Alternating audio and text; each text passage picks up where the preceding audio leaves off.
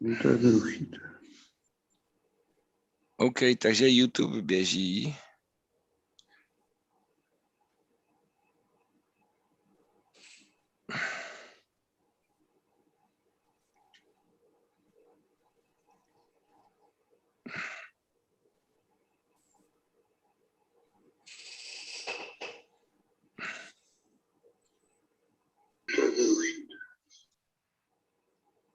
OK, takže YouTube běží.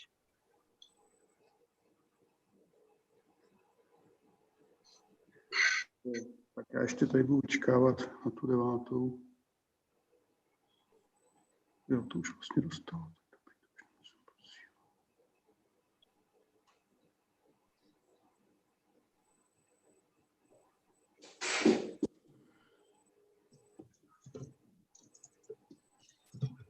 Hele, Agáto, až to tam přehodíš, jo, tak samozřejmě ty potom musíš, až začnou ty sekce, až začnou ty lidi mluvit, tak to musíš sundat.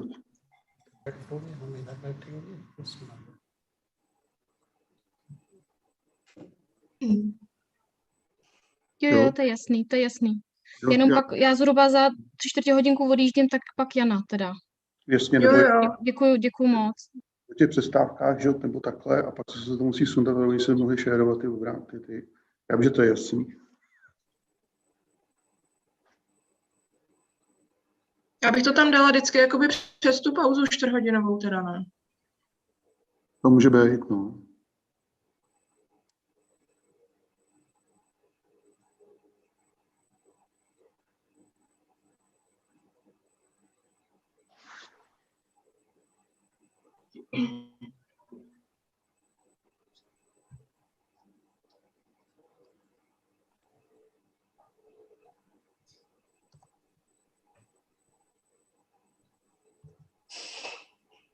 Jirko, myslíš, že by si mi mohl poslat ještě jednou? Mně to prostě nejde, já se omlouvám, já nevím proč.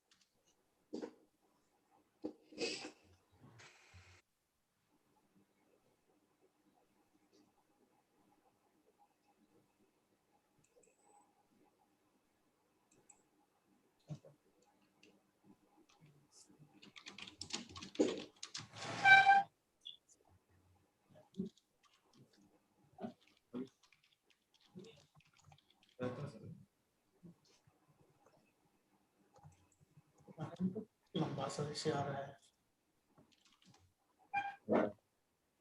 ये वाला ये देखो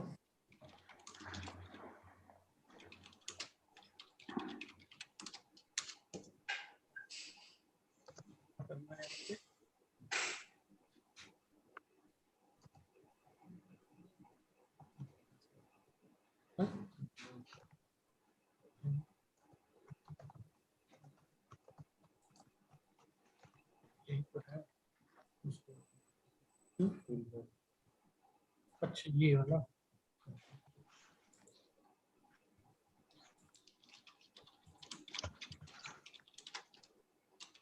ये आएगा Jano, Ano. jenom je potřeba teda sledovat i ten YouTube, na tom kanále to běží a můžou tam ty lidi psát ty otázky, jo, tak jako já to budu snad taky sledovat, jo, ale... Jo, já to tady mám puštěný. Jo, dobrý, no. Když teda tam byly nějaký ty dotazy, tak mi je přepíšeš, no překopíruješ. Mhm. Nejlíp do toho chatu normálního prostě, no. Jo. Takže jo, hele, takže já to pomalu začnu nahrávat. 10 minut, jo, ale jako, dobrý. Já začnu to nahrávat. No. Počkej, je za 4 minuty 9. 4 minuty 9, jo. Aha, tak já mám blbý čas, tamhle je správný čas. Já No, jsem řídil tamhle těma hodinama. Dobrý.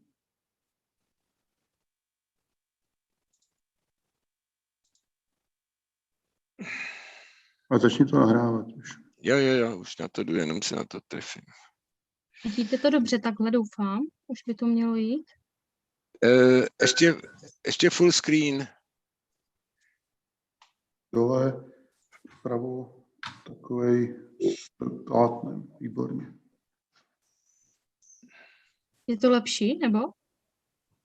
Okay, so we start to record, so don't worry about the sign you will get on screen.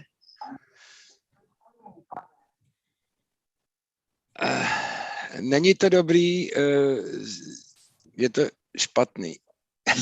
Prosím tě, Agáto, musíš jít nahoru na prezentace a tam je, že teď to máš jako, kdyby jsi to ty prohlížela, jo? Tam se to musí změnit, to nastavení zobrazení. Jo, já to vidím úplně jinak totiž, takže No, ale to právě nezdílíš ten teď je to full třeba screen. přehodit, jo? Teď je třeba, aby my jsme viděli to, co vidíš ty a ty si, rozumíš, teď je přehození to zobrazení. Že? Ukončí to tak a dej tam prezentace. Prezentace, klikni na prezentace, nahoře na liště. Doprava. Ještě doprava. Tam. A teďka odškrtni to použít zobrazení prezentujícího. Tady. Vpravo, tak. Dobrý, tady to máš zaškrtnout, to Tak. odškrtní. Ještě se nepovedlo. Teď. Tak, výborně. skvělý. A Teď teď pustit. normálně, jo? No, OK, teď? ještě jsi to asi neklikla pořádně. Známý, že jsem na tom špatně s time managementem. Nevím. Vpravo dole, když tak je to puštění taky. Zároveň ještě čeru nějakou mezinárodní. Pravo dole myslíš teďko už... Na obrazovce toho PowerPointu je ten puštění taky. Ale myslím, že jenom málo intenzivně klikáš na to od začátku. Určitě. Sorry, there is a question on YouTube if there will be translation in English. It will be all in English. These are just now only technical discussion, and the conference will start in 2 minutes. So then it will be all in English. Sorry. OK, tak teď už doufám, to funguje dobře. No a teď tam musíš dát zase ten full screen. Nevím. Zase dole jeď na to plátno dole. Tam, no, ještě. Vpravo dole je to plátno, tam dojeď. Ještě vedle, tak. Teď. Tam ještě nic nevidíme. Víc poklikat. Klikala jsi na to plátno, jako, že jsi klikla. Ano. Okay, I will show it just me now. Stop the sharing and I will... OK, sorry for that. I will manage it till tomorrow. Sorry. Máme ty otázky. So sorry for the technical window. Okay, ladies and gentlemen, we will start conference in a minute. So we just solving some minor technical issues here, but hopefully this will be okay. I think this is now looking okay. So, ladies and gentlemen, it's my great pleasure to welcome you on the third international conference about restoration on the forest and landscape. You might see here a presentation for first round of today's meeting. The presentation will be organized in a 15-minute blocks, out of which 10 minutes go for presentation and 5 minutes is dedicated to discussion. I'm going to chair the first session, which consists from first two today blocks, and I will try to keep time. And we actually plan that each of the presenters will present their own presentation from their own computer. And just in case somebody doesn't work, we have backup your presentation here, so we can present that for you, and hopefully that everything will go smoothly. So this is concerning the technical issues. I'm really happy to see so much of you coming, and there is several dozen of people already watching streaming of that on YouTube as well. So I think this is quite a success for this early morning for some people. As you know, the conference is spread across several time zones. So we try to organize our sessions not only thematically, but we also try to organize a session in the way that the speakers from particular time zones, Easter from Greenwich came earlier than those one who are Western from Greenwich, and they have actually night at the moment. But as I said, we are streaming this conference on YouTube as well. You get a YouTube link. So in case you miss some of the speech, you may get to YouTube and see it again. There will be, as I said, 5-minute plenary discussion after each of the speech, and after each block. So we have a coffee break. Certainly, we regret we cannot provide coffee and deliver it to anywhere from Sydney to Knoxville, Tennessee, from where our participants are. So you have to provide coffee of your own, which have benefited will definitely follow your taste. But we provide the breakout rooms, and the breakout rooms are the first breakout rooms are dedicated to individual speech in previous session. So we would kindly ask the presenters from that particular presentation to visit his or her breakout room. And then the people who are interested to ask question about that particular presentation or discuss something in more detail with a speaker, they might also visit the breakout room and discuss that more face-to-face manner in more privacy during the coffee break. We also make a few free discussion rooms. So basically, for example, if somebody asks this question that trigger your interest, you may send a message to chat to that particular person and arrange meeting these free discussion rooms, yeah? And it's again more like as much face-to-face as much as possible in this online space. So this is all housekeeping information. As you know, this is a third conference already. First was actually in Fürstenwalde. It's actually 5 years ago. The second was in Krakow, organized by Marcin Pecikowski. And this actually has originally planned to be last year, but as you know, because of COVID pandemics, this is also a reason why we are meeting online, was postponed for 1 year. And although the situation in pandemic is going to be better, it's still quite tough. So we decide to go online for the conference. I'm still a little bit short on the planned time for introduction. I have actually nothing to say. So unless somebody have any question to conference organization, I would assume conference as an open. And I would actually ask the first speaker, who is, and I will be chairing the first session, as I already mentioned. So I would ask the first speaker, Anant Narayan Singh, who will speak about ecological restoration of degraded marine habitats, opportunities and challenges in 21st century, to kindly share its screen and start your presentation. So we might move on. Okay, sir. Thank you so much. And I would also kindly ask most of you doing that, while you're not presenting, please stay muted. So mute your microphone.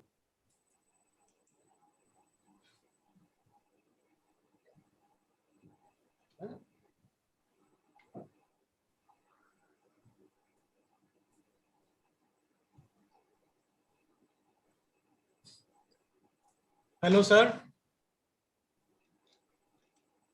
Yeah, can you share your screen? It's working.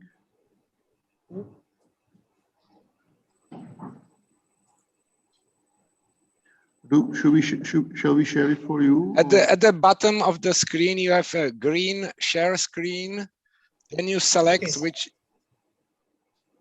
In the middle of the screen, there is a green button, share screen. If you click on that, you will see the choices of files you have open, and you choose one. And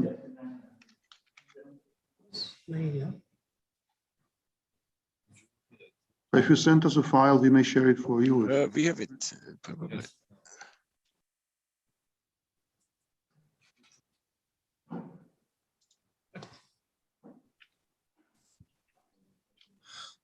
बंद करें क्या पहले?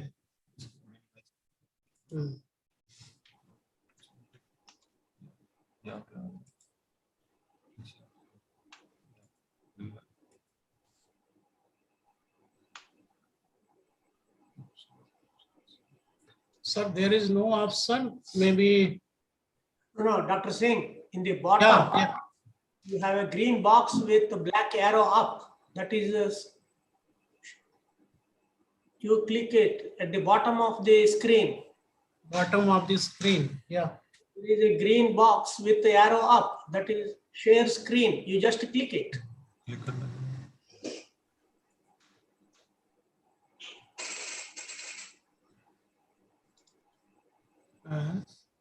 तर mouse को हिलाइए एक दो बार सिंह साहब, mouse को हिलाइए, वो दिखाई देगा आपको.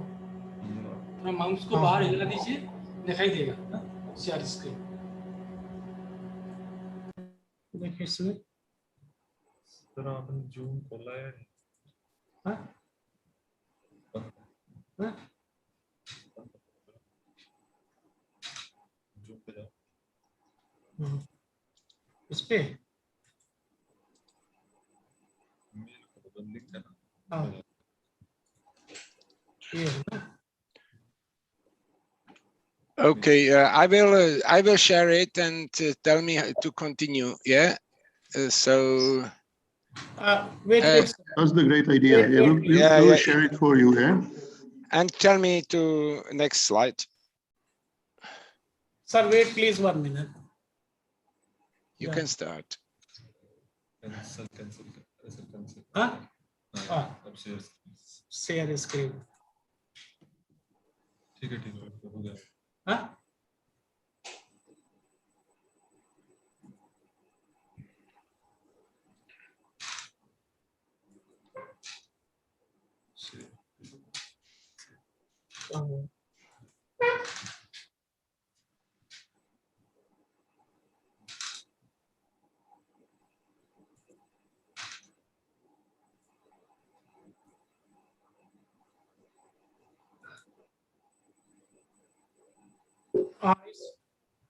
Now it's sharing, sir. Yeah. Okay. Yeah. Okay. Perfect. Okay. I'm sorry for a technical mistake. So good morning to all dignitaries, ladies and gentlemen.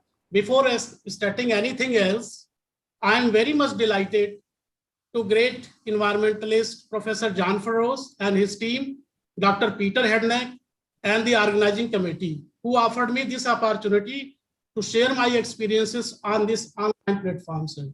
So we will share about ecological restoration of degraded coal mine habitats, what is actually I experiences in my country, what are the opportunities and challenges. So we know, sir, that there are 4 major big problems globally. Sir, am I audible? Yes. No, mute ko nahi. Yes, everything is okay, Mr. Singh. Yeah, Thank okay, you. okay. So there are 4 big global problems like food, water, energy, security, loss of biological diversity, global climate change, sea level rise. First and second problems are directly related with human activities because due to anthropogenic activities. Why anthropogenic activities? Because due to human civilization and human development, we needed a huge amount of energy and industrialization setup. So that is why demand for more energy. Unfortunate part, in our country, the energy source is coal. So that is for demand for electricity, and that coal energy, that coal source is deposited in depth, in the soil depth where the dry tropical forest is existing in dry tropical region of India. So that is why surface coal mining takes place. Open cast coal mining operates, degrades significant land and replacing existing ecosystem with undesirable materials in the form of mining spoil. That mining spoils are impoverished habitat. It's not easy to grow any kind of vegetation because the pedologically, chemically, biologically poor. So why ecological restoration of mining landscape is so important? Because it is slow natural recovery. To develop self-sustainability, it is needed. Acceleration of natural recovery, it is required. Climate, vegetation, and soil, all 3 are interrelated and determine the quality of an ecosystem. Therefore, soil is very important component in all of 3 because soil is one of the primary agents to determine vegetation development and biodiversity development, which contribute organic matter to the soil. So development of soil organic matter pool, nutrient source of sustainability of vegetation and soil development takes place with the help of organic matter pool. So rehabilitation of soil, mine soil have a high potential to sequester carbon through biomass production and accumulation of soil organic matter. I can share you a few information about the dry tropical region of India. That is a precious dry deciduous forest, and that dry deciduous forest is destroying with unprecedented rates under mining activities. See, it is an unfortunate scene in my country. On one hand, we are getting energy source, and on the other hand, we are destroying our environment as well as precious forests. That is the, how can I say, that is the very good problem in our country. What is the scene, what is the scale, and what is the status of actually mining activities in India right now takes place? In terms of coal production, India ranked 3rd after China and USA. About more than 90% of Indian coal is extracted through open cast mining. 70% mining activities under surface mining. Surface mining is a very destroying element in comparison to underground mining. The country harbors 319 billion tons of coal reserve up to 2018. This is the record from Government of India. This is the mechanism how reclamation of degraded art, how the mine spoil generate. So in this, see here, the generation of coal mine spoil, and then how the coal extraction, transport, dumping, and site preparation, then after the ready for afforestation. So for the reclamation or for the restoration of degraded coal mine spoil, it's not an easy job. It's not an easy task. In this PPT, I would like to say, because it's very, you see, there are certain technical words. If I like replacement, restoration, rehabilitation, reclamation, all those. So in order to sustain more quality of restoration, we see here, for replacement, it goes not to the original, because our agenda is We want to that ecosystem into original, like as original ecosystem. We want to convert it. We want to restore it, but it is not possible in real sense. Yeah. Today, today reclamation, rehabilitation, okay. So it means there are a lot of ecosystem structure as well ecosystem parameters can achieve with the help of with the principles of with the theories of ecological restoration. We can reach to the level of original ecosystem. There are, because this is a conducted study, I have started from during my doctoral research work to postdoctoral as well, still continue in that area. So there are more than 50 types of research experiments were conducted.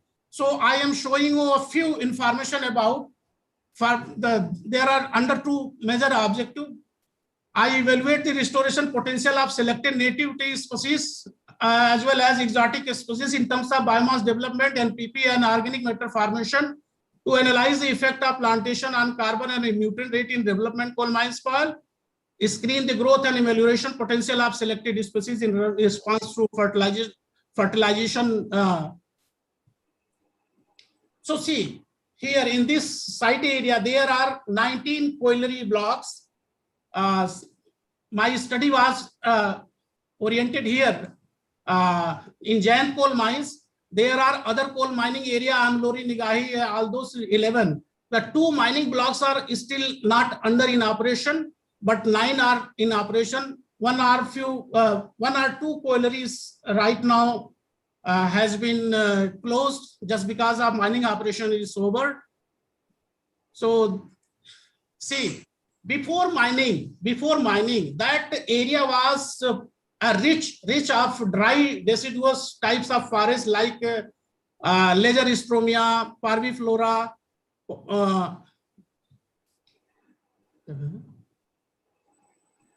So Lageristomia, parviflora, there are different kind of tree species. So in the experiment we have set up, we conducted 2 set of ecotechniques. I mean, some set of monoculture plantation as well as mixed culture plantation, and there were some exotic woody plantations too, because in 1991 forest department of that state, Madhya Pradesh, already established some exotic species. That is why we conducted a comparative study of how, because there are a lot of literature available today, exotic species are also very good source, very good candidate for reclamation also. So that is why in our study we have taken exotic species as well as native woody species. So these are the picture, 3-year-old plantations of some native species as well as some exotic species.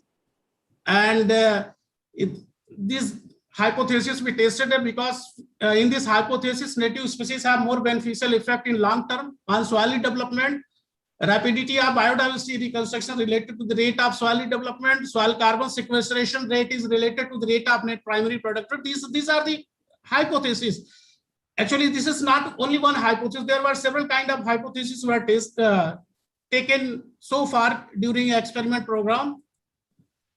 These are the experimental design were set up because the plantation was conducted by the forestry department as well as now Northern Coal India Limited. Both were responsible for the plantations. So during a plantation, plot size was 20 meter by 20 meter, 40 by 40 centimeter pit size, and spacing size was 2 by 2 meter. So we have conducted a thorough experimental part culture experiment. During part culture experiment, we conducted 39 native species. So out of 17 indigenous species during 1992, that was conducted and found very good. 11 native species were best suitable for restoration purposes. So there are several standardized protocols were adopted for physicochemical analysis. And this is the results between exotic and woody species of 5-year-old plantations were taken. This is the physical parameters. That physical parameters was insignificantly different between exotic and woody, exotic and native. That was not so differentiated between. But also the growth parameters, height, diameter, and the growth performance were taken of exotic and woody species. Please try Here. to speed up a little bit.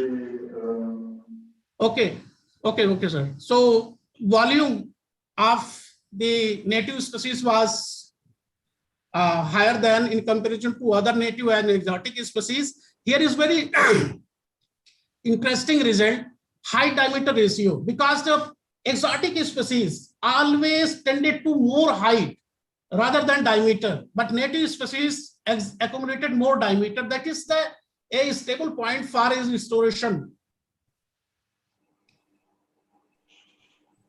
So this is the biomass production. Biomass production was, yes, because exotic woody species as well as native species both are accumulating better biomass production. That is why it's not so much very surprising result here, because so both are good in terms of biomass production. But in case of soil parameters, this is the net primary production. Also comparable data we got between exotic and native species. Here, the total nutrients of carbon, like carbon, nitrogen, phosphorus, because carbon, nitrogen, phosphorus are very impoverished during fresh mined soil. At least concentration available. So the soil organic carbon was better in case of here in Albizia Liebeck 0.73, and nitrogen is also better. So this is the comparative we got, but very interesting result. I got microbial biomass carbon.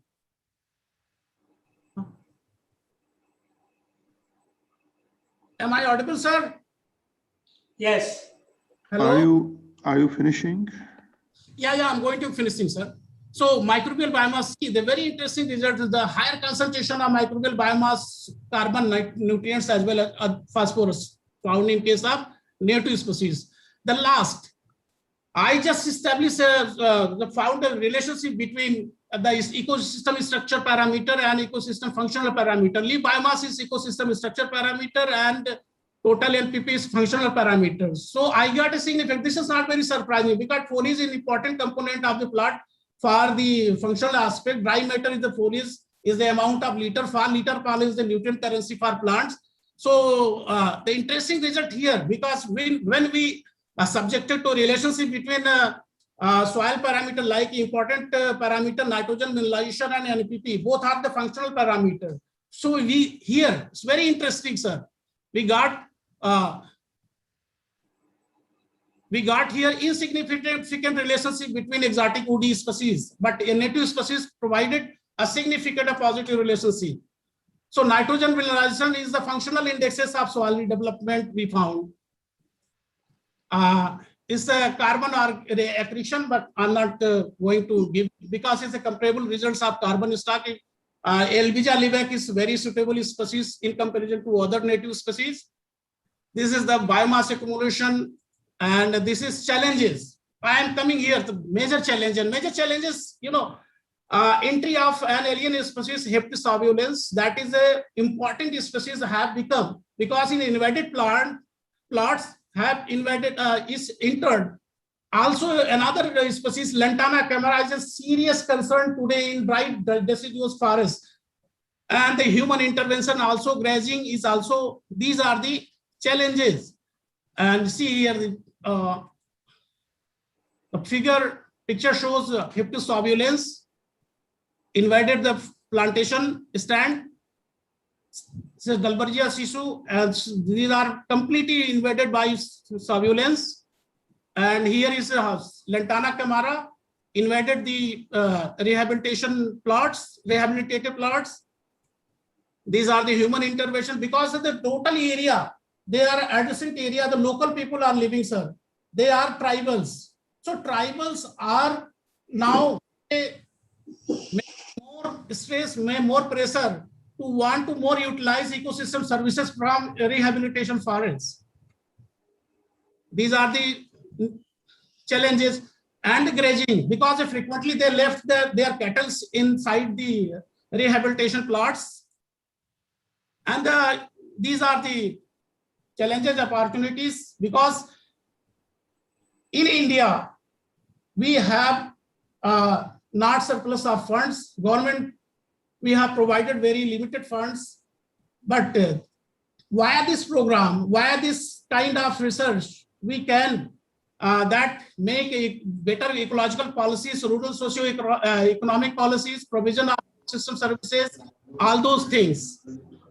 And here is the agenda of ecological policies. Better ecological policies can promote more ecological program and more biodiversity conservation. And this is the conclusion from my part of your study, because biomass production values were substantially better in the species with growth performance exhibited more or less similar with exotic plants, but vary between species. Micromass normalization were significantly higher in native plantation from exotic. Redevelopment of soil biological fertility on my soil was strongly integrated native species as compared to the exotic, which confirms the better efficiency of restoration potential. Non-legume native these structures, dendrocalamus structures, can also play a very important role in restoring the habitat in same way that has been specially reported for leguminous species. In conclusion, plantation of exotic species, either legume or non-leguminous, as effective in municipal restoration as those are native species do. And the whole message is, sir, this is the, I already sent the PPT. So restoration ecology is young branch of science today that is on the forefront of theoretical and applied ecology, but also the cusp of integrative sustainability science, ecosystem science, and human ecology. The ecological and environmental problems faced today are planetary, such as global climate change, biodiversity depletion, and reduction of life supporting system with unprecedented rates. Restoration ecology as an international science has good possibilities to understand mechanism of biocomplexities found in the nature. It is part of emerging human ecology, an economy paradigm that built on truly ecological economics and is the vital challenge of securing sustainability for our burgeoning global society and the biosphere. So biodiversity, sustainable productivity, and long-term stewardship of natural capital are hot topics of research and development of restoration ecology. And now at the end, thank you very much for your kind. I would like to thank you. Thank you, sir. Dr. Thank you, sir. Singh, for very comprehensive overview of restoration in India. Unfortunately, because the time is running. Yes, sir. I successfully consume all the time, not only for introduction, but also for speech and associated discussion. I would like to ask anyone who want to ask Dr. Singh further question to join his breakout room. And now I would like ask to stop sharing the screen, and I would like introduce Professor Prasad, also from India, who will say us about visible examples of restoration of post-mining sites in India. Yeah. So please, floor is yours. Good morning. I hope I shared the screen. I hope it's visible. Yes, we see it. Great. Thanks. Okay. Yeah, good. We see you. Thank you, Professor John, Floor is yours. for this opportunity. I will finish in 15 minutes. You know, the talk is on selected examples of restoration of certain post-mining sites.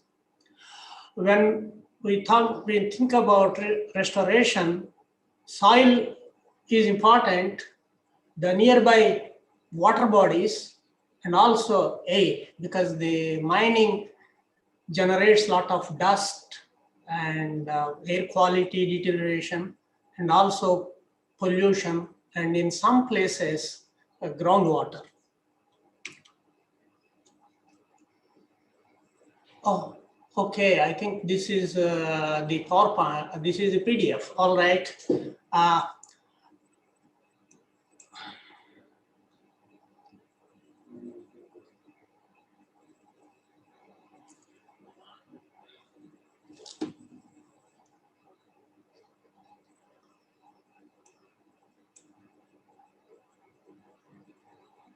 I have some problem in this. Okay, I can handle it.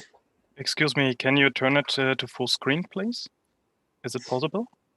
Uh, This is Control and L.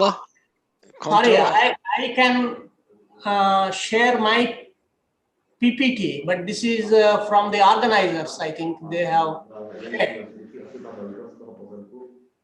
Okay.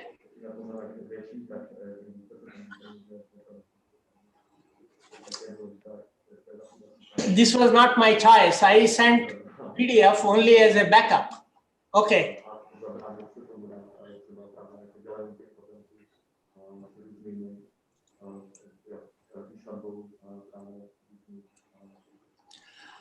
All right, there are two ways. One is the before mining, the precautions, and post mining.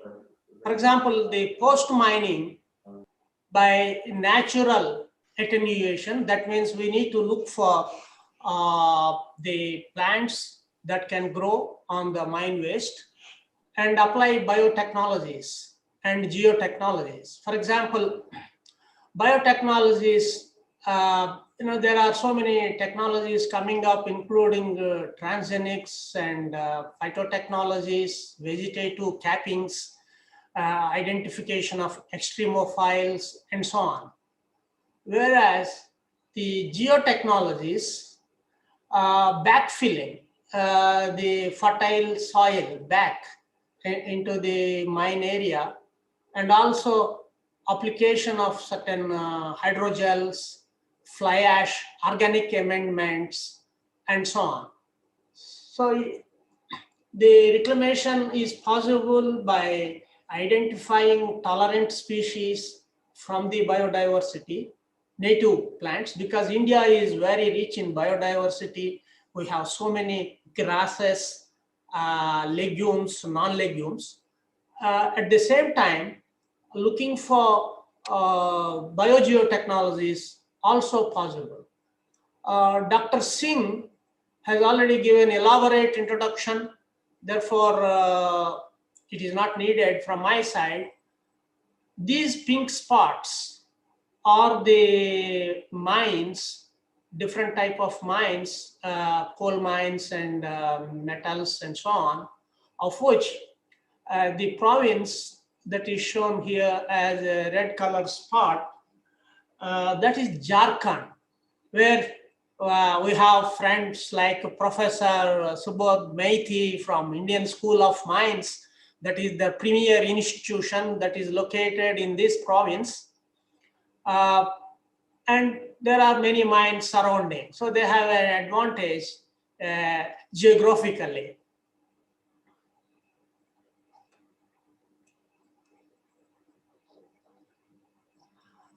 Any mining operation, open cast mine, for example, will be disruptive in nature. Say, for example, a schematic sketch here, these black colors are the coal seams.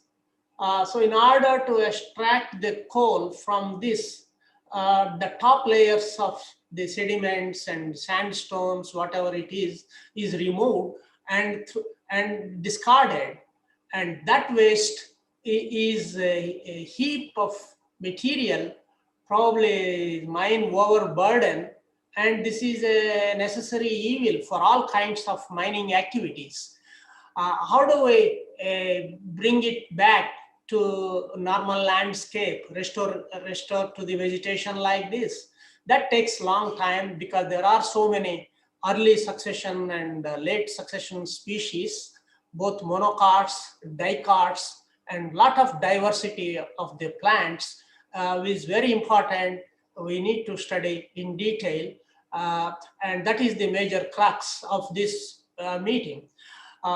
Also, the problems of this dump, they can release a lot of leachates, toxic substances, and nearby water bodies are polluted, and so on. So we have so many contaminated sites in India, mining activity, open cast mines, and the residue from these mines is just left, and several hundreds of hectares of area is left and that is to be revegetated. That's a big challenge. As I mentioned, we need to use both geotechnologies and we need to use biotechnologies for restoration. In this site, this is in Jharkhand, one of the coal mine area, Rishiju, one of the students' project. The local people use a plant that is Morus alba. This is a very unique observation we found.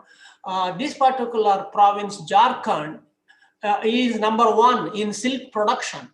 So there is a cottage industry, and the local people encourage the growth of Morus alba, and Morus alba happily grows on this mine waste, mine overburden, and the foliage, harvested foliage, is used as a feed for the silkworms. And this is a big industry. There are several products from this industry. I will not go into the details, but you can see here. And also there are many studies. This plant is very unique. We need to have more studies because it is reported to accumulate strontium. And the foliage is harvested by the local people, and the feed for silkworms. Probably other insects of Spodoptera also feed on these foliage. But our interest is here stabilization of the mine waste dumps. And this is one of the best candidate species for some pockets. And then the silk is commercially very important. And that's another commercial activity. Another species in tropical countries, India and nearby Asian countries, is a monocot that is Chrysopogon giginoides. In other words, it's called Vetiveria giginoides. Chrysopogon is a very important plant, very unique. It has a long root system, several feet, up to 8 feet in long, the roots can grow. The plant also can grow in water bodies. It can, one can make a floating raft and then use the vetiver or the Chrysopogon for experiments. And you can see here, this is a very good stabilizer for the slopes and so on. And there are other commercial advantages. The roots can be used for extracting a fragrance by a distillation. The native people do it in a distillation in their own cottages, in their own home. And that is a very good liquid for cleaning floors and toilets. And the fiber is very important, as most of you have seen probably in many publications. The roots are so important that they are used for different handicrafts, Venetian blinds, and so on. There is another location which I would like to take from south, that is in Tamil Nadu. There is a place called Neyveli. Neyveli lignites, there are huge mining area in different phases. Neyveli contributes to the power sector in India. Is a lignite mine, and these are the rich reserves in the southernmost part of the country. We also have lignite on the western part of the country and in the northern part. So these are all the reserves, billions of tons of reserves. Almost 60% of the lignite is located in the northern part of, southern part of the country, India. We use the German technology, like the other countries in Europe they use. So these are all the disturbed sites of lignite mining. The bucket wheel German technology is used.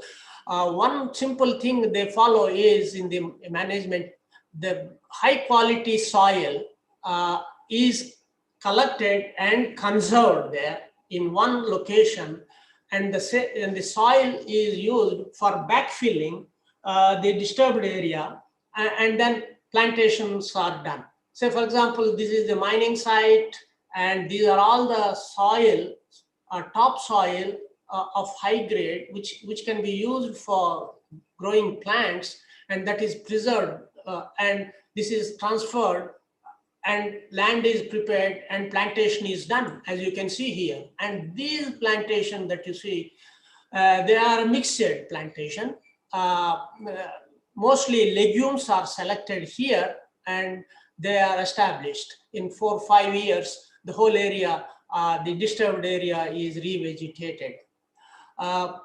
Also, for revegetation, vermiculture is used, employing the women is a township. Neyveli itself is a big township, lot of employment potential for restoration of the mining, and women are involved.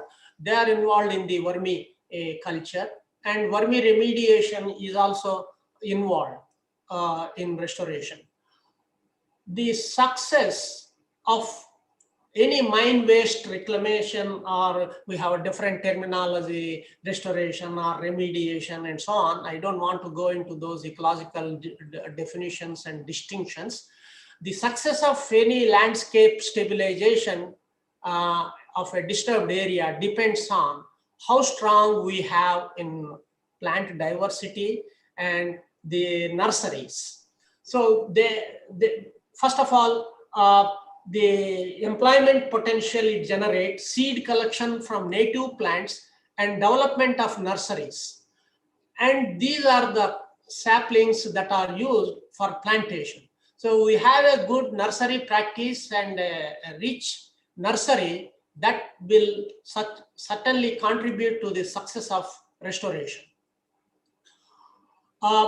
There are other plants used for mine soils like Jatropha curcus in Germany and in Europe. There was a big hype for this particular plant. The plant grows very well, but commercial extraction of the biodiesel is not very satisfactory. But stabilization of the slopes can be achieved using the Jatropha curcus, A4BAC. In another province, I'll finish in few minutes. I know it is 15 minutes. In another province of India, that is Odisha, we have aluminium bauxite. There is a big smelter in Angul, that is what is called National Aluminium Company, probably the largest in Asia, and a huge smelter. So this mining activity generates hazardous waste, which is rich in fluoride and cyanide and so on. All this hazardous waste is stored in these barracks. Every year, a large quantity of the waste is generated from this mine, is a part of the mining activity, not necessarily from the smelter pot line. The solution for that is natural capping technology. So all the hazardous waste is buried with the different engineering, the geosynthetics and engineering, and on the top, as I mentioned, the fertile soil from the mine area is preserved and it is transported back, used as a top cover, and native plants, legumes and non-legumes and monocots are planted. As you see here, this is exactly the top of the vegetative capping technology. It looks like a normal forest, but most of them are legumes like Lucina, Leucocephala, and also certain timber trees are planted. This is one example from central India. There is a manganese mine dumps. This is manganese waste. Same natural capping technology is followed here. Bamboos are planted. So now it's a very, you see, unfortunately, we have a record, but relatively compared with other countries, we don't have very long term, like 50 years, 60-year biological recultivation projects have watched in Europe and mostly in Soviet Russia. But in India, because of high density population, urbanization, we don't have several decades long plots, but bamboos can establish very well in a short time. In 5-6 years, they grow very well. We have a rich diversity of bamboos. There are about 26 genera in India, and the bamboos are excellent material for ecosystem service, for climate change, and for byproducts and so on. Is a non-timber plant, poor man's timber for construction of houses and so on. So in Indian condition, bamboos are excellent materials. Already the previous speaker has mentioned about Dendrocalamus, but the Dendrocalamus is the one here also is used, but in the Northeast, we have so many varieties of bamboos. So for a success of any restoration of the mine waste, perhaps we need to select the best high biomass producing grasses. The solid boxes are tropical and the temperate ones are hollow boxes. These are all temperate countries. For example, in Europe, Lolium is used. I have seen in some mines in Portugal and so on, Lolium species. That is what is a turf grass. Then legumes and trees. So the best combination of grasses, legumes and trees will be a possible solution for stabilization of the mine waste. I think, thank you very much for giving me this opportunity. I think I have used my slot without encroaching to others' space. Thank you, Professor John, for this opportunity. Okay, so I thank you for your presentation. We are a little bit behind time, but I think we still have time for one burning question, if there is one. So I will ask if somebody is raising his hand for a question. If not, you might still join Professor Prasad in his breakout room and ask question in more detail. I don't see any raised hand, so I will thank Professor Prasad for a very nice presentation. Thank you. And thank you, Professor John. we will move on to Professor Maiti, who will speak about eco-restoration of coal mine degraded lands, I guess also in India. So you can share your screen and the floor is yours.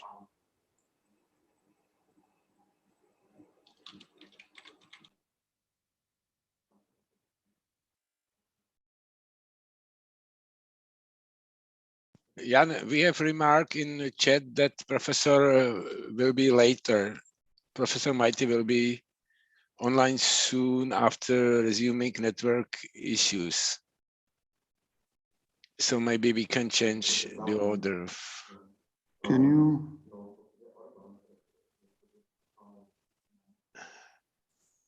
I didn't see Professor Maiti now, but I don't. Sir, it's Sneha Bandyopadhyay from ISM Dhanbad. Yes. Sir, actually, Professor Subodh Kumar Maiti sir is facing some network-related issues in my department. So, sir, kindly cooperate. As soon as the network-related issues will be resumed, he will be as soon as possible. How long do you expect it will take? How long Yes, do you sir? expect? How long you expect it will take to resolve these issues? Sir, as soon as possible, maximum 5 to 10 minutes, 5 minutes. Okay. So let's go to a previous speaker. So I would like to ask if anyone have question to both of previous speakers. So it's now time to ask it.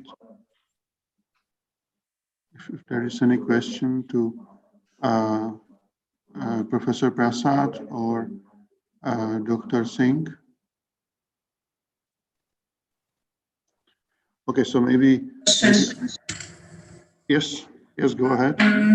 You showed this slide with the hazardous waste and all the layers between the hazardous waste and the vegetation. Is there any layer, anything protecting the soil below the hazard waste or the water, groundwater?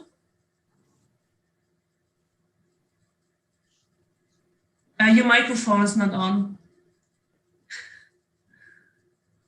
You're muted.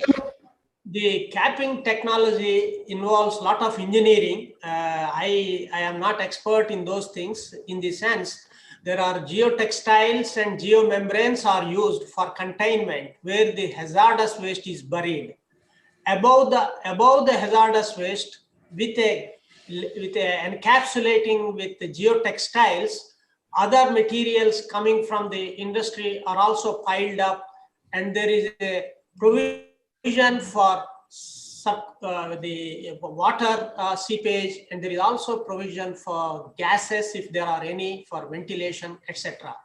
Because this natural capping technology is also followed now for domestic waste in many countries where a lot of heaps of domestic waste is generated. They are following this technology. So one tool is, particularly if it is a toxic material, you cannot throw it outside because it may weather, and during rainy season, particularly it has a cyanide, the pot lining material from the bauxite. It has a fluoride and it has a cyanide. Therefore, it should be protected from rain and other external weather candidate. So the best solution is capping technology. That is the way they find the solution. Okay, thank you. Okay, any more question to previous speaker before Dr. Maiti solve his technical issue? There is a proposal to exchange Maiti and Tiang to save time. And the Tiang is there. Tiang is ready. Yeah, if the Dr. Tiang is ready, we can do that. So there is Dr. Tiang ready to start presenting, because I don't see her. I don't see Dr. Tiang in. I don't see her in the participants list too, so we have to wait. I don't see him in the participants list, so that's why I actually didn't came with that proposal. But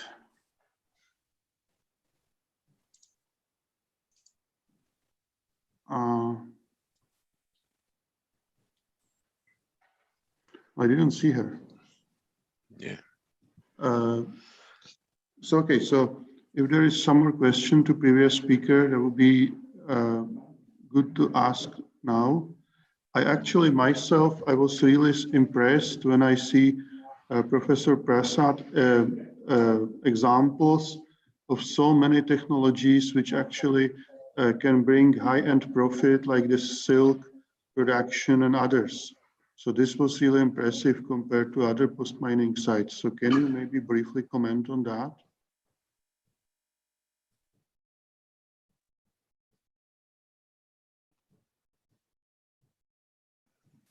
You have to switch on your microphone. Yeah, I gave an example because it was a short project of a master student.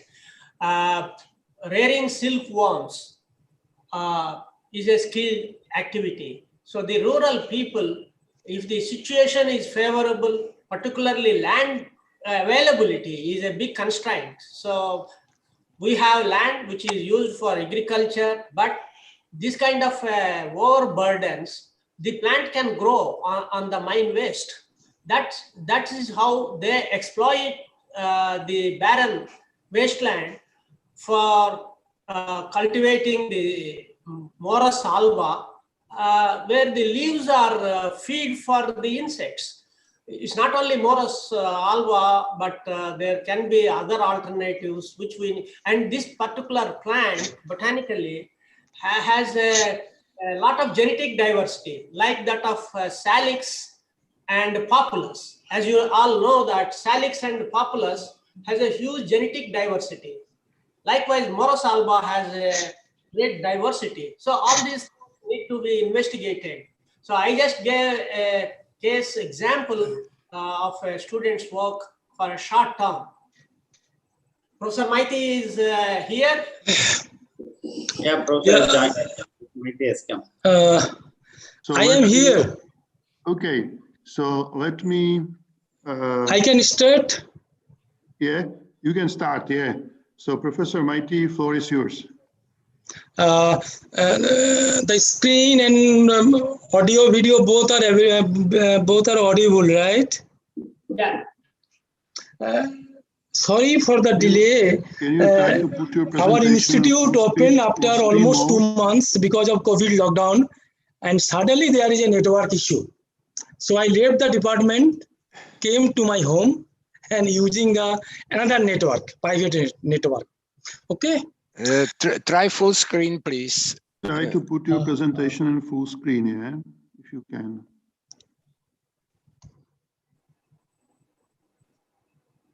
No. Maybe it will be good file like this. So keep Right going. bottom, click on the sign.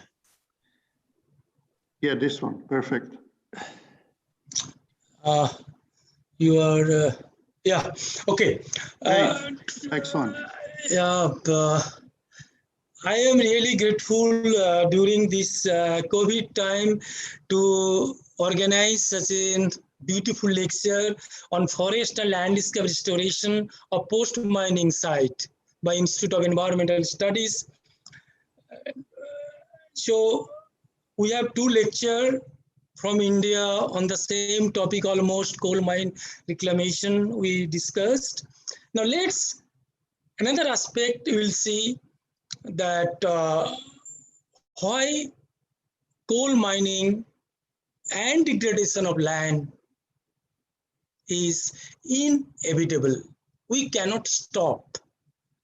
If you see the small statistics, top 10 countries are given from China to Poland. They produce majority of the coal, more than 95%. And last year we produced 88 million tons.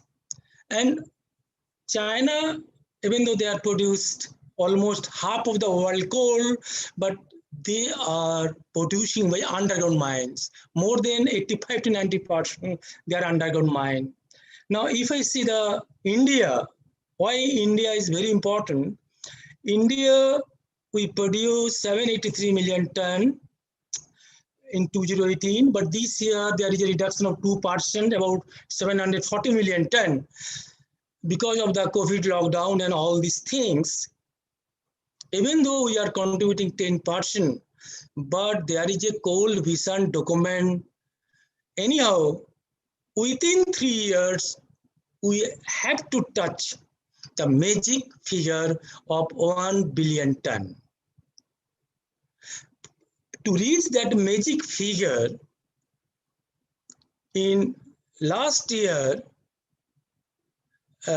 large open cast mine, you will surprised to know that 60 million ton, 50 million ton mines are auctioned, are produced, and lots of private sector, they are already given, allotted the mine, like Adani and all these things. And when I'm saying the energy report, USA produced last year 640 million ton 2019, and they are going to cut off. And this is the 6040 million ton is the lowest ever figure in 1970s. So when you talk of the India, even we are reaching 1 billion ton of coal, our open cast production will contribute at least 83 to 85%. So because of this challenging task, country like India, and unfortunately, we have the major coal comes from a public sector, Coal India. Now, in simple, if I present the Indian scenario, you can see that this is one of the projects. We have the very pristine forest. and one greenfield project is coming. And even though we are reclaiming by plantation or end uses forestation, but if you compare the afforested land, we are returning back to the community or the society or the country, there is a huge difference. That is one of the issue, because whatever we destroy the plant species, those are found in the forest, and whatever we are returning back, it is absolutely no similarity. That is the key. I think this is a very important sector. And lower, of course, is showing open cast mine. And this picture gives you an idea the magnitude of land degradation. That is why I use the term complete destruction of the ecology. There is no partial, no complete destruction. That gives you idea, because large project, they are coming with 40 million ton, 50 million ton. Kushunda project is 60 million ton capacity. To reach the production target of 60 million ton, your overburden generation, waste generation, stripping ratio is greater than 4, I mean 1:4, sometimes 1:7. People are going for open cast mining.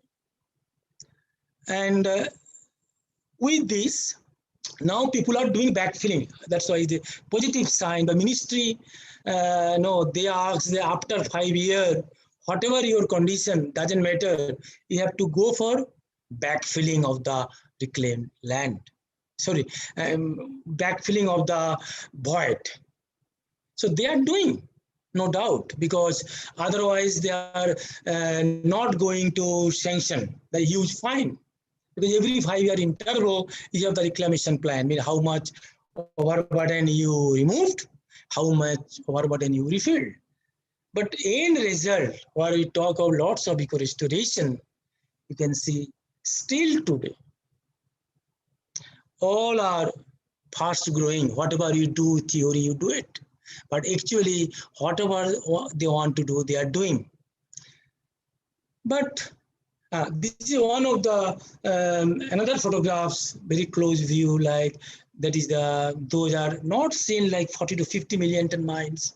This is taken from the central coal field. You can see the magnitude of degradation. That is the key. So, but one important benefit, that mining is purely temporary user of the land. Most of the project have the maximum life from 30 to 40 years. Because you have the large mechanization, high capacity, so reduce the life of the mine. Therefore, I believe bring back to better land use, always a challenging task. And as a reclamation specialist, we are love to accept those challenges. That is the key. Now, many issues that I am giving, there are many impact already discussed. One of the major impact, because Indian minerals, if you remember Professor Prasad, that mineral map of eastern part of India, like Jharkhand, Odisha, Chhattisgarh, all these things, all the mineral locked under pristine forest cover. And that forest is the sal forest. So this diagram I am showing, I have taken one study during 2016 has been published in Katina, that we are doing plantation, no doubt. But what is the infiltration pattern of those reclaimed mine soil? So I have compared between reclaimed mine soil and then topsoil Mine phase means mines is progressing. What is the topsoil condition? There is the mine phase topsoil, agricultural land, wasteland, and sal forest. If you will see, the sal forest is the pristine forest.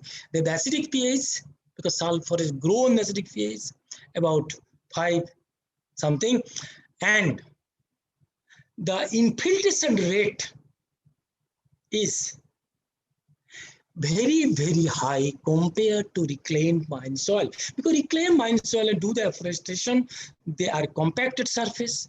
So we have the huge runoff, loss of nutrient, no underground research because there is no infiltration. So even though we are telling that, okay, I remove the forest, did the mining, I am reclaiming the area again forestry, but there is a structural change in the soil properties.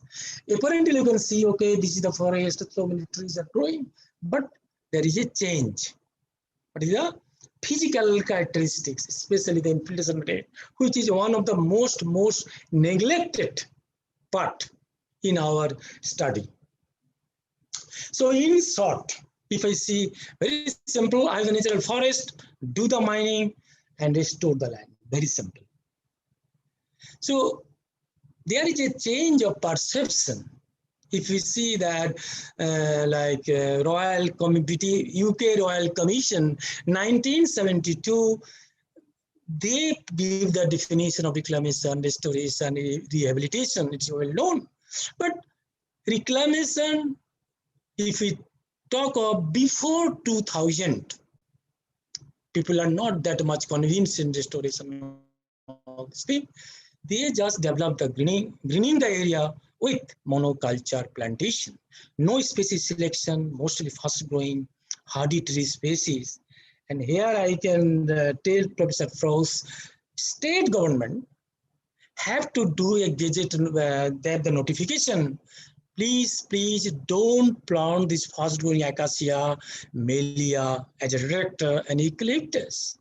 Now, this is a good sign that these fast growing hardy tree species are not planting at all in the greening work of the mining area. That is the one positive sign.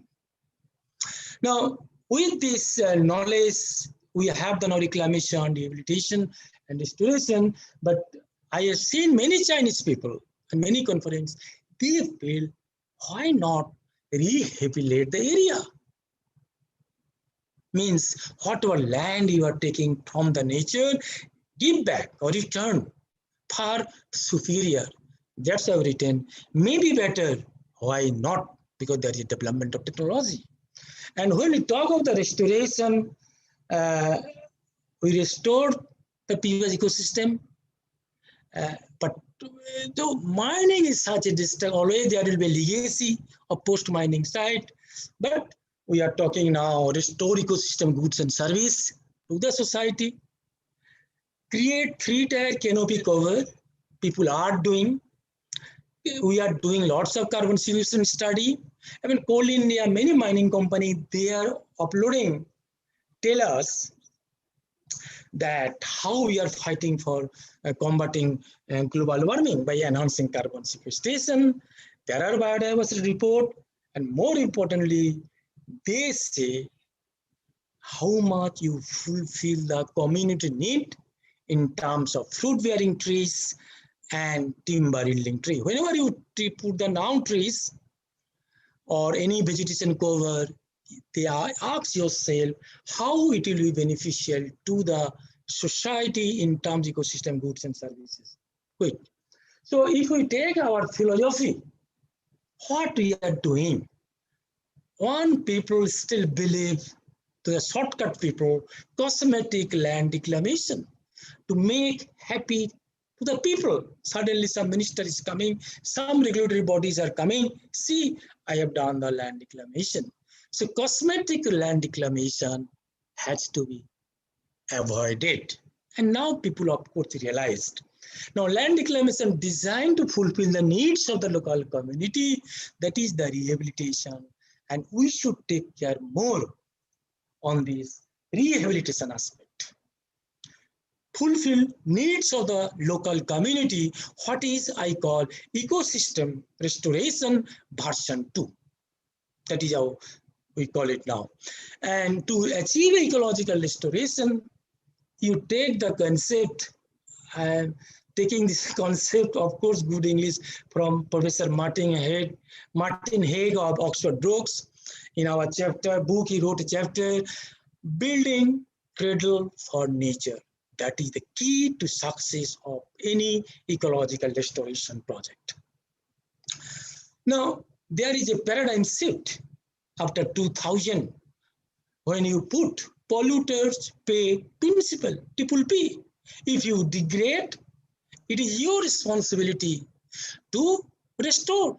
Don't blame XYZ, either regulatory body or anybody, because you have taken the land, you misuse the land. So this paradigm shift, I should call, it started after 2003 to 2005 onward. That case, whenever any project are sanctioning, big project, because I am being a FE expert of Quality Council on ecology and biodiversity and soil conservation for all mining project, we have the checklist. First is where your topsoil dump, how much topsoil is removed, where you have used, what is the thickness of topsoil in the restored site. If you not used, you show where the topsoil dump.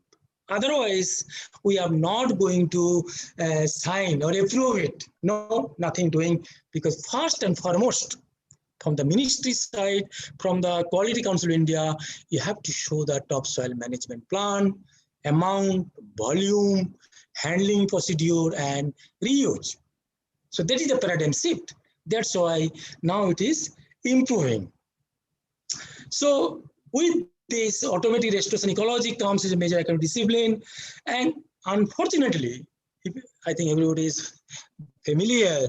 If you talk of the ecology, it is one of the most oldest, 1866. It took almost a century to understand that we should have another discipline like restoration ecology. And that is John Ever and William Jordan coined the term restoration ecology in 1980. We took almost a century. But major breakthrough came when the Wilson, 1992, he proposed the 21st century will be an era of restoration ecology, and almost take 12 years. Of course, then we have the in-between Society of Ecological Restoration. This year, they define lots of things, primer and all these things. But fortunately, again in 2021, on World Environment Day, under the our theme is again ecological restoration. So in my opinion also and belief that we should overcome. We should do good restoration project and overcome all the hurdles. Okay? Now, that is what is telling that nowadays when you talk of ecological restoration version 1, then there is a SERI definition of 2004. Process of existing recovery that has been degraded, damaged, or destroyed. Fantastic. But if I see the ecological restoration year version 2, what we are adding? Along with our version 1 to reflect values regarded as inherent to the ecosystem and to provide goods and services that people value. That is the definition of 21st century. I think one of the major disciplines should come EGS, ecosystem, goods and services, how we can monetarily quantify it. And many projects in India, I can tell you, ministry, they ask, please calculate, do the cost benefit analysis and see what is the ecosystem cost and what is the benefit. That is a separate chapter. Can we speed up a little bit? And when we talk about the ecosystem benefit to the of course source again Millennium Ecosystem Assessment, MEA, published the World Bank 2005, they clearly define that how we can do the economization or economic evaluation of ecosystem goods and services, how much you are lost due to project and how you are gaining with time. That is important. So now the World Bank as well as Supreme Court, our highest regulatory body, 2015, they have given how to calculate. Take for example like carbon sequestration. Now value is given 1 hectare for $10. That is the monetary value. Of course, the old value that is given. Similarly, climate regulation, water recharging, all are on the restored land. How much food production, how much water recharging, wood and fiber, fuel, so then soil formation, Newton cycling. So all these things you have to do for what is known as economization, ecosystem cost benefit analysis, and people are doing. So can we speed up a little if I bit? just add it, we should say land restoration, achieving now SDG, Sustainable Development Goal. Lots of journals are bringing lots of issues, how we can achieve this SDG. Lots of things are there. I think it is available. The things, there are 17 SDG goal. And if you just quote it, restaurants seek to establish the pre-existing biotic integrity. So if we see with time and our scientific knowledge and very enthusiastic person, so they're working as a restoration specialist. Now they are doing lots of research, lots of R&D project, lots of even seminars, symposia to change the mindset of the people. So new approach. So one, I believe there are 6 approaches in the lecture. When you talk of the forestation like country in India, nearby forested area. Now I am not a project taken from the Scoutian and from USA, they're a little bit modified. Like in India, we require climber. This is still totally neglected. We require 6-layer forest cover, not the monolayer canopy. To do this thing, we require lots of grass, legume, and climber practice we are doing. So select some species is very important. Now here, this is the done photograph from one of the coalfield where we are doing lots of fruit trees. Here topsoil thickness is more than 1 meter. So the root cannot reach to that overburden or waste material. So you can see, and this photograph of course on Laloma project where you do 1 meter topsoil cover and do 50,005 hectare guava cultivation. So if you go for now SDG, you think of good forest and all this thing. I think time is over. Hopefully, one is carbon sequestration, lots of study, and wire matting. Those are iron ore mine or coal mine. It's iron ore mine because of fine particle we do for wire matting. Mycorrhiza, it was popular. Now it is again less popular. One upon a time, it was very popular technology in India. Mycorrhiza terrain network. Now this is I am again emphasizing that many natural term, we have to have very rich mulch cover. So this is the very important. Grass legume mixture, now it is almost all the coal mining site, their initial colonizer, they're using grass legume mixture. Two as very popular stylus and the Samata and the Ronat grass. Again, a small example, when I did my PhD in 1993, it took almost 20 years to convince people to all this coal that this is very important. Now people are doing. We are really running out of time. The last one is of course the biochar.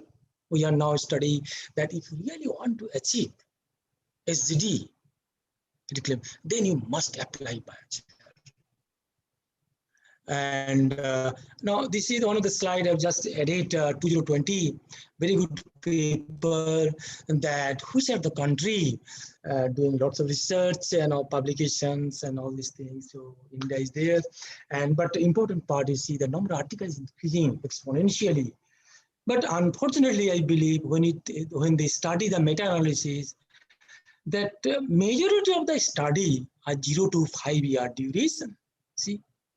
But ecosystem development, both structural and functional aspect, lots of research there, it will take 25 to 30 years, at least 18 to 20 years. So when you increase the age on the consequence side, you can see the number of publication. No, they are going down tremendously low. We are really running out of time. Yeah, we should move on a little bit. So this is the last slide for conclusion slide. Very sorry, I am a little bit disturbed. So what I believe, the land degradation by mining is inevitable. There will be degradation of land, but we can restore land productivity, even though it is a challenging task. We should produce better and always avoid cosmetic reclamation. And I believe the thing to build a cradle, then build the infant and work with the nature. And adopt new approaches, repair the damage like preservation and use of topsoil, develop multi-layer canopy. So when talking the repairing, we must repair. Without topsoil, repairing is impossible, next to impossible. Do not waste topsoil, which is non-renewable resource, and keep from the nature. And practice sequestration version 2, repair the damage and look benefit to the people. That is the key. And use seeding practice, rich vegetation, and monitor restoration success. And there is a case study I have given how we have achieved it by topsoiling and all these things by lemongrass. And now with that beautiful helipad. Okay, thank you very much. Sincere thanks to the organizer. I'm very happy. Okay, I thank you. I thank Professor Maiti for presentation. Okay. Thank you very much for giving me this opportunity. Out of time. So if you want to ask Professor Maiti something, you might share in his breakout room. Unfortunately, the last speaker of this block is not here, but thanks to very detailed presentation of our Indian colleagues, we actually consume all the time, which was available for all 4 speakers, and even a little bit more. So I suggest we will make coffee break 5 minutes longer, if that's possible, and we will meet here at 10:35. So this is basically in 10 minutes. And if you want to ask some from previous speakers, you might actually join their breakout room. Yeah, right you have on the screen the breakout rooms, and you have to join the breakout room. Just find the room and click join, and you will be at the end after 10 minutes automatically put back to the main room. Thank you and see you soon.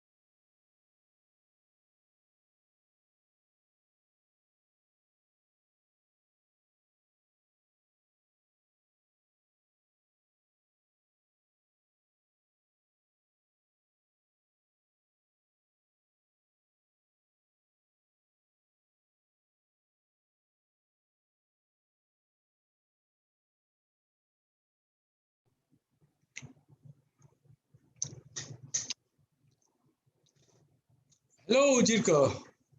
Hello.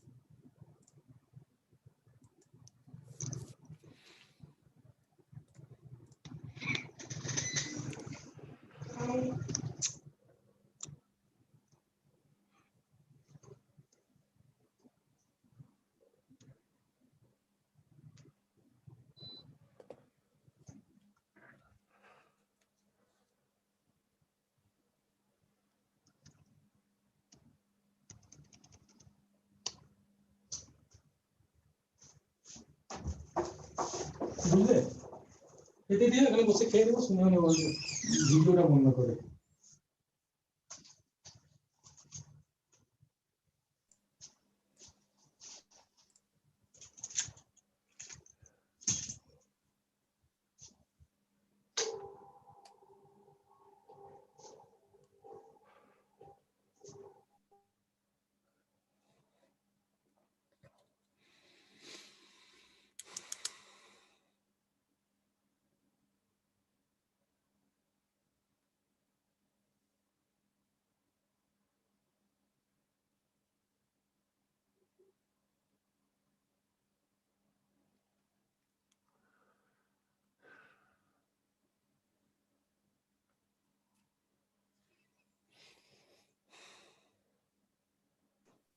One minute left.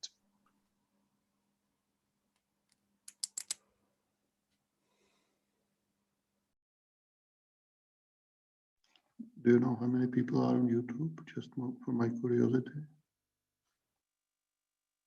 Well, some 10, 12. Okay. I will look.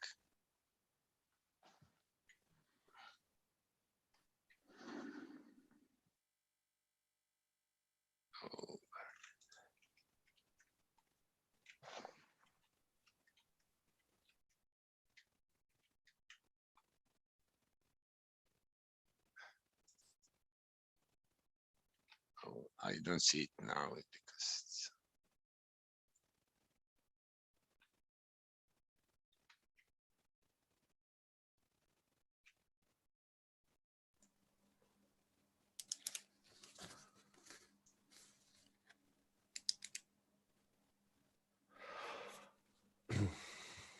Tak ještě minuta, prosím tě.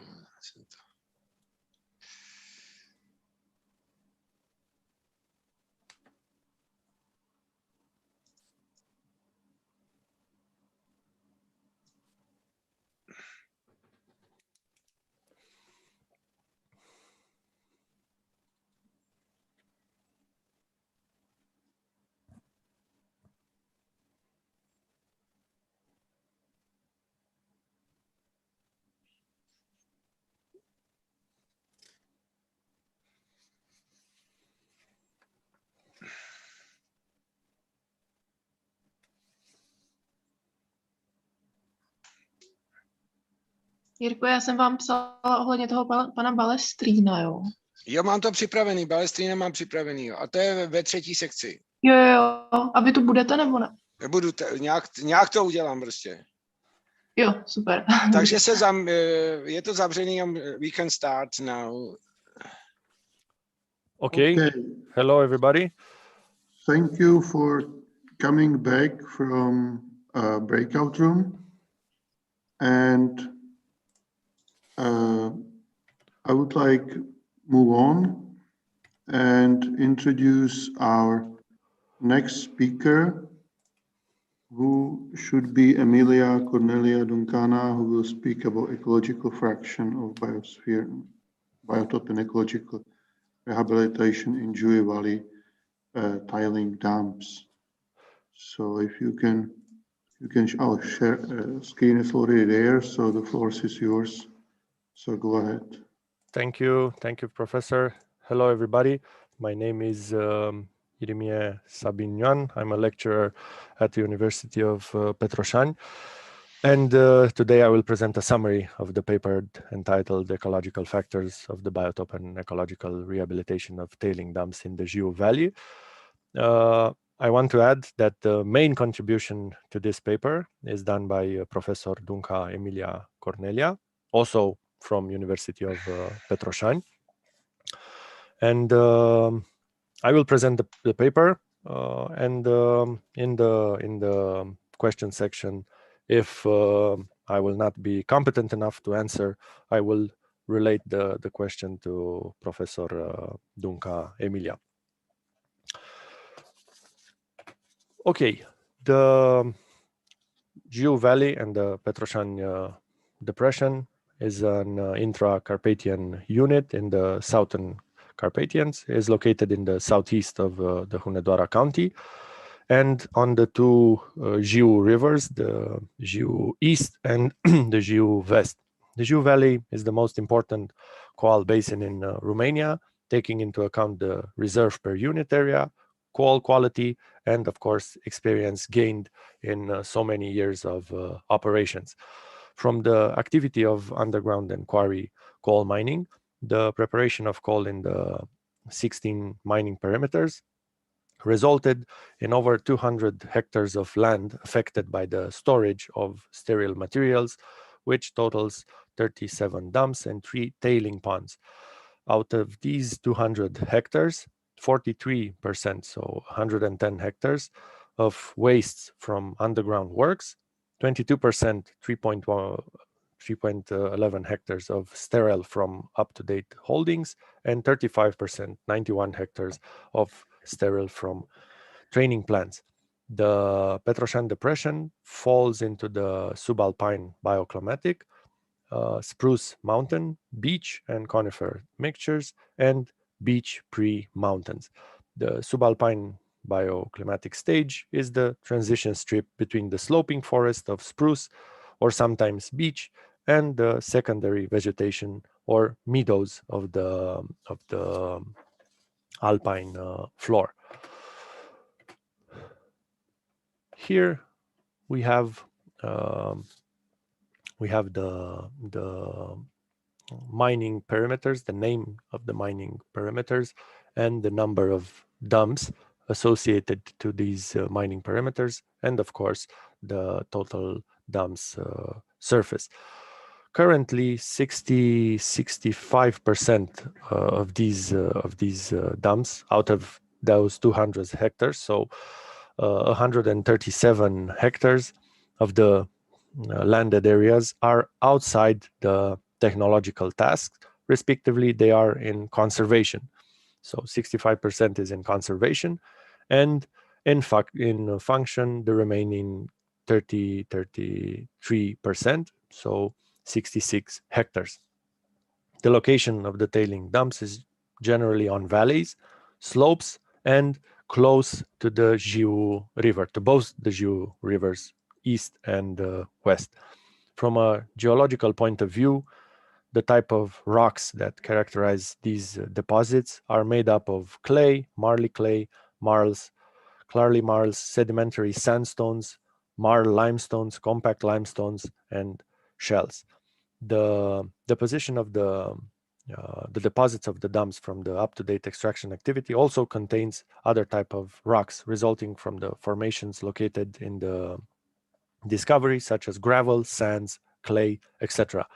The table lists the inactive dumps at the level of the Jiu Valley, which currently occupy 137.7 hectares. In this map, you can see the mine dump from the Petrila mine, and as a case study, we chose this dump from the eastern part of the Jiu Valley. It was built using the funicular. It is a heap that has been preserved since 1970. It is 85% covered with grassy, shrubby, and woody vegetation. Here we have the dump from the Lupin mine. It has two branches, 1 and 2, which was built through the functional, and it's located in the western part of the Jiu Valley mining basin. The area occupied by dumps is 44 hectares, and 65% of this dump is covered by grassy, shrubby, and woody vegetation. The dump is in preservation since 2000, since the year 2000. In these tables, in the study of the ecological factors of the biotope, we started from the study of the influence of the zone and the mountains on the ecological factors. The changes, especially the degree of insolation by exposure and inclination of the slopes, the amount of heat by altitude, the exposure and inclination and configuration of the terrain, the micro terrain, the amount of precipitation and humidity in general by altitude, exposure, atmospheric air movement, and so on. So from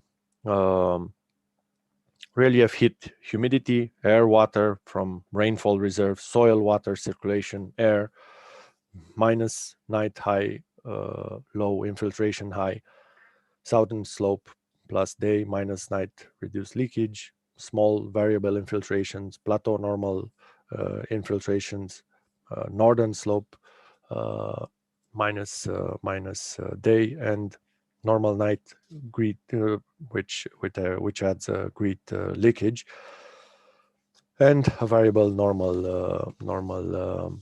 infiltration. You can see that the natural factors greatly influence the slope of these tailing dumps. Based on the influence, some ecological factors and the natural ones on some of the slopes of the dumps, and taking into account the exposure and respectively the inclination of the slopes, we made an identification of the ecological and natural factors on the slope of the dumps. And you can see in this table these identifications. We can underline the fact that when there is the slope of the dump is exposed to light, to a lot of light, of course the temperature rises. It's normal. The air humidity is high, and the soil humidity is very small. On the opposite side, when we don't have light, when we have overshadowing, the temperature is low, the air humidity is small, and the soil humidity grows. Is very high. These are common facts. I think everybody here knows them and is familiar with them. From the quantification of the area covered with vegetations on these 3 dumps branches, it can be observed that in proportion of 60%, the exposure on the slope of the dumps favors the installation of vegetations. It can be seen that the ecological factors on the slope of the dump of the 3 branches are very little different, which favored the spontaneous installations of different species of vegetations. And over here you have the total area occupied by these different types of vegetations.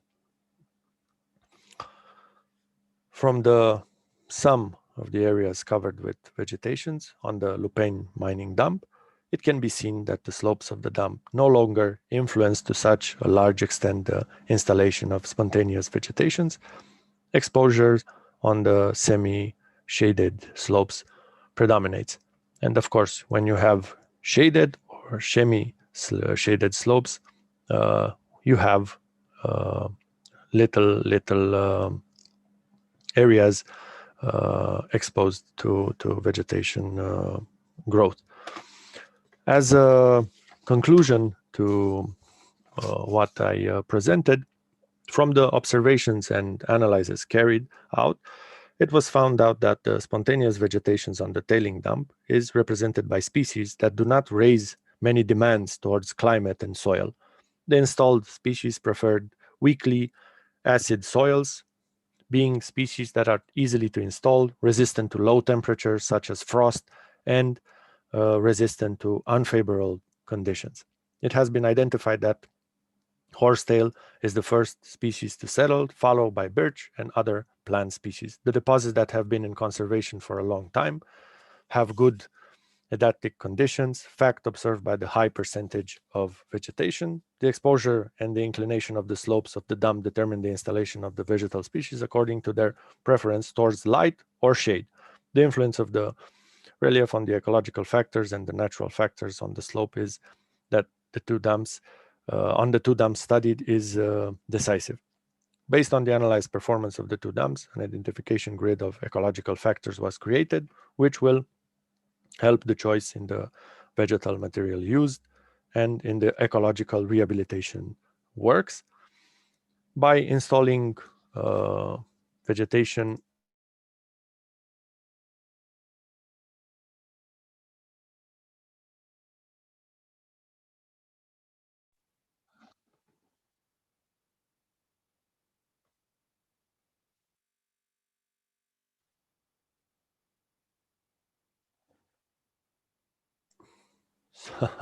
sorry, it started the meeting room. I accidentally joined the meeting room by just pressing the space button.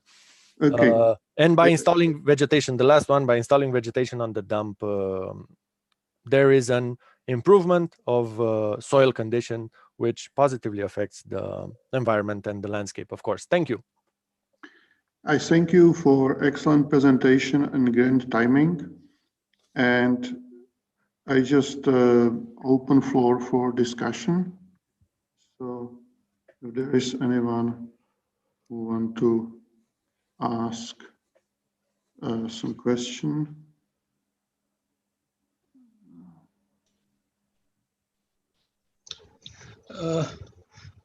I think I can ask one question. Yes, go ahead. Yeah, now in your study, we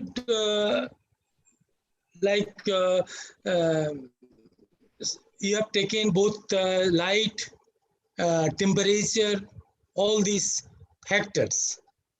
That is for establishment of vegetation cover as well as providing stability.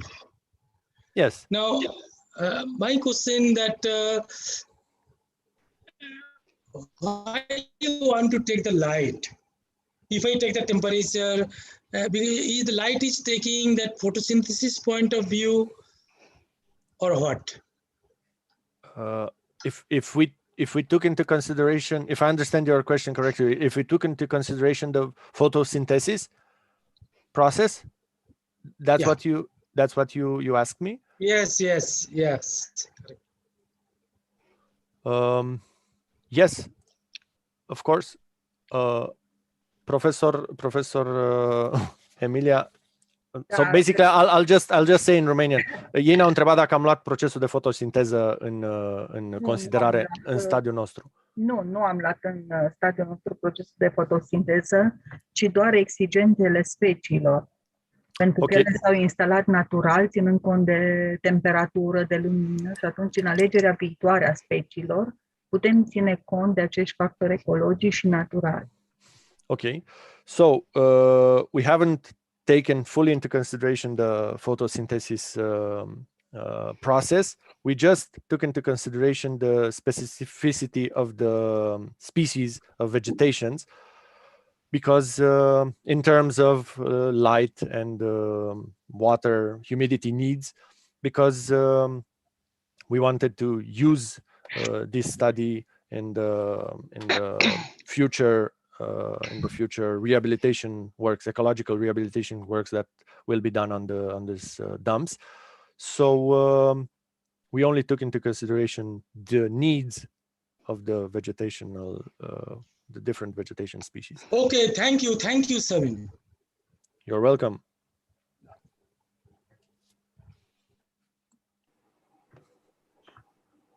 Thank you, and we will move on. And the next speaker would be Markéta Brankolová, who will tell us about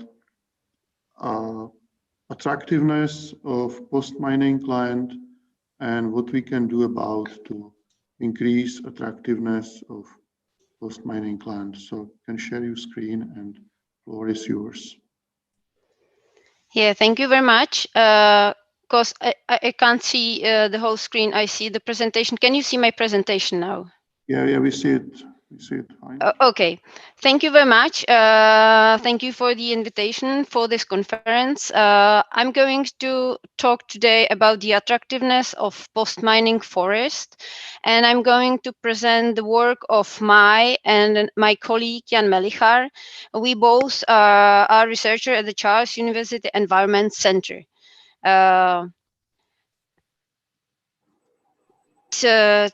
Today, I'm going to talk about afforestation in the Czech Republic. Afforestation is a typical practice how to reclaim post-mining lands, and it's often used in large scale for reclamation of spoil heaps that have been made around open cast coal mines. In this research, so this is demonstrated on the left panel. You can see a typical picture of a open cast coal mine in the Czech Republic. And in this research, we're going to focus on perception of post-mining forest that exists in a Sokolov coal basin in the Czech Republic, which is in the Central Europe. And the age of the reclaimed forest there is about up to 60 years now. And for those who are not familiar with this part of the world, in Central Europe and especially in the Czech Republic, forests are most attractive nature environments for recreation. And generally walking in forest is a very safe recreational activity. There are no poisonous animals or big predators in the forest. And also Czechs like going to the forest because they are keen mushroom pickers. So a typical example of a forest for recreation is on the right-hand panel. To be clear, where is our study site? So it's in the Central Europe, more specifically in the Czech Republic. And as you can see on the map, the Sokolov coal basin is on the western part of the republic. So the objective of our research was to find out an answer why forests growing on post-mining sites differ so much in their attractiveness and why they differ from each other. The motivation is that we think that this knowledge can be used for a proposition of such a forest management which can mitigate some of the negative consequences of coal mining. Here on the panel, I show you typical forest growth, which we evaluated in our study. On the left-hand side, you can see on the top a reference forest. So a forest which is typically used for recreation, not in an area affected by coal mining. And then you have 7 examples of forests which you can find on spoil heaps. For instance, in the left bottom, you can find a afforested or planted pine forest on spoil heaps in Sokolov Basin. And for instance, the pictures which are placed on the right-hand panel, which are like the first 3 from the bottom, are examples of a spontaneous successional forest growing on the spoil heaps. I will come back to these examples. It's just to give you the feeling how the forest used or occurring naturally on spoil heaps in the Czech Republic looks like. So to answer the question about the factors of attractiveness, we conducted a study, which was an online survey on a sample of roughly 900 participants. We used a quasi-representative sample of adults, meaning that like different groups of education, gender, of course, age were included in the study. And we also included 2 different populations. One population that is that lives in the Sokolov area, and another population that is not affected by, not directly affected by mining activity, which is from the central part of the Czech Republic. We use for the evaluation of attractiveness and explanation of the factors which may affect the attractiveness, we used a within subject design, meaning that people were presented with different type of photos, and all these photos presented different types of forest growth, and all the photos were taken from inside of the forest to avoid all the pictures of the border, passes, skies, and all the ephemeral factors which may affect perceived attractiveness. To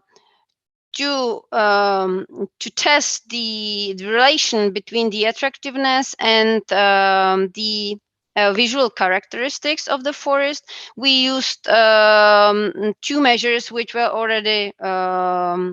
already used in previous studies.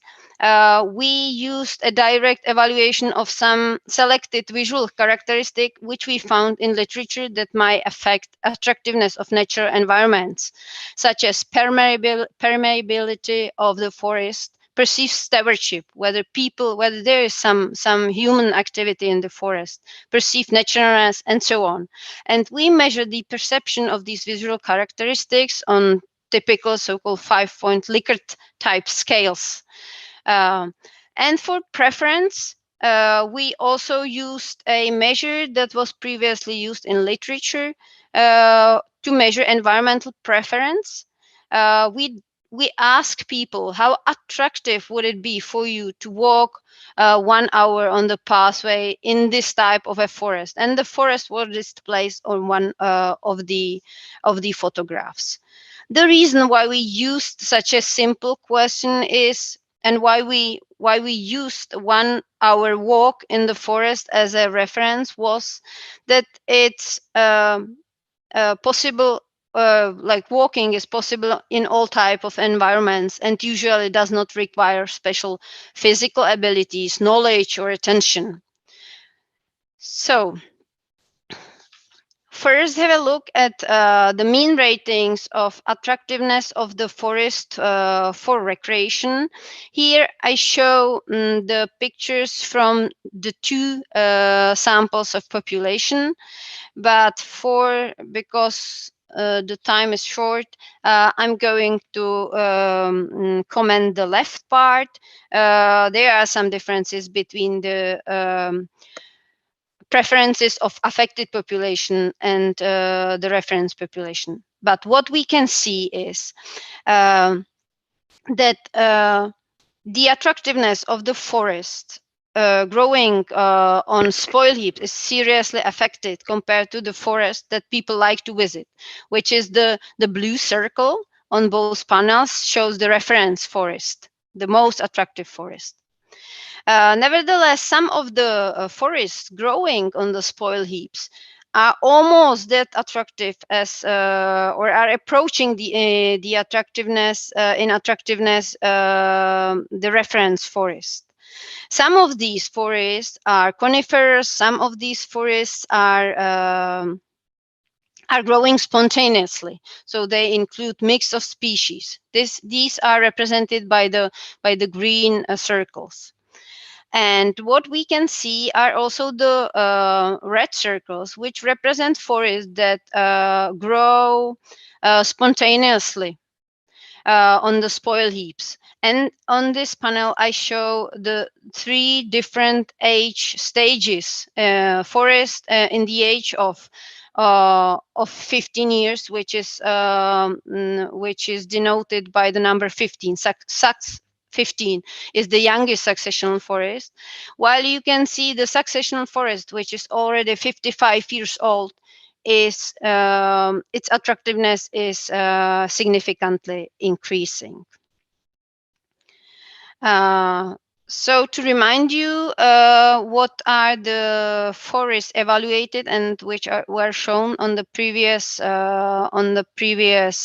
figure, the successional forests are those forests displayed on the in the red box, where you can see where you can still see the so-called waves on which the forest is spontaneously growing.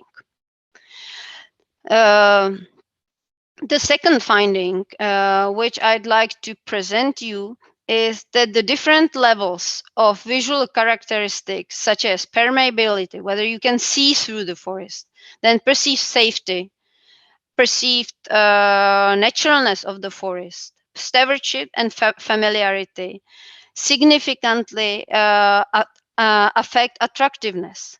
And they explain why some of the post-mining forests are more attractive and some of them are less attractive.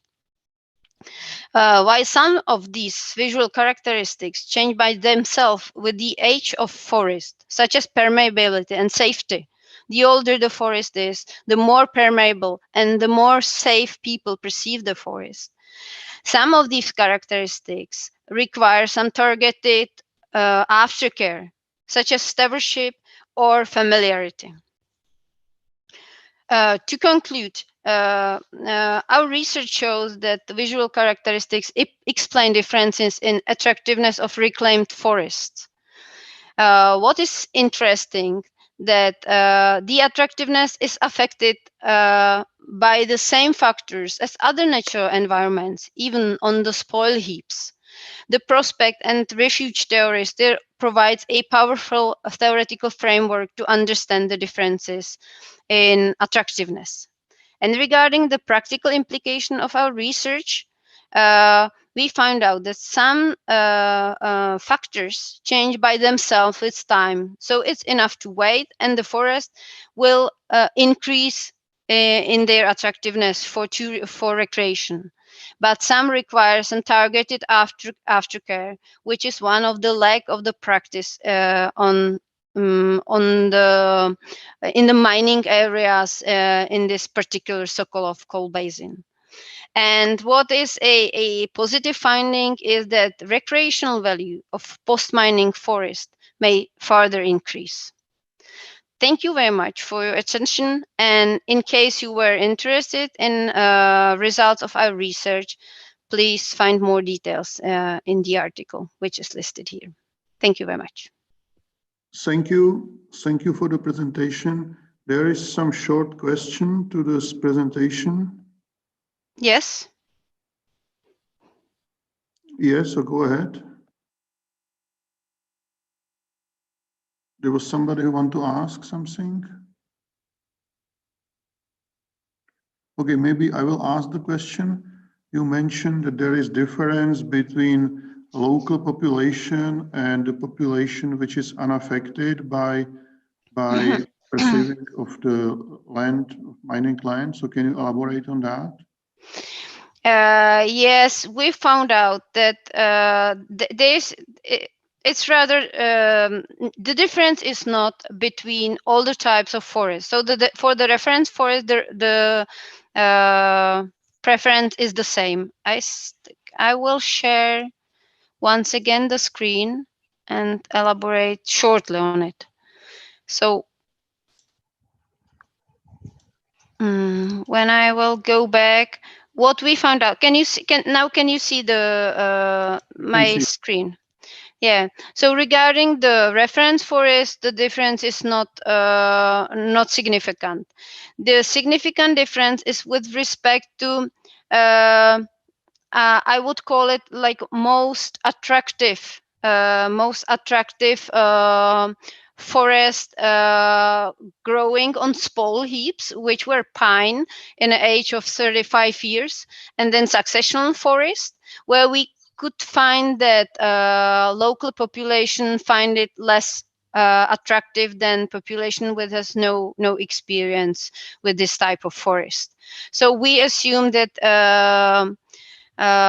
local population may be more familiar with these type of forests and may attribute some non-visual characteristic to this type of forest, which make the post-mining forest for them less attractive.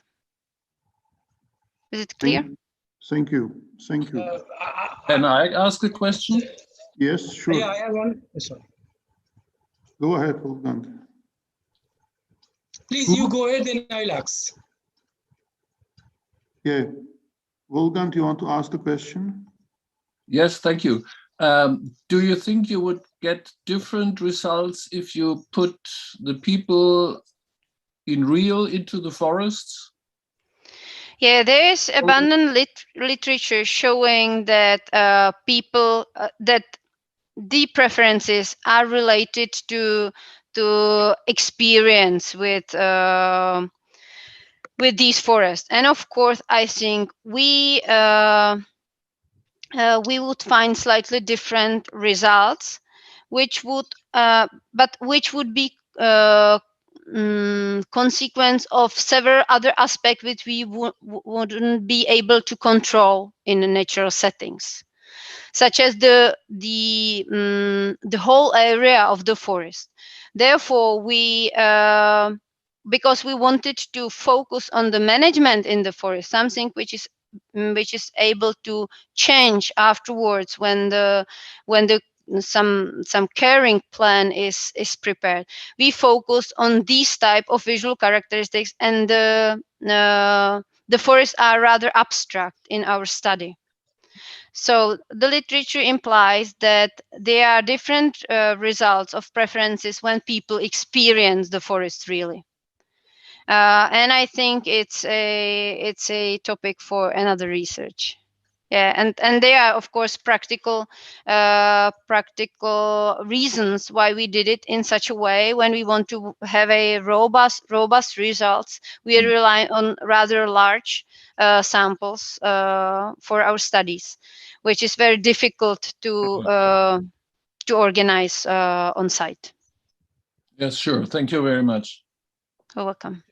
I have just marketer. I have just one question and one suggestion. One is appreciation that question, how attractive through the pathway for 1 hour. It's fantastic.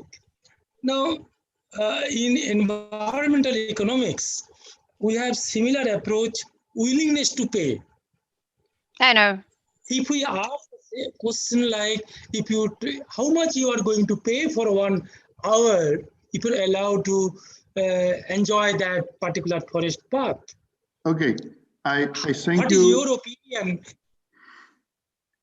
I thank you for presentation. Thank you. Thank you for discussion, and you might still join Marketa in her breakout room if you want to discuss this further. And we will move now to Vyacheslav Moudry, who will tell us about monitoring of restored sites using airborne LiDAR and hyperspectral data. So I would like to ask Vyacheslav to share his presentation. And can you see the presentation and hear me? We hear you, but afraid I don't see presentation right now. Okay, I'll try it again. That's a mess. Sorry, I have two screens and it's tricky. Is this green button in the... Now you see the presentation? No. You have select the presentation and then now, okay. Now we see it. I see other one. Oh, this is Chicken Creek. Yeah, This is another that's the one. next one. I cannot share when this is shared. Sometimes it helps when you restart your presentation. No, I guess it was an issue with the two screen. But now as I see somebody else presentation, Yama, Wolfgang can you Schaap, I cannot put share. down the Chicken Creek catchment presentation. I will stop this sharing and once more. Thanks. Okay, I'll go ahead. Sorry. No problem. Uh, So do you see it now? yes. Now Excellent. it looks much better. Great. Okay. Do you still see it? Because it's, yeah. Yeah, we see the presenter mode, but it's okay. It's enough. I'll try to, Okay, I'll continue as this would be mess with the two screens. Sorry for that. I hope you can Go see. ahead. Yeah. Okay, good morning, everybody. My name is Vítězslav Moudrý. I'm from the Czech University of Life Sciences in Prague. And the topic of my talk is the monitoring of restored sites using airborne LiDAR and hyperspectral data. And in particular, I would like to talk about two topics. One is mapping small water bodies using airborne and hyperspectral data. And the other one is using this data for modeling bird diversity and rarity. And these two topics were done during our work on research on diversity of post-mining sites, supported by grant agency of a Czech Republic.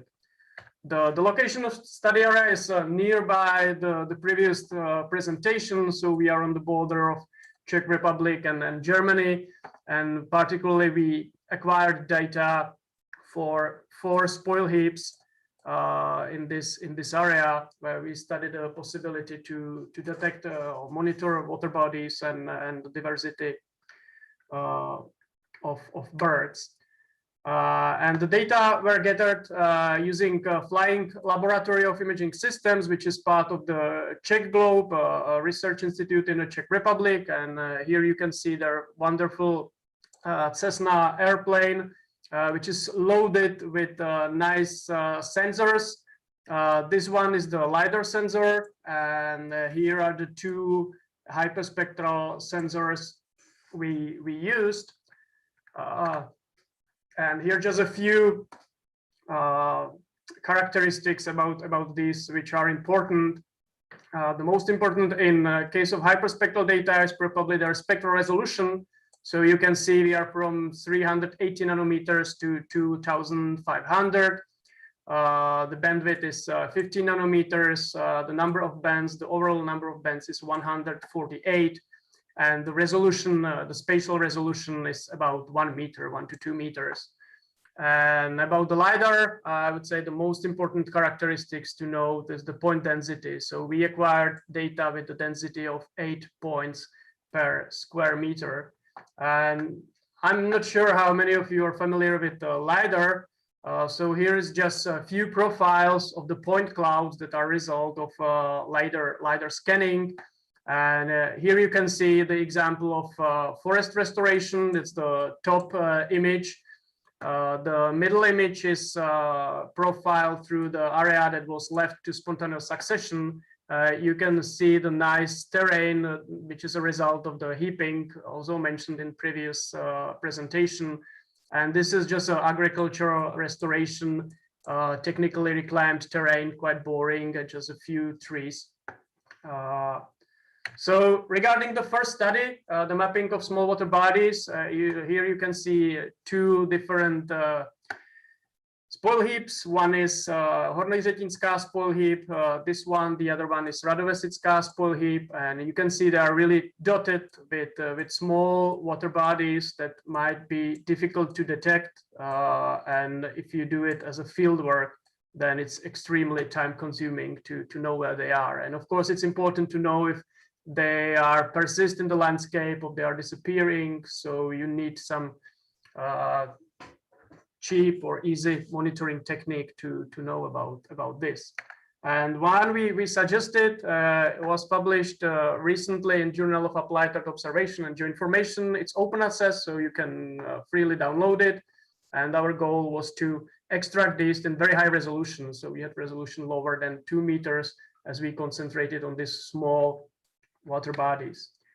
Here you can see that we use the LiDAR data. We actually derived 5 characteristics from LiDAR that included some terrain characteristic and also the density of the point or distribution of the points you saw. And we used all 148 hyperspectral data bands I already mentioned. And the most important part is here, combining these 2 data to map the water bodies. But of course, we also used other methods for comparison. And we used different ways of validating, which includes the validation of the area mapped as a water. If we identified individual features, so individual ponds, and of course, the sources of misclassification.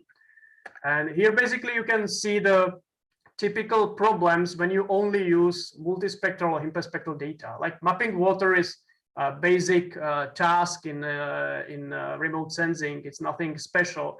But what's the problem is that shadows have very similar spectral signature as water. So it easily happens, and especially in that small scale when you are interested in small water bodies, that shadows like this, shadows of the trees, cause you the identification of water. And that's what happened to us at the beginning when we used only hyperspectral data.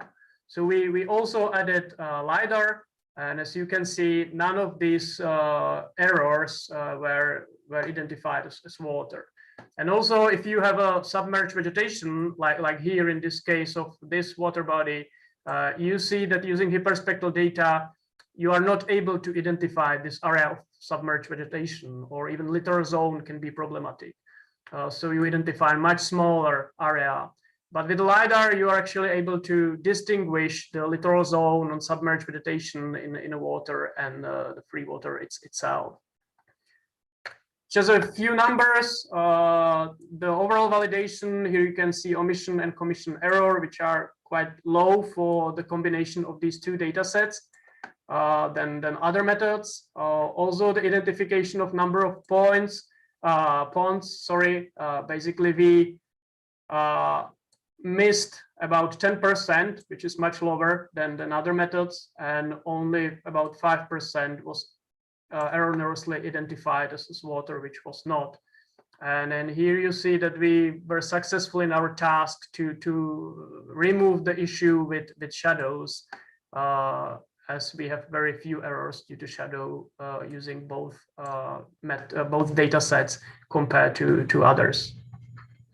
Okay, so that was briefly about using this data for water detection, and the other studies about modeling birds diversity and rarity, which was published this year in Landscape and Urban Planning. Again, it's open access, so you can freely download.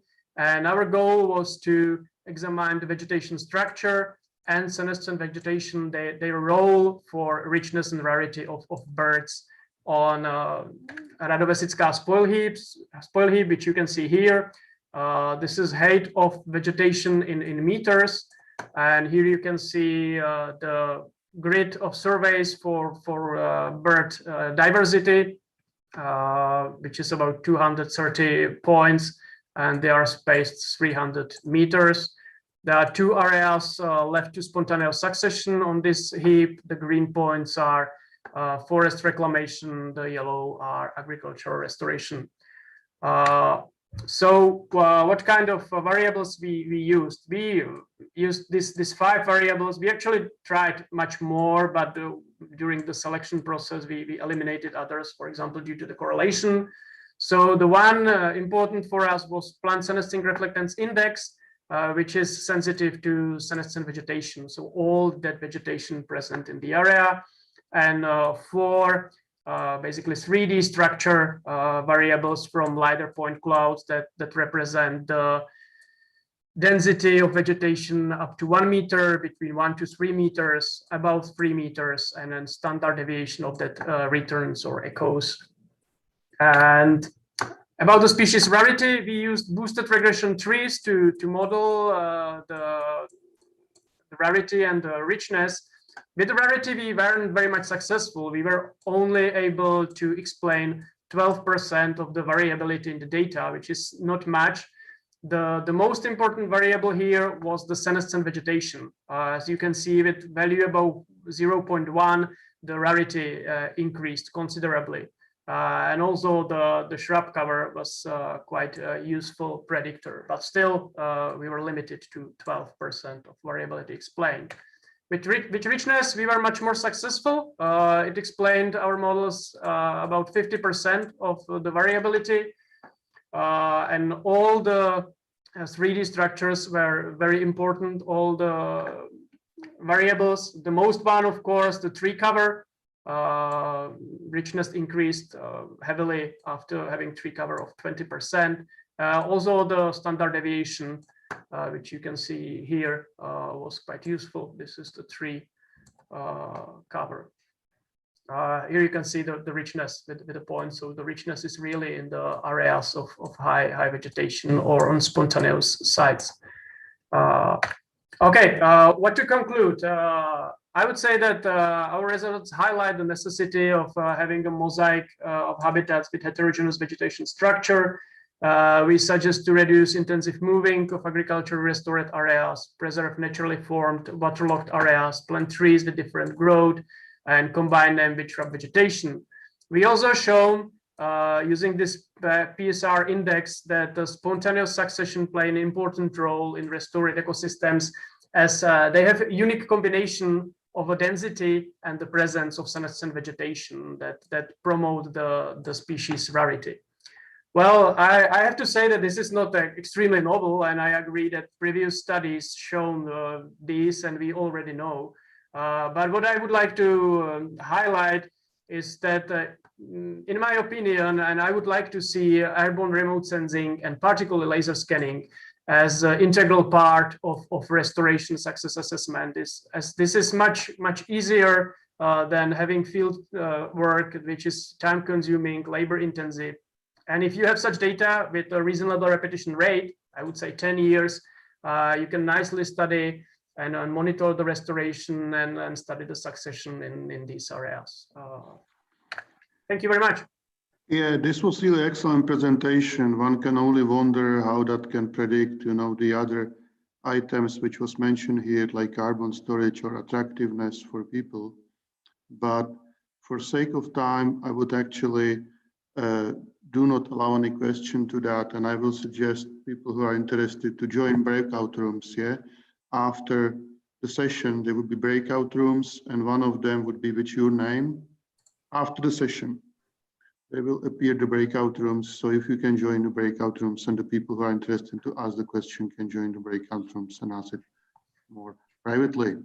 And now I'm going to introduce Wolfgang Schaaf, who are actually who will be presenting the Chicken Creek, one of the excellent example for study post-mining landscape processes in the real landscape scale. So floor is yours.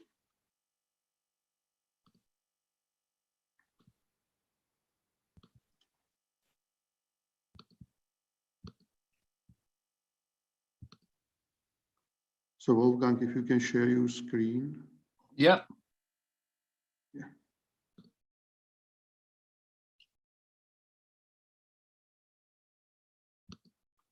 Sorry.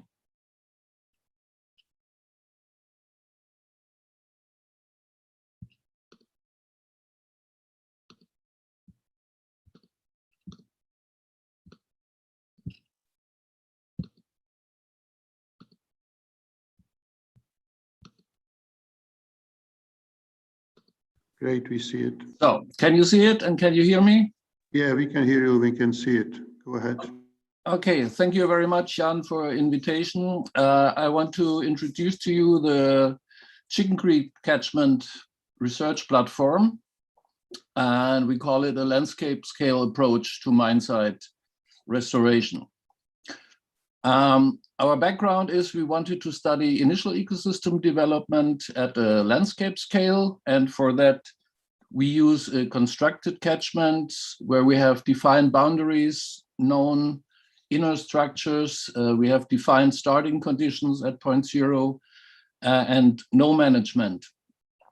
We monitor the site with a multidisciplinary approach to see the development at the site, and one side aspect is also to study the role of initial geodiversity for evolving patterns and processes and their effects on feedback mechanisms.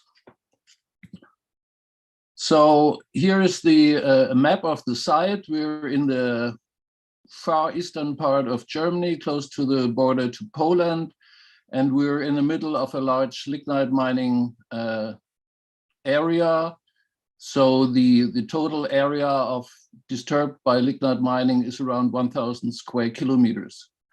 And within one of these mines, we built this catchment, Chicken Creek, which you see in the right schematic. So a base layer of 1 to 2 meters clay were dumped, and on top of this clay layer, Pleistocene sand material was again dumped and then spread to form a kind of hill slope on top of that clay layer. So we have basically these features here. The main slope is in this direction. We have the aquiclude, the clay layer, and on top of that, the aquifer with the sandy layer where the groundwater body could establish. And we have, of course, for a catchment approach, we have one single discharge point. So the area is overall 6 hectares in size. So as one of the Indian colleagues previously said, we basically built a very large cradle for nature. The sandy material that was used as the aquifer is slightly calcareous. So we have fairly neutral pH values, very low organic matter, of course. And the whole construction was completed in 2005. And since then, we're monitoring the site with many different installations and different parameters that are recorded, from vegetation to soil to hydrology and many others.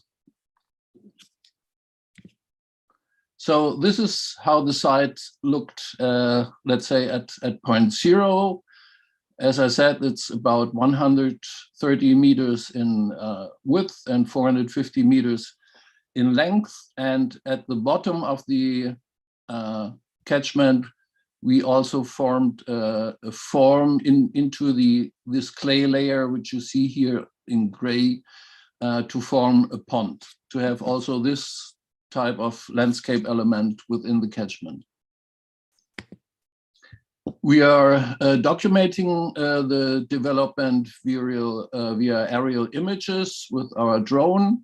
And from these mosaics, you can see quite a rapid development since 2005. And you see, or maybe could see, that in the very first beginning, with very low vegetation cover, we had fairly severe surface runoff and erosion, forming gullies and ephemeral stream beds in the beginning. And then after a few years, vegetation growth was really quite rapid and strong and covered these dumped sands. And after about 5 years, erosion was completely stopped.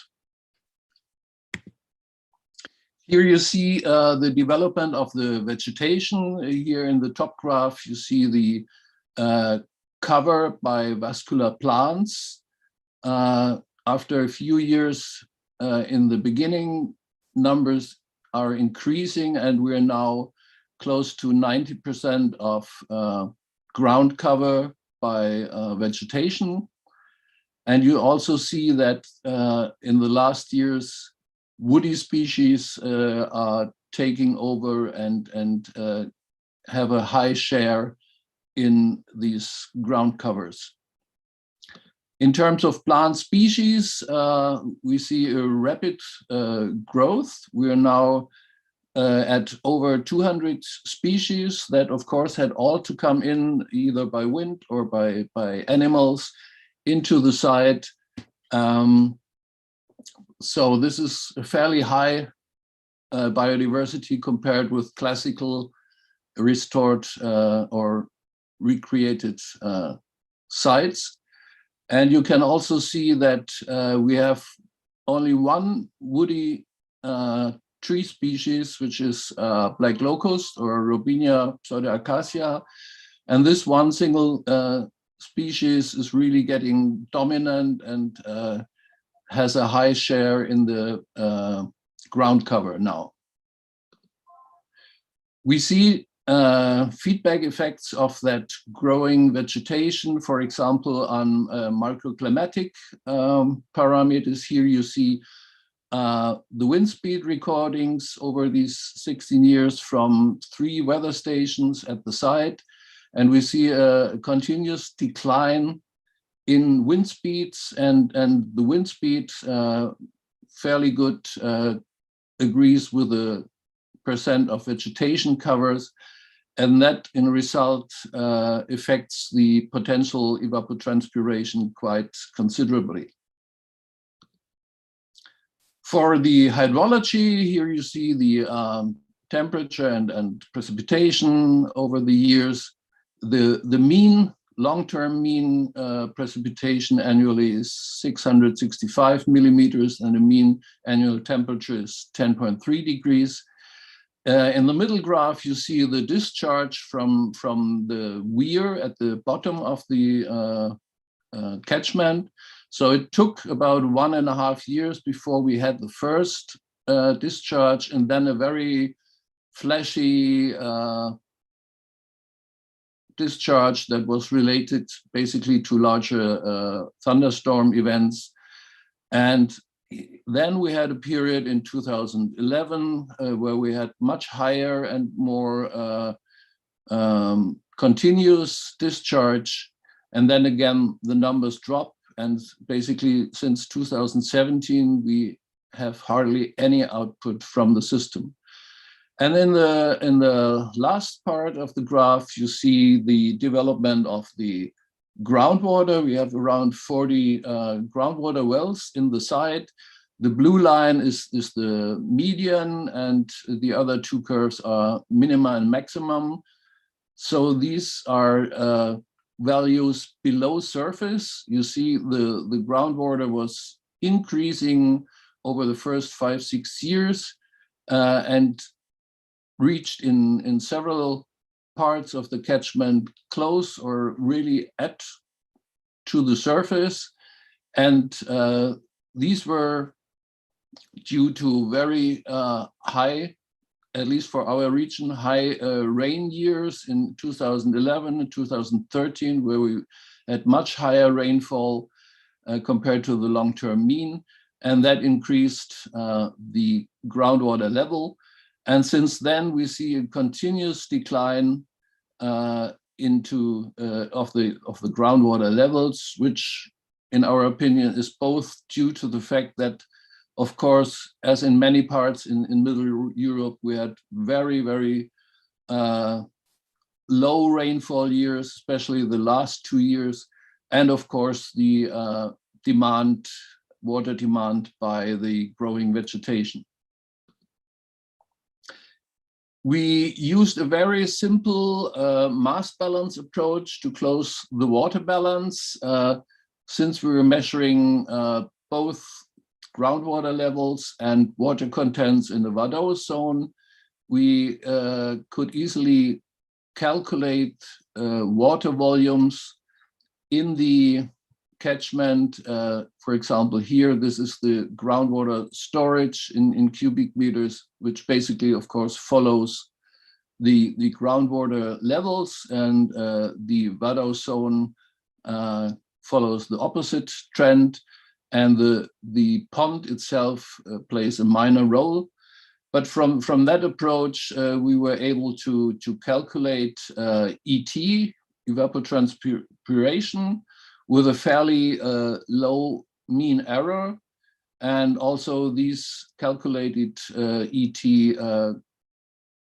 fit fairly well to the Butico curve. So we're quite sure that we are not too far away from real ET values. And that ET also corresponds over the time with the temporal development of the vegetation. Just a brief aspect of geodiversity. We had, due to the construction phase, which took 2 years, we have slight differences in the sandy material that was dumped into the two halves and around the pond here. So we have pure sand here in sector 1 and 1/2, a little bit more loamy sand here in the eastern half of the catchment, and again a loamy sand around the pond. And you see here the differences, for example, in pH and organic carbon between 2005, the first measurements, and the second in 2016, so roughly 10 years.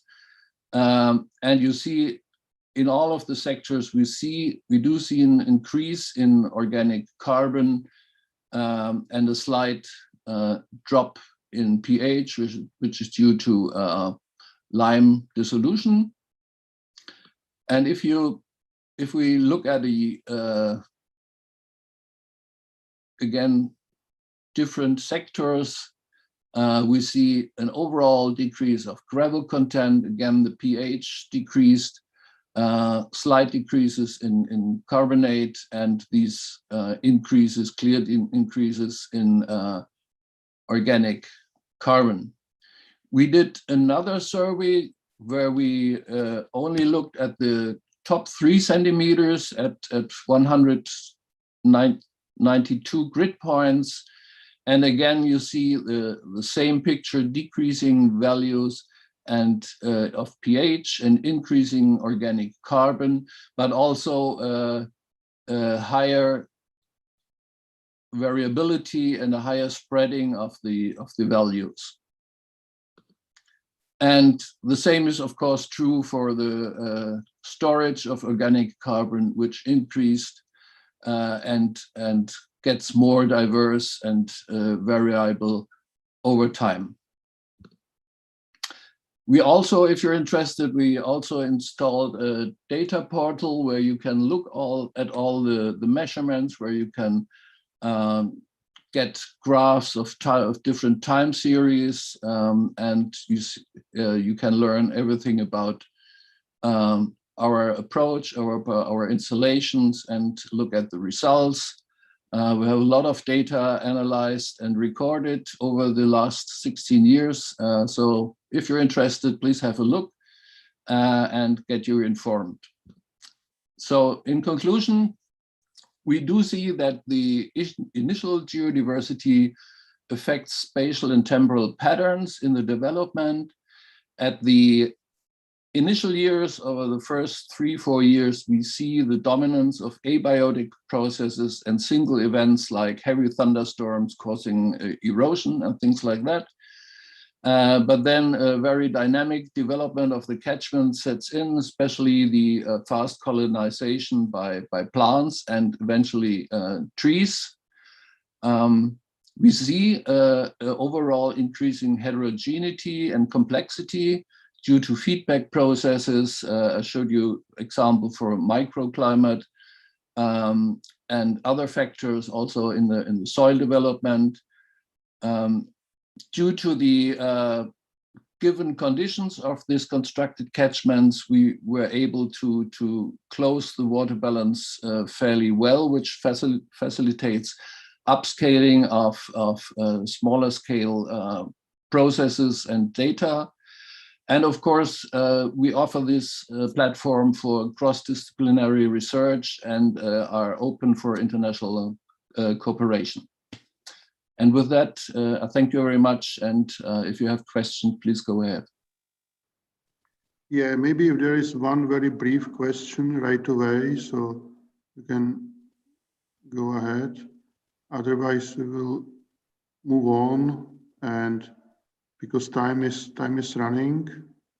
So if there is no burning question, you might still meet Wolfgang in his breakout room, and I will actually introduce myself, and I will tell you something about a Falcon catchment array. So can you see my presentation? Yes, please. Okay, so basically we kind of follow the Chicken Creek in these ideas, and we have been studying succession chronosequences in the Sokolov post-mining region for about 30 years now. And most of this, we study successional sites and reclaimed sites. And we found there is many striking differences between successional sites and reclaimed sites in many aspects of ecosystem development, including development of woody vegetation, carbon storage, and so on. For example, on woody vegetation, you might find that the reclaimed sites and the very early stages of development actually produce much higher amount of woody biomass, but this difference disappears. And if you look on sites which are 25, 30 years old, then already successional sites produce more woody biomass than reclaimed sites, probably due to larger heterogeneity of canopy. And the same aspect is actually on the carbon storage. The carbon storage in reclaimed sites is faster, but it's actually level out sooner, while in the successional sites, it starts slower and it's actually keep going for longer time. This also is associated with differences in the soil development. You can see, for example, here intermediate stages of succession. You can see soil profile, which is well mixed in reclamation due to earthworm activity, but there is nothing like that observed in succession. And you can actually see faster development of a horizon in succession sites than in reclamation sites, but this actually disappear later on in the 40+ year sites which are well colonized by earthworms. So we believe this has something to do with different dominant species of trees who occupied the site, and we also believe that this affects many other ecosystem processes which are interlinked. So to be able to observe these processes and their linkages and upscaling to ecosystem scale, we actually decide to construct artificial catchment similar to Chicken Creek, but we actually decide to construct not one artificial catchment, but series of 4 artificial catchment, which would 2 of them would remain unreclaimed sites and 2 of them will remain reclaimed sites. So how we did it? We basically excavate a hole in the ground, which was a little bit over 2 meters deep, and each of these holes have area of 1/4 hectare. It was 40 to 60 meters, so much smaller than a Chicken Creek. Then we seal the bottom of the hole, so we get impermeable basin, basically. And in that impermeable basin, we constructed a drainage system which actually take out the water from that basin, and then we backfill the hole which overburden material, and we generate two types of surface. The one was leveled and the second was kept in or shaped in this wave-like appearance, which actually mimic the appearance of post-mining sites, which is created by heaping. This generally was not created by heaping, was created by backfilling, but morphological appearance is very similar.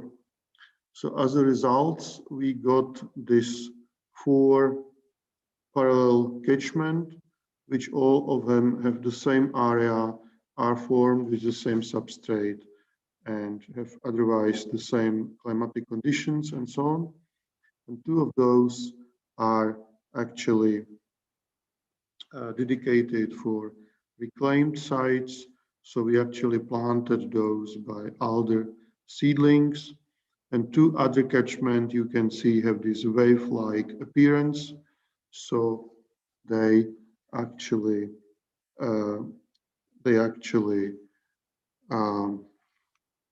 mimic the unreclaimed sites, and we would not do any planting on any intervention whatsoever. You might notice that these 2, the same type of sites, is parallel each other. The reason for that is that we use the sites for edicovariate measurements, and actually putting them side by side allow us to have enough area, at least in the prevailing wind direction, to see this effect. Otherwise, the system is completely closed, has completely closed water budget and budget of other elements. We basically have, kilometers of wires and hundreds of sensors who measure many parameters, including this Edicovaria tower and the water budget. Here is just brief list of instrumentation. And with that, I would like to thank you for your attention. Certainly, as already Wolfgang said, we are just starting. The facility was, compared to Wolfgang, we are just starting. Facility was put in action in 2019, and we actually started to operate it last year in 2020. But we are very open to any kind of cooperation, which anyone who wants to study anything related to the process we are measuring. So, okay, so if there is some short question to the presentation, I can answer it, and if not. Jan, I had a question. Yes. What was the reason that you placed the heaps perpendicular to the flow direction?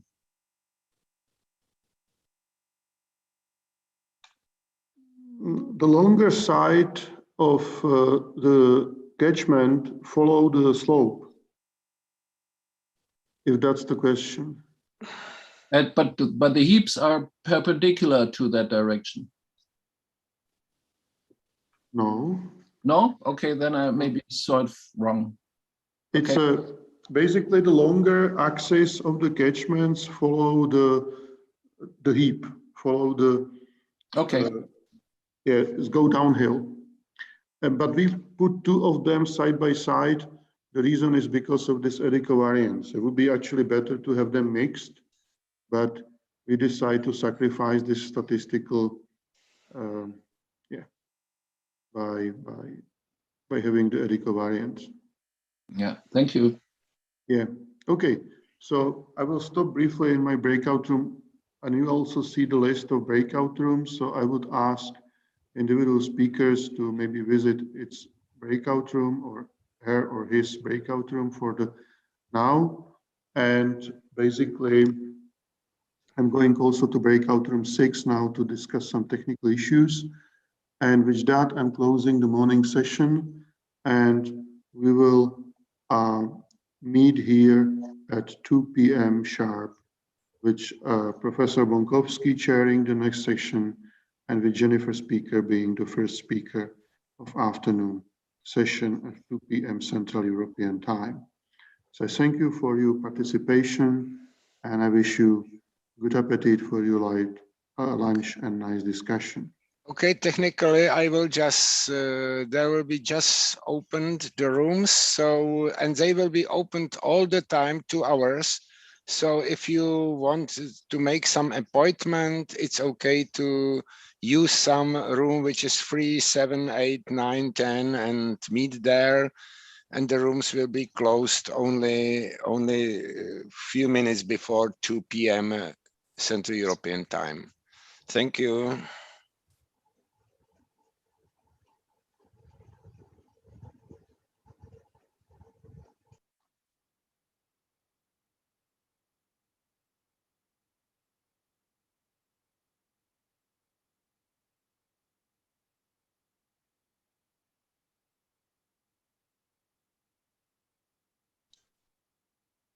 Jirko, slyšíš mě? Ale nevidíme ty breakout roomy. Já je právě nevidím, proto se ptám. Počkat moment. Sorry. On to někdo, aha, tak tady někdo, sorry, já to udělám znova. Jo, Prosím. sorry, já jsem to zapnula omylem a pak Jirka začal mluvit, tak jsem to vypnula a nedošlo mi, že oni teda mají minutu ještě to 4 vteřiny. Sorry once more.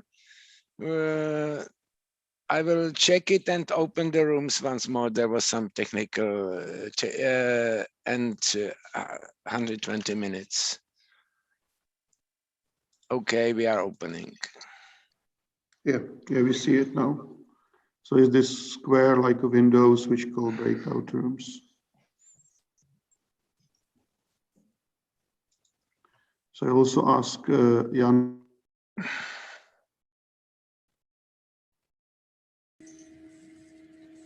It's showing me no sign. I cannot see the breakout rooms. You should have it on the screen. No, on the bottom. I saw it on the picture you sent by email, but it's not. It should be in the middle, isn't it? It works for people. And this is Steffi. Okay, yeah. And which room you want? Number 4, and the problem is I'm also a speaker from the afternoon, and if I cannot enter the room, no one talk with me. And you are using only from browser, is it so? I'm not sure. I will stop sharing this. Still you don't see the... No. The only thing I can do is go into it again, maybe at 2:30 or something, so that I have enough time, and maybe then try to start it again, to leave the browser and then come again. Okay.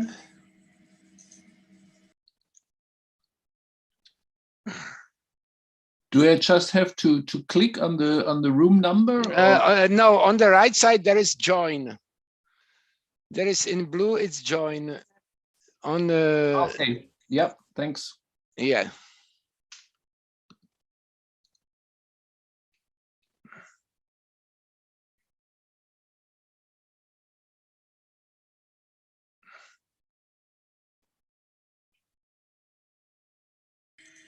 I'm using not the browser, I'm using... Moment, Steffi, maybe yeah, I can do it for you. Now, which room?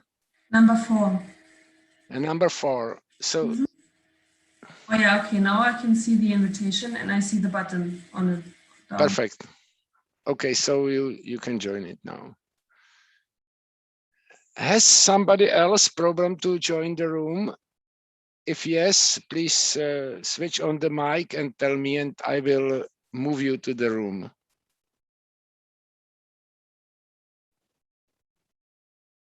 Okay, then I'm going to lunch too.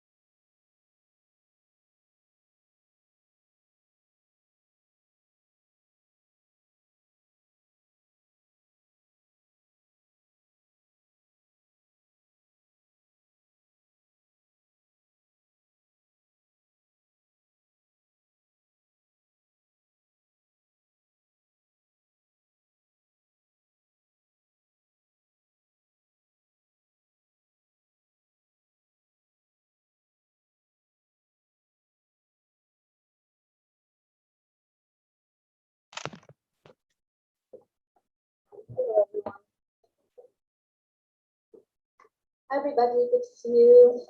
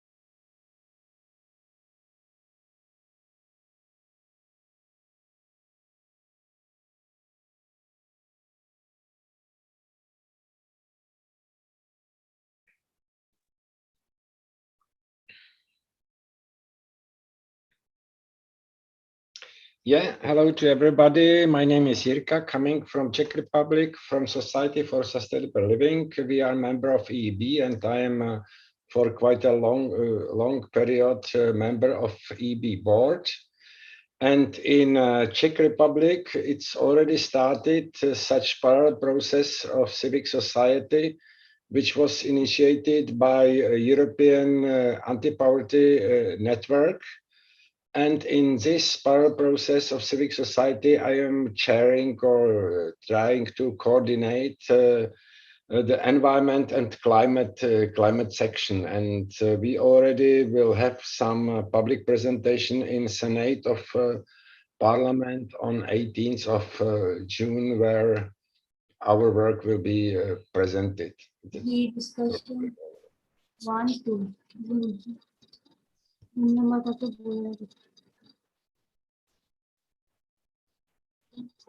Hi.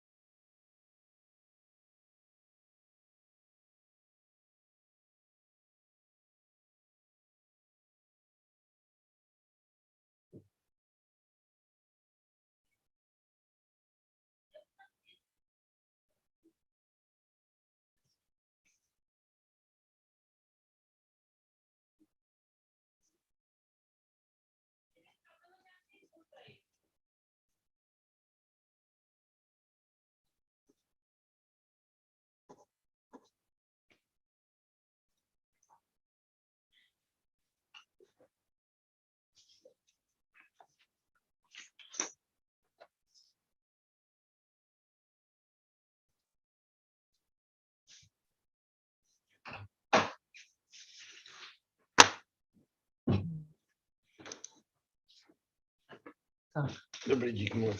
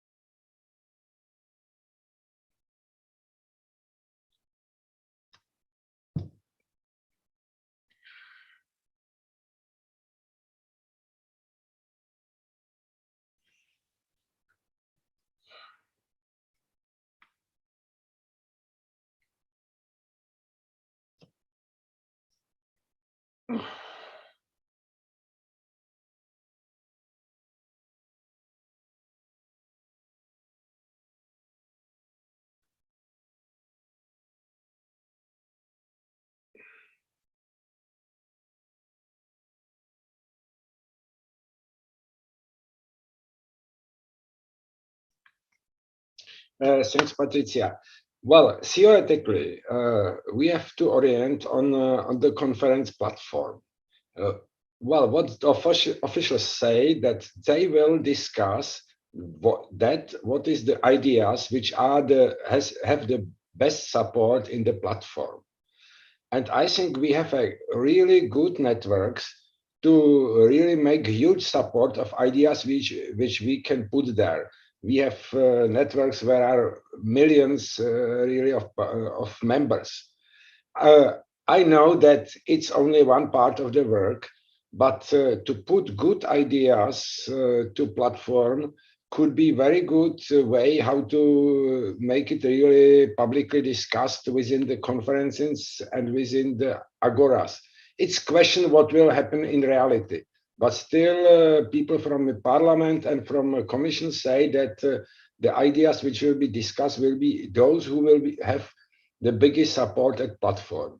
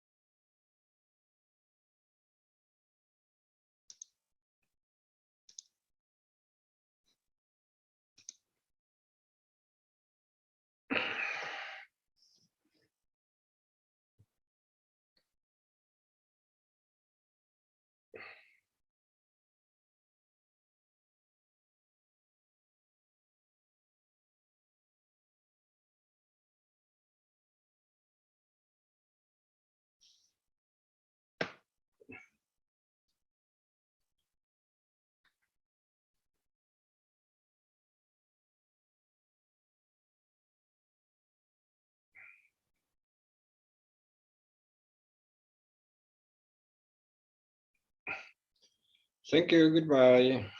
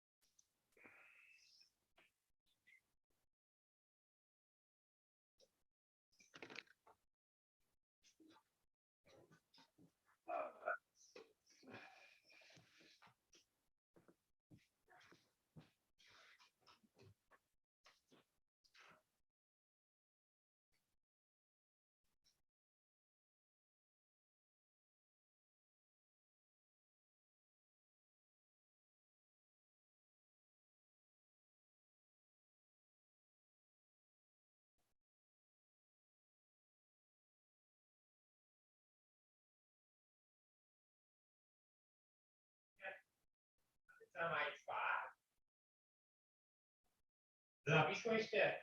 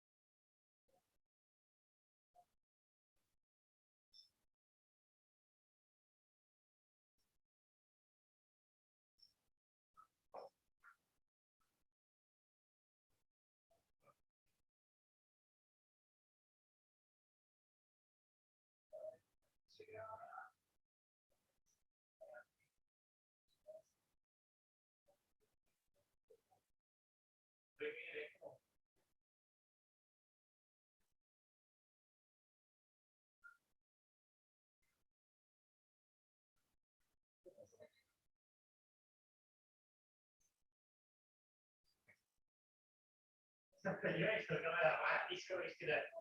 Pískoviště.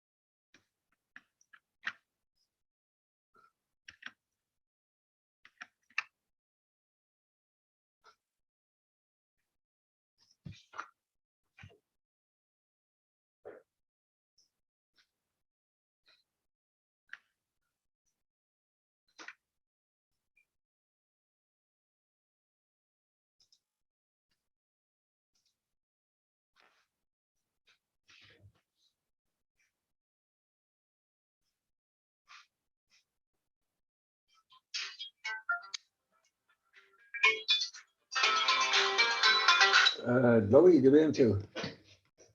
Halo? Halo? Malý moment. Ano, pane Švarc?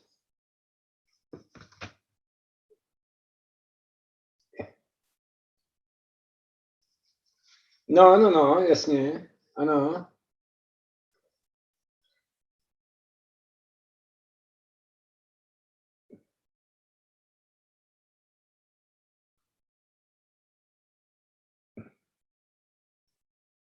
No.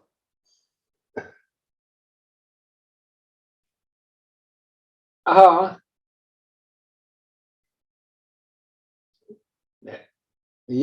Dobře, já ji zkusím nějakým způsobem teda, ono třeba, když ji napíše na mail, tak ono to čte stejně asistentka, jo, ale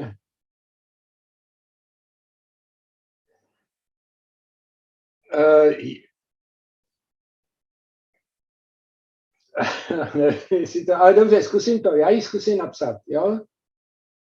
Dobrý. Já ji napíšu, no, já ji napíšu.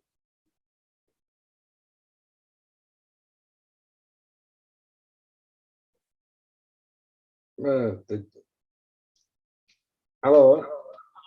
Slyšíme se, jo? Ne, já tady, to je můj problém tady. Já tady, maličký moment. No. Dobře.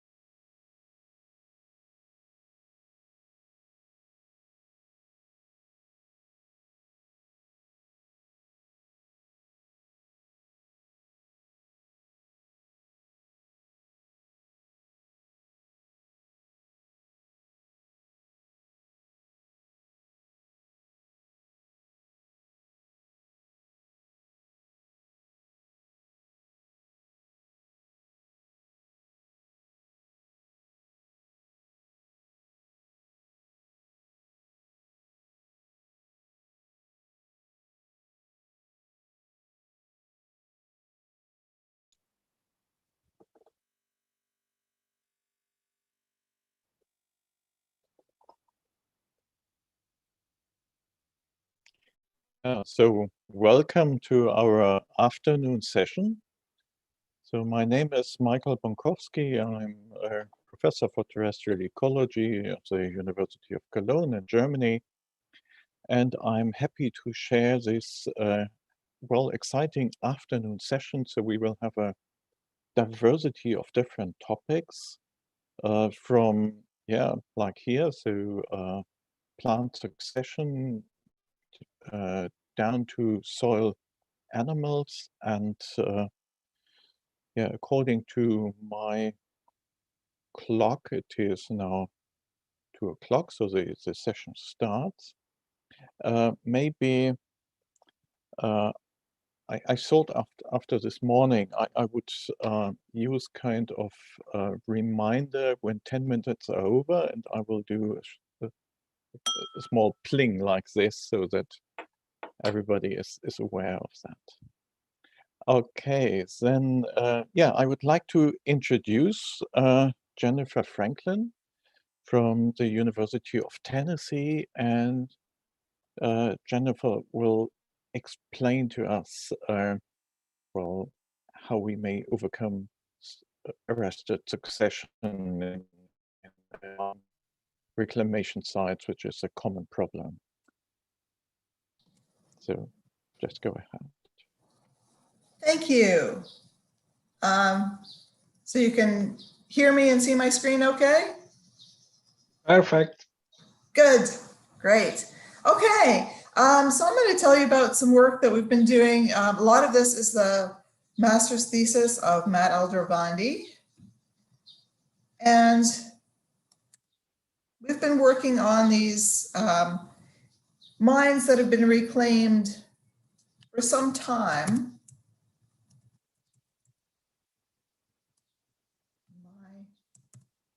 There we go. Okay, so just a little bit of history. In the US, before around 1960, there were very few mining laws. Then some state laws came into effect. But before this time, really there was no reclamation to speak of in much of the mined area. There was a lot of environmental damage, but there was a lot of natural recovery. It was all natural succession. And in the long term, the recovery was very good. And the map down here shows you where we are. In the eastern coal region, and I'm in the southeastern US where that red star is. But in 1977, a law was enacted that required the reclamation of surface mines. So this did reduce the degradation, particularly the water quality that had been impacted by mining. And in response to this law, the mining companies began to reclaim land by really heavily compacting the soil and then planting it with very aggressive species. These are mostly pasture grasses, so they're mainly non-native species, but they're very aggressive and very persistent. And after 10 to 30 years, what we have looks like a fairly open grassland or a bit of a shrubland. And this is not what we normally have here in Tennessee. We have typically a hardwood or a mixed pine hardwood forest. We've got fairly high rainfall, lots of sunshine, so we have a pretty good growth rate. So normally we would have, say after a timber harvest, you'd see a lot of herbaceous vegetation in the first year. After 6 years, good establishment of trees, and usually canopy closure around 10 years. And at 25 years, we've got a good young forest established. However, after mining, we had this, compacted soils, and after 1 year, you see a very species poor composition. You have a few shrubs coming in at 6 years, and after 25 years, There are a few shrubs, and even after, 30, some of our oldest sites now are about 40 years. And there are a few trees, but it's not, there's no closed canopy forest. So this is not at all like our typical successional sequence here. So we use the term arrested succession for these sites. Now, just to note, we no longer reclaim that this way. For the past 10 years or so, we've been using methods that are much more effective at restoring forests. But we still have about 250,000 hectares of this land that was reclaimed during this time period and now is in the state of arrested succession.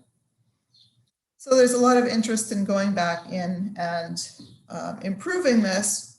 There's no trees growing on it right now, but we should have a very productive forest. So it's worthwhile to go back in and see if we can improve it. So the recommended treatments, this is from ARI, this Appalachian Regional Reforestation Initiative, and the link is here for this publication. Just following the recommendations, we cut down the exotic shrubs. Subsoil, then you can see the piece of equipment here. It has 2 shanks that are pulled through the soil to a little over 1 meter, and it just relieves the compaction. Then we plant trees, fairly high density. And it's also recommended that the whole site be herbicided to reduce that really competitive vegetation. This other recommendation is that the trees are protected either by fencing around the entire site or with tree shelters. But these 2 recommendations really aren't practical on a large scale. We've got millions of hectares to do. So we've been looking into alternatives and using some seeding mixtures and see if different plant choices can be effective without needing to use the herbicide.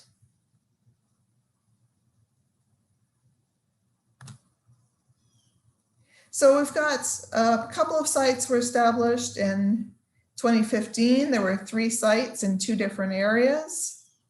And then in 2017, we had 1 large site in the more northern area. And if you take a look at these sites, you can see that they're surrounded by a native hardwood forest, but they're fairly open. And this is this arrested succession. And these sites are all at least 15 years old, but 15 to 20 years old. So they should have good forest growth on them. Our initial survey showed lots of non-natives. The total cover was pretty high, but there's less than 5% native cover. Soils are pretty variable, depending on that mining, the overburden composition, but generally the pH is a bit high, particularly in those lower areas where there are more silts. Our native forest pH soil is about 4.5 to 6.5. So this is a bit high. So looking at the results, the subsoiling alone did reduce that vegetative cover, but it was followed by a rapid regrowth of that vegetation. We had seeded a number of species in, and some of them worked, some of them were successful, but overall, even to date, none of them have accounted for more than 10% of the vegetation, even though we used a fairly high seeding rate in some areas. So that vegetation that was already there was very competitive. But as you can see, by the end of a year, the bare ground had almost disappeared. It had returned to pre-treatment levels.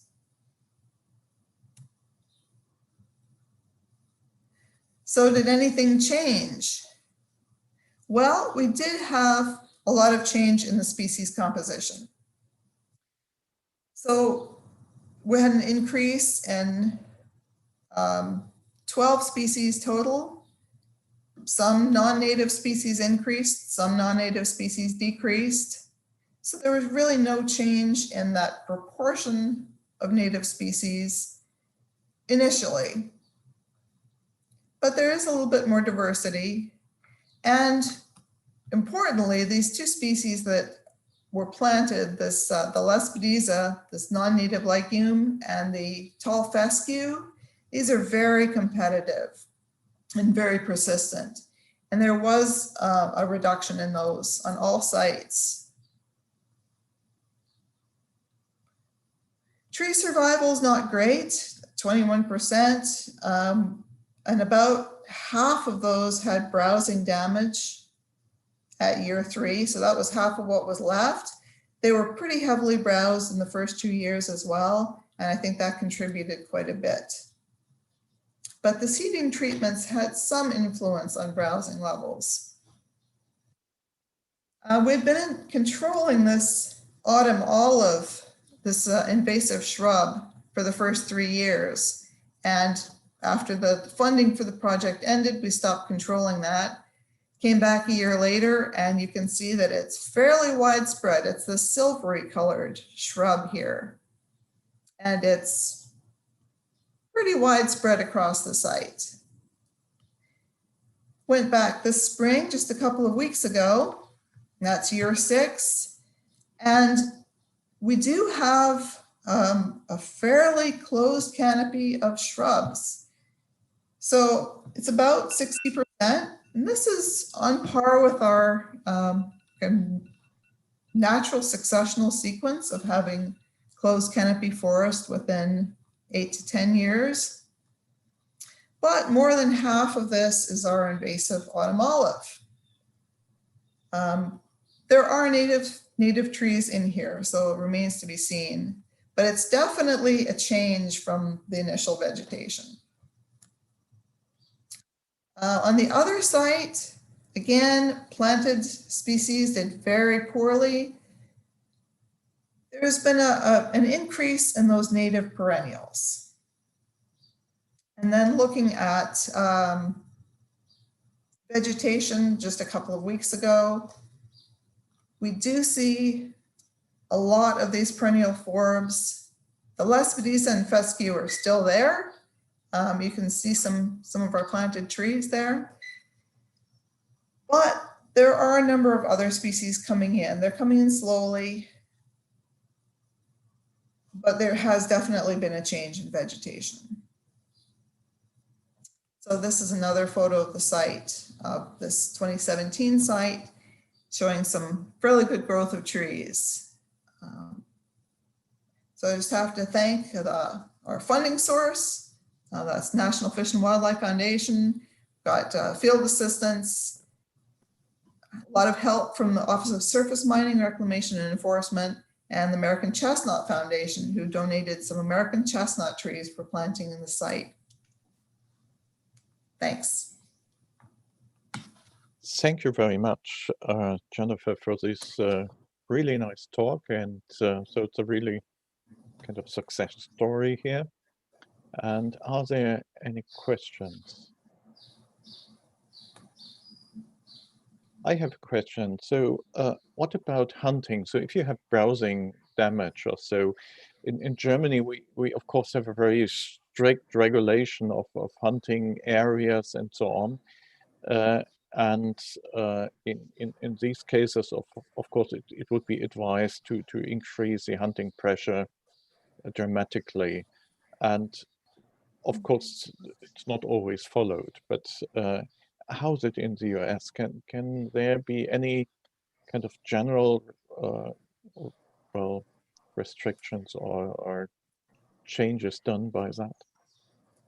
There is quite a bit of hunting in the area. I mean, the hunting's allowed, but in general, our population has changed much from the rural population to the urban population, and so our hunting has been down quite a bit. fewer hunters than in past years. And so we do have areas where we have a lot of deer. We do have reintroduced elk in this area as well. And they're large, they can browse, up to 6 feet tall, and they're doing a lot of damage on this site. And because they're a newly introduced or reintroduced species, they were extirpated about 100 years ago or so. We're trying to build their population up, and so hunting those is restricted. Okay, I see.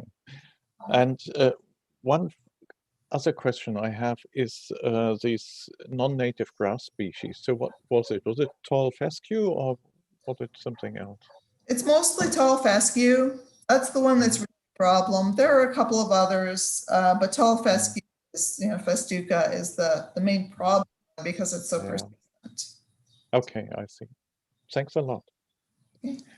Okay, then, so I would say any further discussions are then, well, we will shift to the breakout room later on. And our next speaker is Diego Ballestin. That was the recorded talk, was it? Yes, it is recorded talk, and I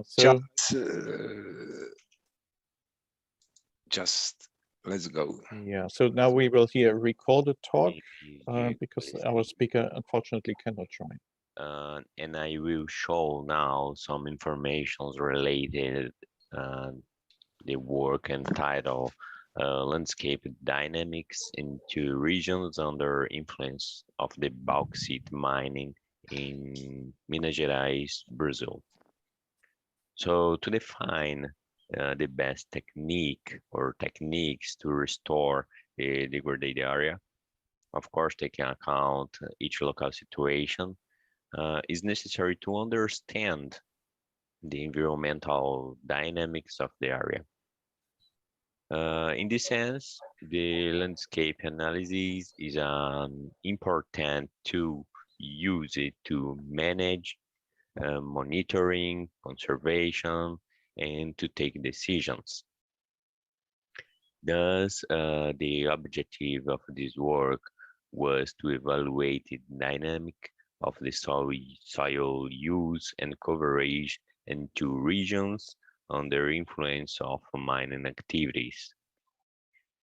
We consider an analysis period of 31 years for both regions evaluated, and these regions are located in Minas Gerais state, more specifically in the municipalities of São Sebastião da Vargem, Alegre, and Miraí, region 1, and Descoberto in region 2. Like we can see in this figure 1, okay?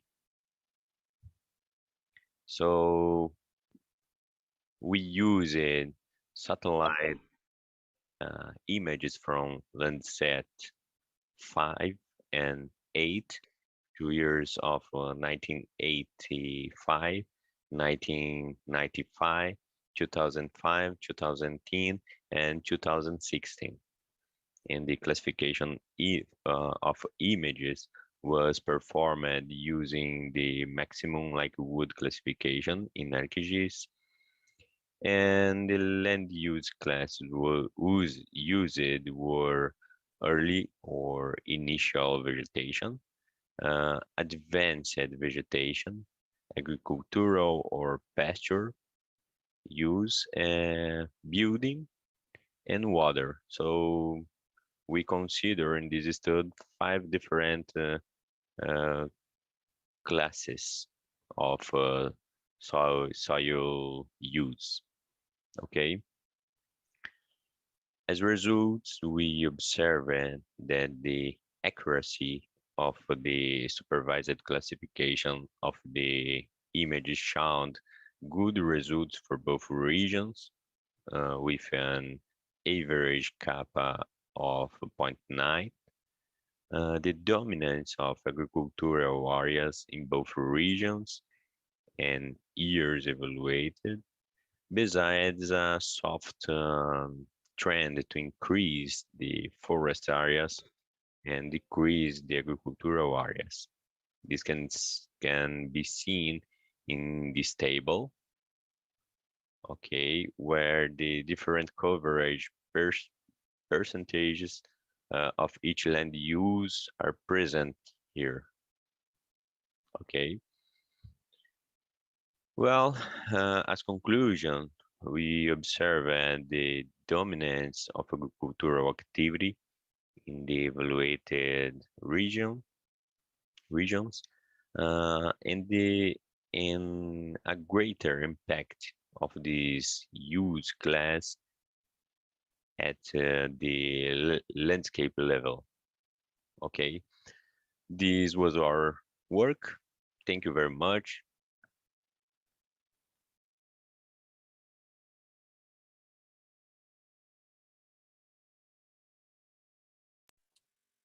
This was a short presentation, so we gained some time.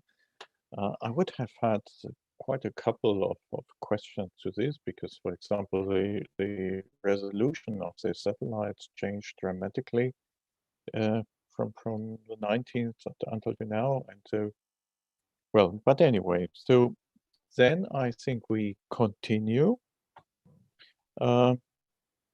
with Pardeep Kumar from Punjab University.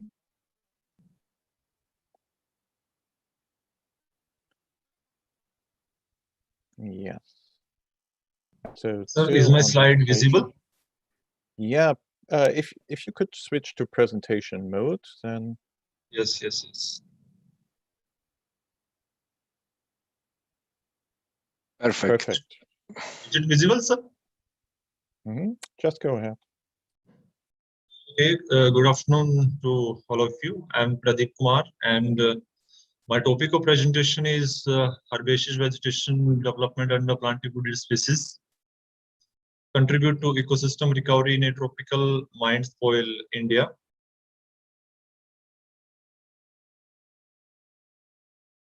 Okay, let's start with the introduction. I will not go into the deep as previous speakers have spoke about this. Basically, coal is a major source of energy globally, and especially in countries like India, where 60% of the energy production is coal-driven, and more than 90% of India's coal is extracted through open-cast mines. So due to the coal mining activities, it causes a massive land degradation and generation of overburden material and significant loss of biodiversity. The overburden materials are nutritionally impoverished, acidic in nature, lack basic nutrients like nitrogen, carbon, phosphorus, which restrict plant growth.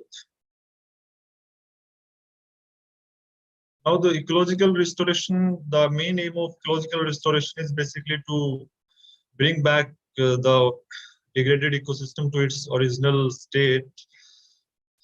Generally, we use plantation techniques like plantation of trees or herbaceous species to accelerate the process of natural succession.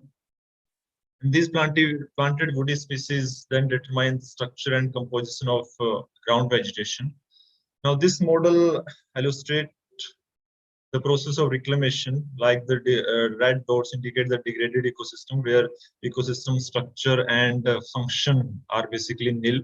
So using the techniques like removal, cleanup, and remediation, we can bring back the degraded ecosystem to its near about original state. Now, the main aim of my study is the quantitative analysis of herbaceous vegetation development across the planted woody species. The woody species were Albizia lebac, Albizia procera, Tectona grandis, and Dendrocalma strictus, a bamboo. The second aim was to analyze how does herbaceous species composition varies with the canopy cover and age of planted woody species, and to evaluate the efficiency of herbaceous biomass production beneath the plantation stands. Now, I hypothesize that the dominant tree species and species specificity significantly influence the recruitment of herbaceous flora. Various stand parameters like stalking density, basal area, and canopy cover influence the recruitment of herb species and the biomass development. The present study was conducted at the Singrauli coalfields in the central India. This coalfield is one of the largest power complexes in the world and contributes to approximately 10% of India's coal production. The stand design comprised of 4 native woody species, as I already discussed. The seedlings of Albizia lebac and Procera and Tectona grandis were planted in 1990, while Dendrocalma strictus in 1991. The total planted area for both the Albizia species was 1.5 hectare, whereas for Tectona grandis and Dendrocalma strictus was 0.5 hectare. The permanent plot were established for each species of size 20 by 25 into 25 meter for both the Albizia species and 15 into 15 meter for Tectona grandis and Dendrocalmus strictus. The various stand parameters like basal area, height, diameter, canopy cover were measured once in 1995 when the plantations were of 5-year age, and the second time in 2007. Actually, 2007 I have incorrectly written this. Once in 1995 and then in 2007 when the plantations were of 17-year age. The following parameters were determined, calculated using the standard formulas. Now, for the sampling of herbaceous vegetation, the quadrate methodology was adopted. For each stand, total 15 quadrates were laid down for each planted species, and a total of 16 quadrates for 4 sites at the peak time of floristic development. The vegetation data was analyzed for phytosociological studies like density, frequency, IVI, and dominance by following the standard methodology, and various diversity indices, Simpson index, Shannon-Wiener index, richness index were also computed. Now, for the estimation of herbaceous biomass, a complete destructive methodology was used. 50 by 50 centimeter quadrates were used for the clipping of above ground vegetation, and for below ground biomass estimation, soil monoliths of this size were used.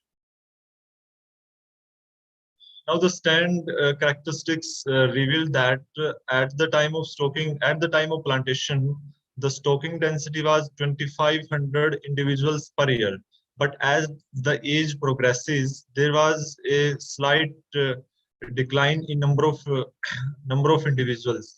But at the 17th year age, a substantial reduction in stocking density was observed as the age progresses.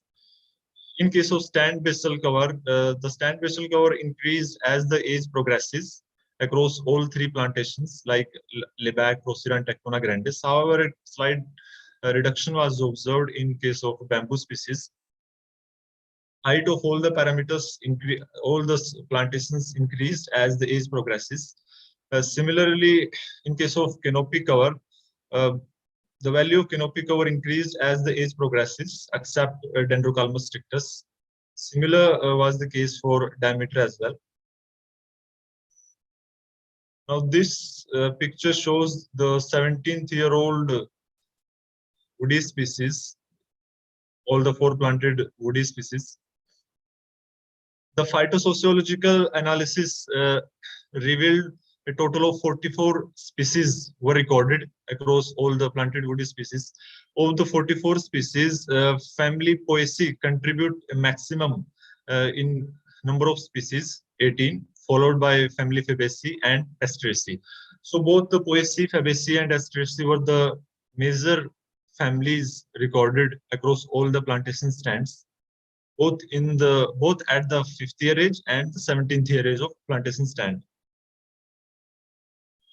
Now, as far as the different parameters are concerned, like diversity indices, Simpson index, Shannon-Wiener index, as the age progresses, there was a increase in species richness, like across all the planted species, the Tectona grandis stand attained the maximum number of species as revealed by the Simpson index and Shannon index.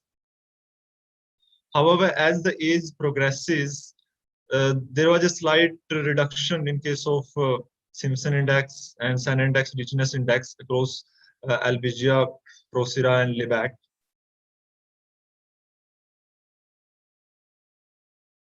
When plantation age was plotted against the alpha diversity, as the age progresses, the alpha diversity decreased in case of alpha diversity decreased in case of Dendrocalmus strictus. However, the value of alpha diversity was more or less similar in case of Tectona grandis. As far as beta diversity is concerned, the maximum beta diversity was attained between Albizia, Procera, and Dendrocalmus strictus at 5th year age, and was lowest as the 17th year age in Tectona grandis and Dendrocalmus strictus stands. In case of similarity index, the maximum similarity was observed between Tectona grandis and Dendrocalmus strictus and was lowest in Albizia Lebat and Albizia Procera. When the value of stand basal cover was plotted against alpha diversity, there was a significant negative relationship between stand basal cover and alpha diversity. As the stand basal cover increases, alpha diversity decreased significantly. Similar was the case in case of species richness index as well as in the species evenness index. When the data were plotted against canopy cover and species richness, there was also a significant negative relationship. As the canopy cover increases, both the species richness and species evenness declined significantly. So as far as the biomass of herbaceous vegetation is concerned, at the 5th year age, Tectona grandis attained maximum biomass production. However, the value of biomass decreased slightly as the age progresses. If you talk about the total herbaceous biomass, the maximum biomass was in Tectona grandis plantations. With the increase in age, there was a substantial reduction in herbaceous biomass, especially in case of Dendrocalmus strictus. When the value of canopy cover was plotted against total herbaceous biomass, there was a significant negative relationship at the 5th year stand. As the canopy cover increases, total herbaceous biomass decreased at the 5th year stand. However, the relationship was not significant at the 17th year age. Therefore, to counteract this argument, a further relationship was developed between canopy cover of all planted species of all age with above ground biomass and total herbaceous biomass. So in both the cases, a significant negative relationship was observed, signifying the role of canosed canopy of the planted species. Now the conclusion of my study is that the plantation stand of Tectona grandis had maximum recruitment of species. Number of species decreased as the age increases. Planted species with open canopy like Tectona grandis and Albizia Procera tend to recruit higher number of species and biomass production. Therefore, the frequent thinning of the young plantations is suggested at the young age. However, the amount and production rate of biomass in developing forest communities also depend on soil fertility, moisture, nutrient cycling. So all these parameters are not investigated in this study, are the future subject of investigation. Since the herbaceous vegetation regulate the production of organic matter, later decomposition, nutrient cycling, so while establishing the policies and formulating the restoration programs, the role of herbaceous vegetation should be taken into consideration. Thank you very much. Yeah, thank you very much for your nice presentation. Are there questions? I have a question. So apparently, yeah, so the canopy cover, as the trees grew bigger, decrease the undergrowth of the herbaceous vegetation. Yes. And your well, management recommendation is to open up the canopies to get more herbaceous vegetation.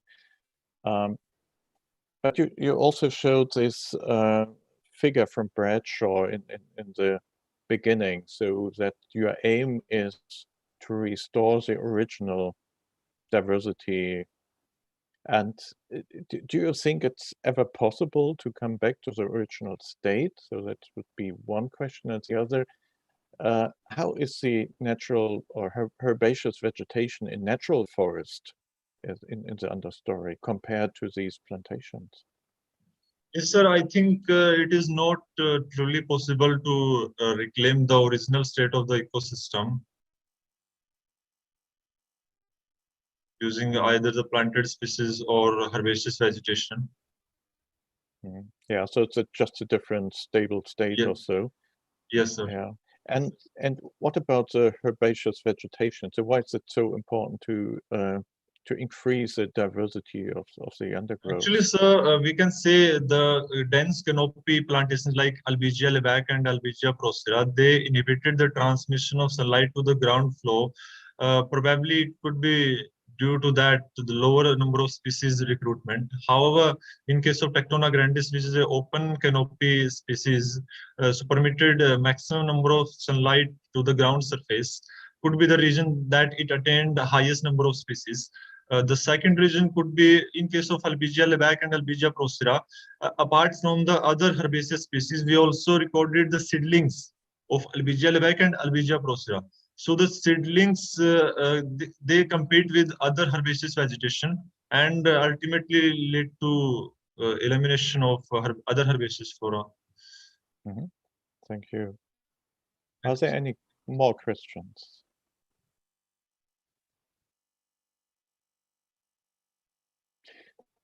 Well, if not, I would just say we proceed to the next talk. So we're a bit, well, still before our schedule, but I think that's quite good. So our next speaker is Nalukui Matakala from Zambia.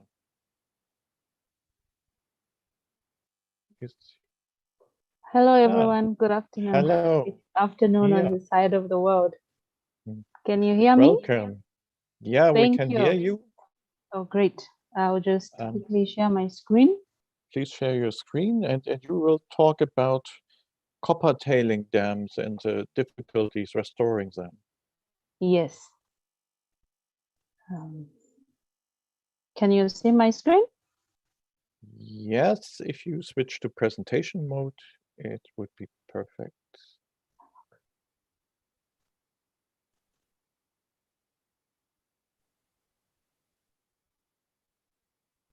Yes, excellent. Thank you. I can't see the other part. I think I have to put it on full screen. Okay.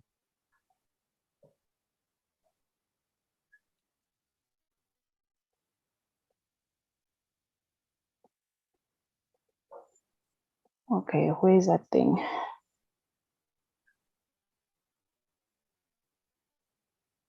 Let's see how it goes. Okay. You are looking how to put full screen? Yes. Just once more, right click. Right down part of the screen, you see like a plate, like this presentation screen. So you click on it. You already had it. It was already okay. Yeah. So try once more. Down. No.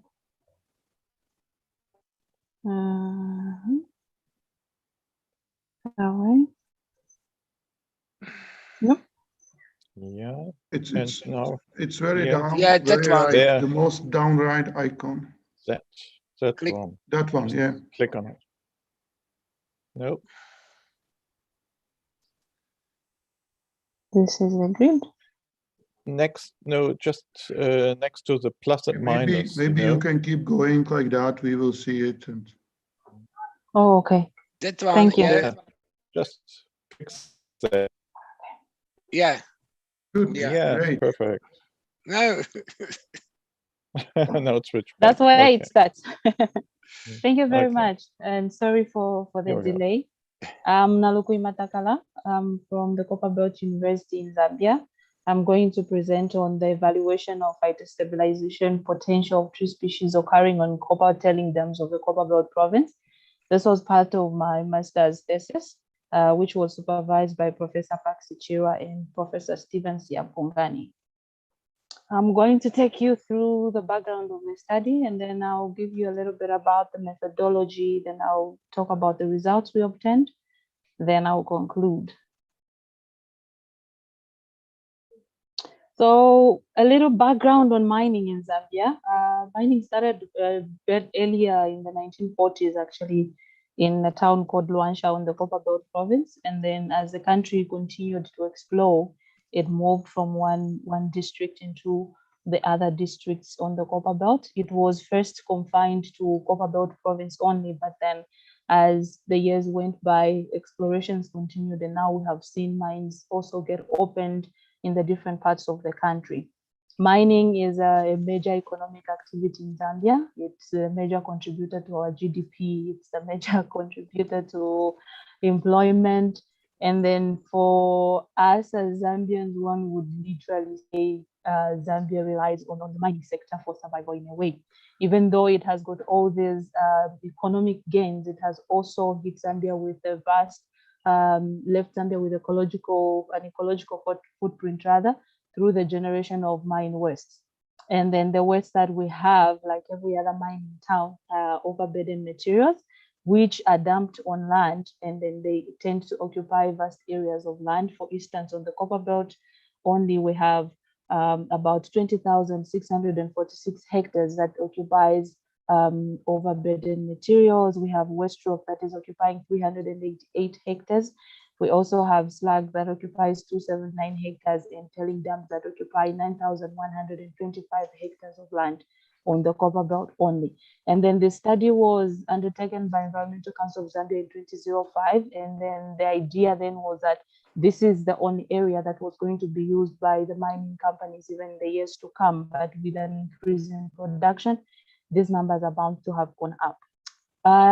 Of the 4 mine wastelands that we have, tailing dams have been a major cause of environmental problems, which also come with associated social and health as well as economic problems in the different areas where these are found, as they have an effect on the people that live close to them. That raised a concern, and then the need to also have these tailings restored. Several techniques, as we all know, have been developed around the world to reclaim and restore these mine wastelands. And then we have the physical, the chemical, and the biological methods, with the biological method taking the lead owing to its cost effectiveness as well as its efficiency in restoration. In Zambia, such trials actually were undertaken, with the first one being the use of lime that was applied on a few tailing dams around the Copperbelt province. This was stopped because it was too costly for the mining companies to actually continue, after which they went on to try the use of domestic waste that was scattered on the tailings, mostly the walls, because they were trying to protect the walls because tailings easily slip into the environment. This also was halted because of the expense that comes with it, hence the option to use phytoremediation. Tree species were introduced on the tailing dams. These include the Jatropha, as well as some Vachelia species that were introduced on the tailings. On your left, you see the Jatropha trio. The Jatropha did not perform very well on those tailings. And this was done with just the mind that some trees can actually grow on the tailings. So it was some sort of a try and error. No further studies to try and assess the accumulation methods of these species was not done. Instead, they just went ahead because of the need to actually curb the whole slipping of the tailings into the environment. The Vachelia species did show some good growth performance on the tailings, but that did not curb the whole movement of heavy metals from the tailings into the environment. That is where phytostabilization comes in, because it has got the capacity to actually confine heavy metals, hence the need to assess the species that occur naturally, colonizes tailings actually, and find out what their accumulation strategies would be. Are they accumulators or excluders that would be able to confine the movement of heavy metals. That's why the study was undertaken. So the aim of our study was to assess the phytostabilization potential of indigenous tree species occurring on copper tailing dams for the restoration of these copper tailing dams on the Copperbelt province in Zambia. A study was undertaken by Siampongani and Gambika in 2012 that assessed the growth performance of these indigenous tree species that naturally colonize these tailings. And then because of the availability of these tailings as well as the species, it warranted the study actually to be undertaken to be able to assess the actual exclusion and accumulation abilities of these tree species that grow on these tailings. So for the methodology, we conducted this study in 3 different towns of the Copperbelt. That's Mufulira, Kitwe, and Luanshya. In Mufulira, we had, that's the map on the left side. In Mufulira, we had 2 tailing dams. In Kitwe, we also looked at 2 tailing dams as well as 3 from Luanshya. Because of the nature of the way the trees are established on the tailings, they are just found along the borders of the tailings because that's where the amendments were done. That would be the application of lime as well as the domestic waste. So that's where you get to find species well established there. You do not get to find them, for instance, in the inner part of the tailings. It would actually be without anything. So we use the transect method because of that. So the transect started from anywhere really by just pressing to reduce biasness. And then we established a 20 by 20 sample plot from which we were able to identify the tree species that were there. We collected the DBH of the tree so that we can also measure, calculate the IVI of these tree species for us to understand which tree species in these tailings are actually dominant. After that, we collected the tailing soils, the roots, as well as the shoots for analysis of the heavy metal content in the lab. So the root and the shoot samples were washed with water first, and then with tap water, and then deionized water, and then dried in a microwave at 60 degrees for 30 hours for the roots, and then 24 hours for the shoots. And then the heavy metal concentrations were analyzed using the ICP-OES. And the heavy metals that we looked at were copper, manganese, zinc, boron, barium, aluminium, nickel, cobalt, sulfur, molybdenum, chromium, and cadmium. Even though our main interest was really the copper, we had to also look at the other metals and elements that were present in the soil that could also be a reason as to why certain plant species and other organisms do not exist on the tailings. So the metal concentrations in the tailing soils, the roots, and the leaves, after doing the analysis in the lab, were used to calculate the bioconcentration factor as well as the translocation factor, which we used to determine whether a species is an excluder or an accumulator of heavy metals.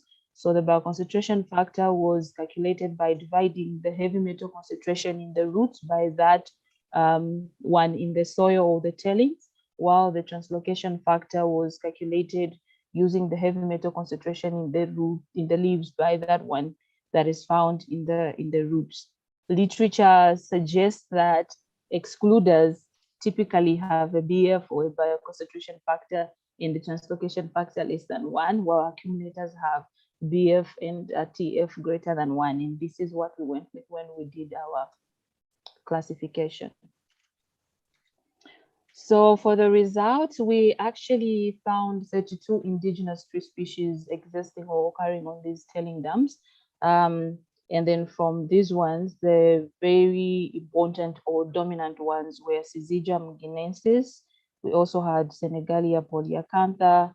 We had Ficus cratostoma. We also had Ras longipes that was doing very, very well because it was one of those species that showed very, very good growth performance. Even when it came to having fruits, it actually had quite a lot of fruits on it as compared to the others. And Bauhinia thorningi also seemed to be doing very well, as well as Albizia agentifolia. Also, it varied from one tailing to another, from one district to another district. just like the heavy metal concentration also you are going to see would be different from district to district. Even with these 3 species you found, this one is doing very well in this town and then not very, very well in another town. So for the heavy metal concentrations in the tailings, we did find that the copper was quite high in the tailing dams that we had looked at, with the ones in Luanshya having the highest heavy metal content.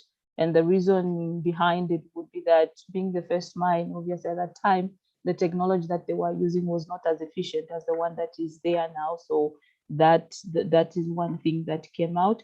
We also had high levels of sulfur and manganese that were observed. A little was actually found for cadmium in the different soils that were collected from the different sampling sites.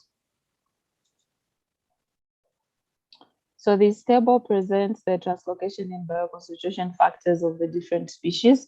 So besides this table, there's another bigger table that shows the different species bioconcentration, and then there are also their translocation factors. But this is a pooled one, which has both the translocation and the bioconcentration factor. And it was from this table that we were then able to do the classification by looking at the bioconcentration factor and the translocation factor of the 3 species. Then you would be able to deduce whether this one is an accumulator or an excluder of a certain metal. So for the copper excluders, we found that 25 of the 32 species actually are able to exclude copper, with Ras, Syzygium, Senegalia polyacantha, Ficus, Cratostoma, some of which really had very high IVIs, indicating their dominance, which was quite good. Bauhinia pitesiana, Chrysocarpus orientalis, and then all the others that are listed here actually did show exclusion abilities for copper. It was not the same for every other element, as the 3 species would exclude this heavy metal, but then accumulate the other one. It differed from one metal to another metal. For the copper accumulators, we had Dombea rotundifolia, Albizia mara, Parinari cuatifolia, Combretum zeheri, Annona senegalensis, and Ozoroa insignis. One key finding of our study was that every species that we studied actually was classified as an accumulator of manganese. None of them ever excluded the manganese, and only Albizia dentifolia, Albizia tunisiana, and Combretum piculatum and Ficus carpacensis were classified as zinc excluders. Every other species actually accumulates these metals. This then showed that it's very, very important to look at the species that you would want to use in terms of how well they perform with regards to different other metals instead of just one. Even though we're looking at copper as a key metal, there are also these other heavy metals that are found on these tailings that are also acting together with the copper to make these areas quite hard for certain other organisms to actually be able to be established on those areas, especially when it comes to the establishment of plants on these tailings. To conclude, our study characterized these 32 plant species based on their exclusion and accumulation strategies for each of the studied metals. And then, as I said, a number of them were observed to exclude copper and then some other heavy metals, while at the same time, they were also observed to accumulate other metals. And with this, it is actually key to be so concerned about the way we select the type of species that we are going to use, so that we don't solve one problem and then postpone the other one. So this study provides information that will be important in the implementation of phytostabilization programs on copper tailing facilities, copper tailing storage facilities, by providing information that could provide for a well-targeted species combination to ensure that all heavy metals on the TSFs are actually taken care of. Thank you very much. Thank you very much, Nalokui, for this comprehensive overview of the selection of proper plant species. Are there questions?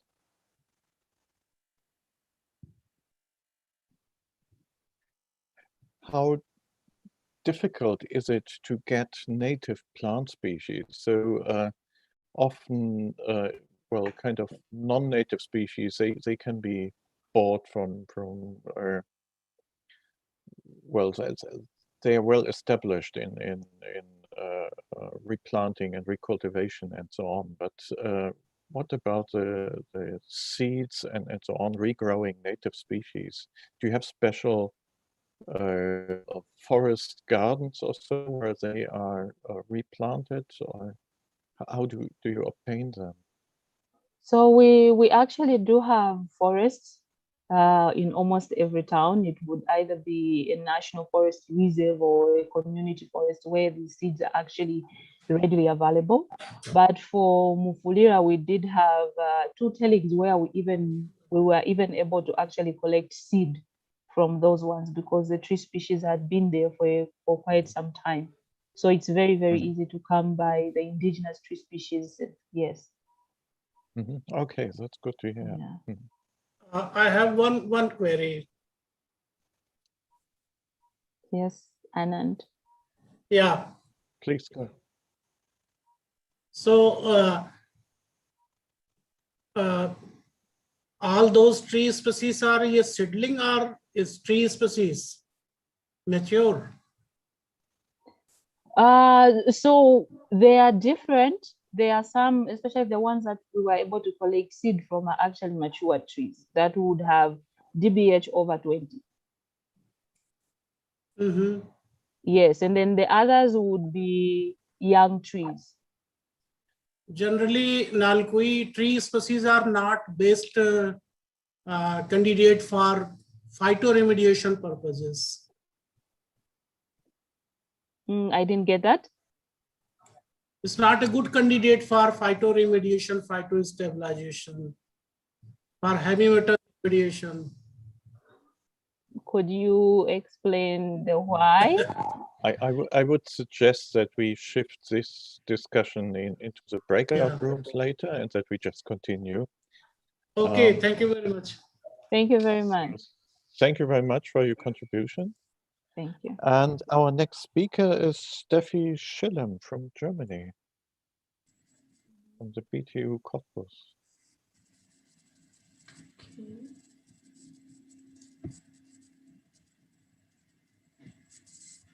So hello everyone. I'm going to present you a poster. Here you can see the whole poster, and I will zoom in again. So I hope I can stop this again. Okay, no, not really. Sorry.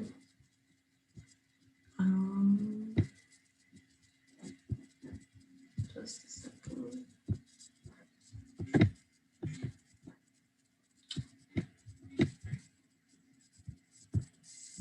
Okay.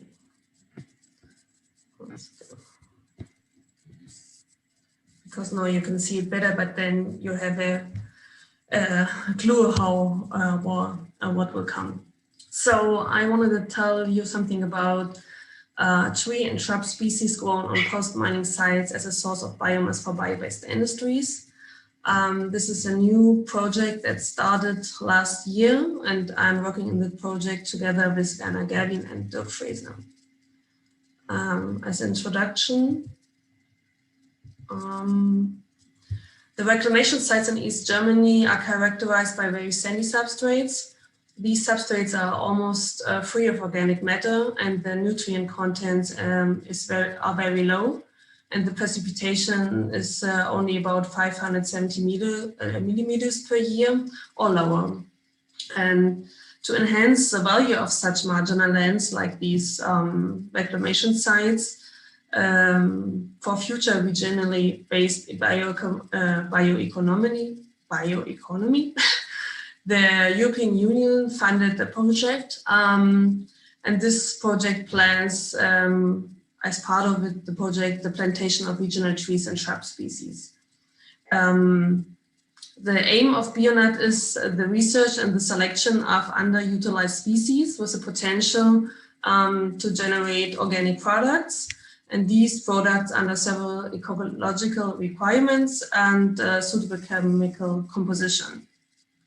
And to do the research on this product, we have to harvest wild and cultivated species to generate the source of the biomass for this products that will be developed by different companies within our project consortium.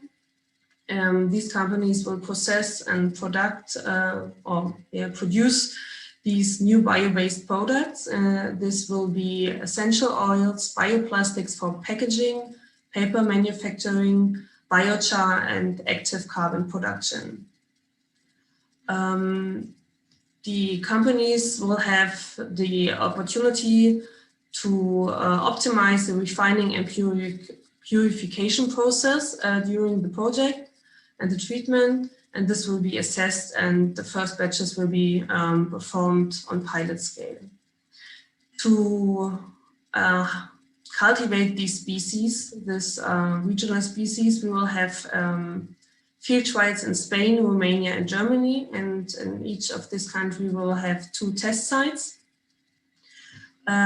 These will be established on the one hand to see or to provide biomass, of course, and the other side is that we want to test the benefit of intercropping or mixed forest on marginal land, on cultural and marginal cultural land versus the natural growing, so the monoculture of these species, on the quality and the quantity of biomass. And we will do some investigations. I will come to that later. So one field trial in Germany will be in the eastern part and on the reclamation side of the open cast mine in Welzow South. This is the same open cast mine where the Chicken Creek catchment was established, what we heard this morning. And the site is characterized by loamy sand with a pH of 6.7 and the organic matter content of 1.6%. The size of the field trial will be 1.5 hectares, and we will cultivate black locust and blackberry as monoculture and intercropping. And we will use 2-year-old cuttings of regional origin. This is a really important part of the project, that we use regional species. And additionally, we will use some native plants nursed from natural wild species. We will start this field trial in October this year, and it will last till July 25.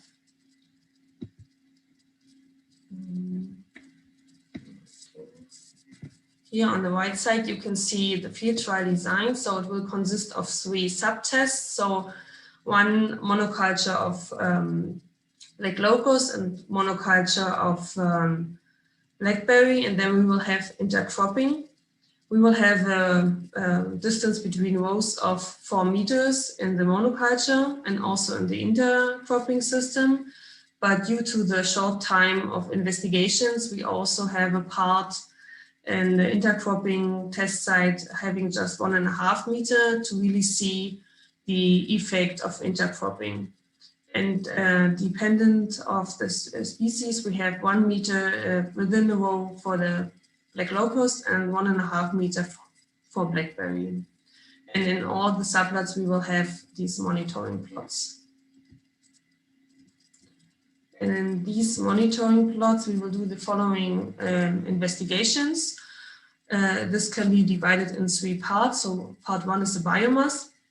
We will measure the diameter at 10 centimeter height and the height of the plants twice a year, 10 centimeter because the plants are very small when we plant them. So it's about 60 to 70 centimeters.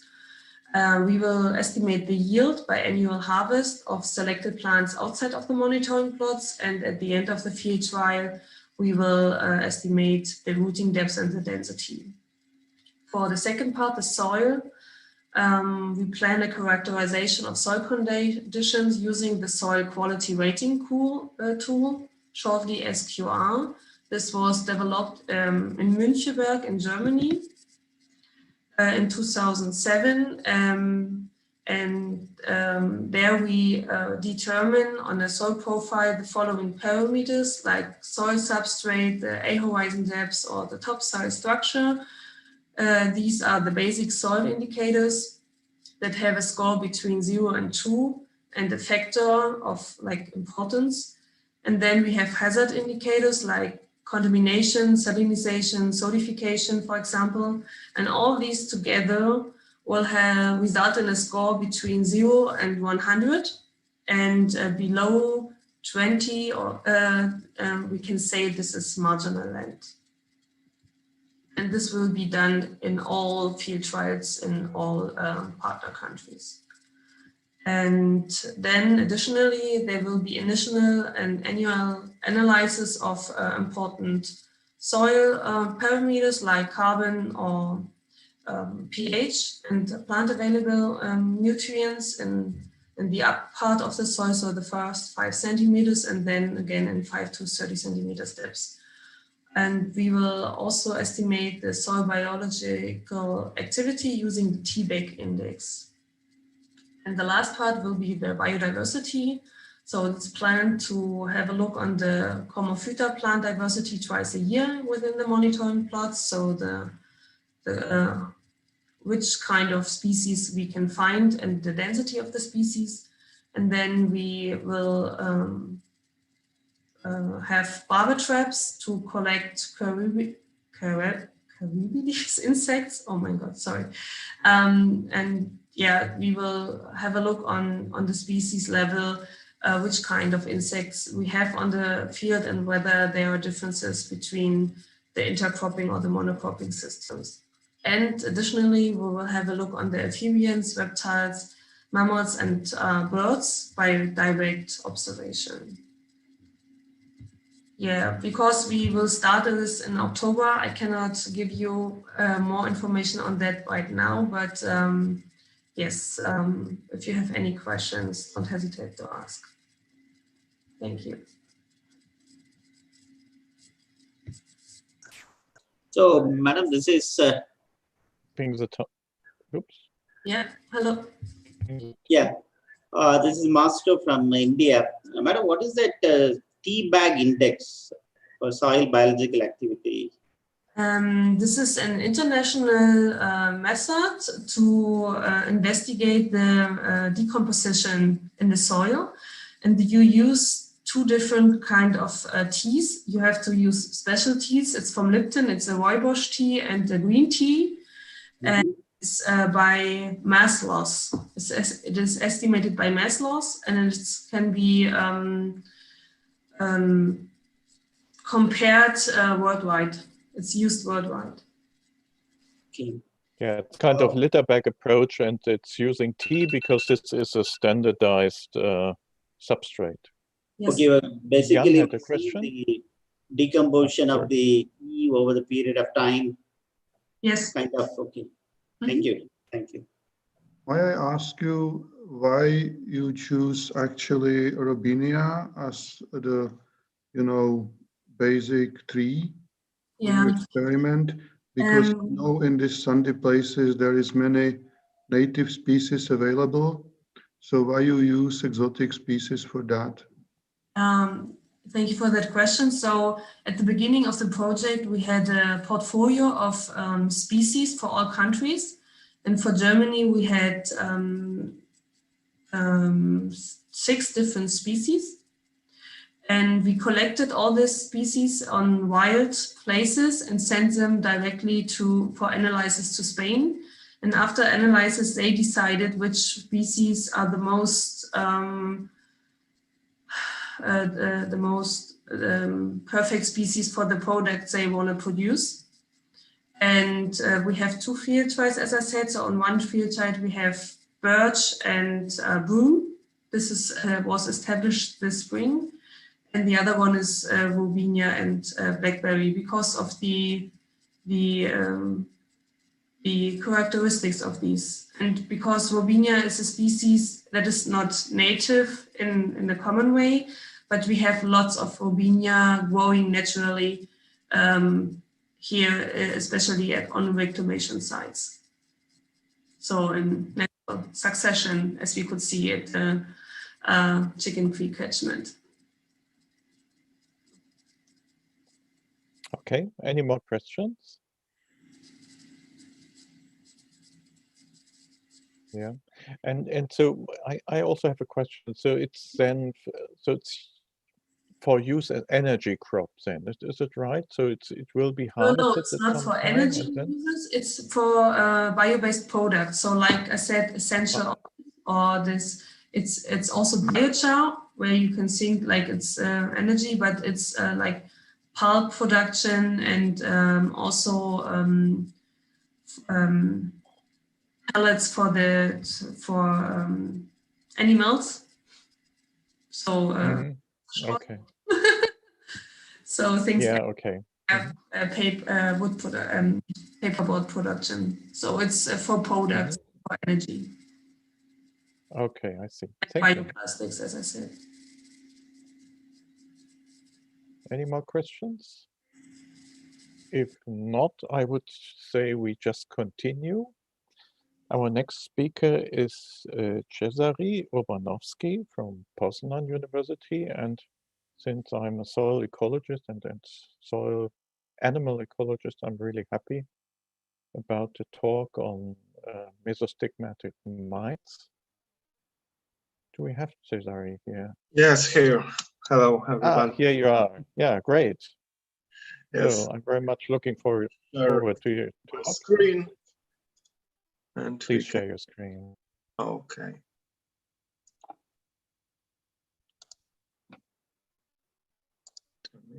Okay. Hello, everybody. Greetings from Poznan University of Life Sciences from Poland. At first, I want to introduce myself. My name is Cezary Krzysztof Urbanowski. I am a PhD candidate from the Department of Game Management and Forest Protection. And today I want to show you my results of the experiment conducted in pure and mixed stands growing on a spoil heap and adjacent forest areas, as well as the response of soil Gamazina and Rhopidina mites inhabited different type of lands and litter of different tree species. The study was a part of the research project entitled Environmental and Genetic Factors Affecting Productivity of Forest Ecosystems on Forest and Post-Industrial Habitats.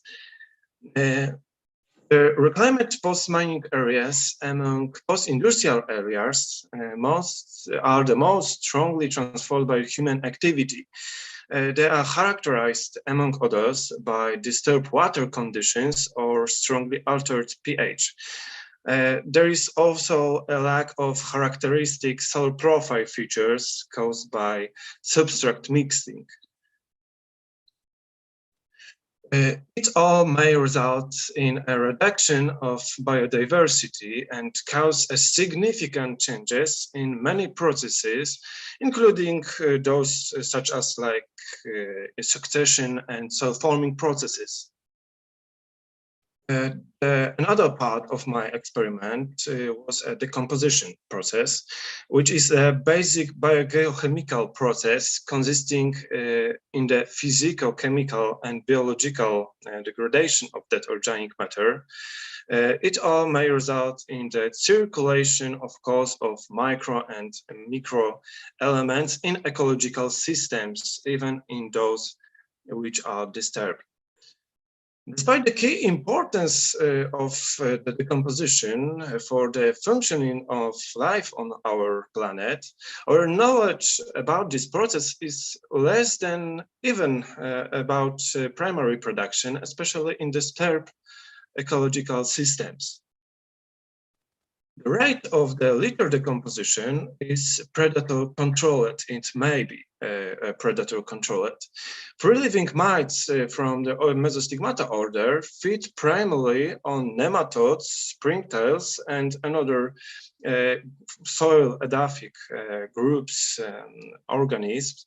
but most of them are related directly, such as most mites, which are most abundant Acari group in the soil.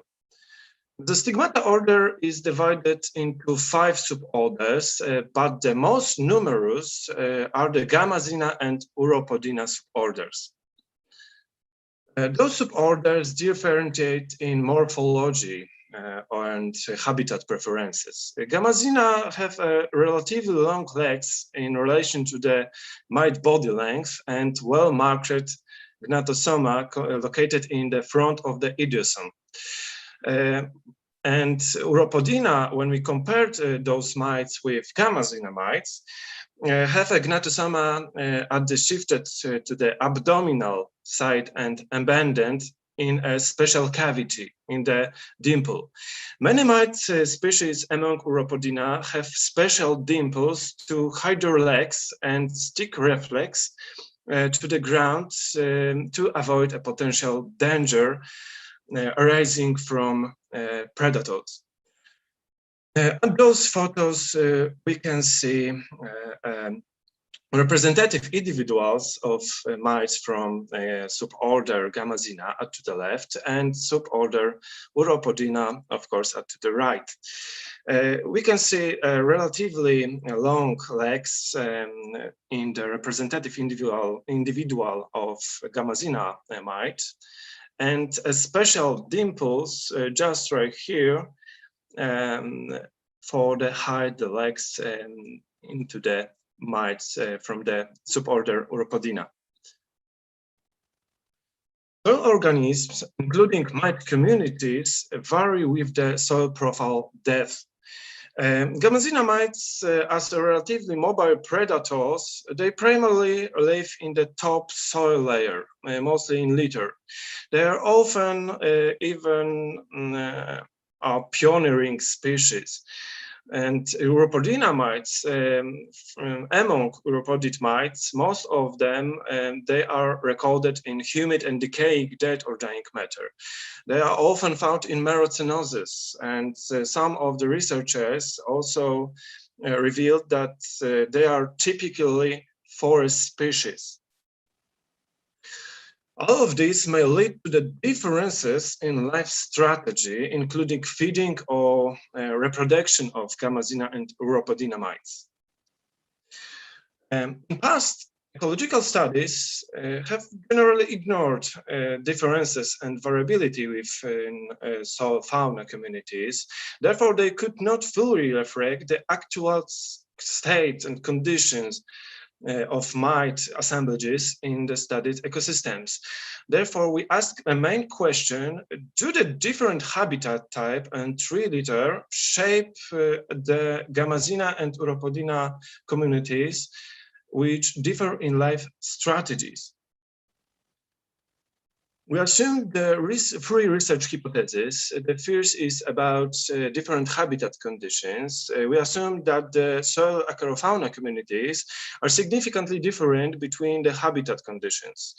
We also assumed that soil acarofauna communities are significantly different between different species composition of stands, single species, pure stands, and mixed stands.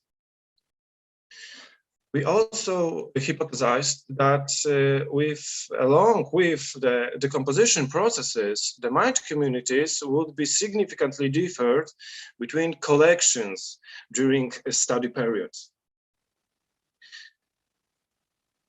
The research object of our experiment was the reclaimed external spoil heap of Bełchatów brown coal mine, which is located in the central Poland, Mount Kamińsk.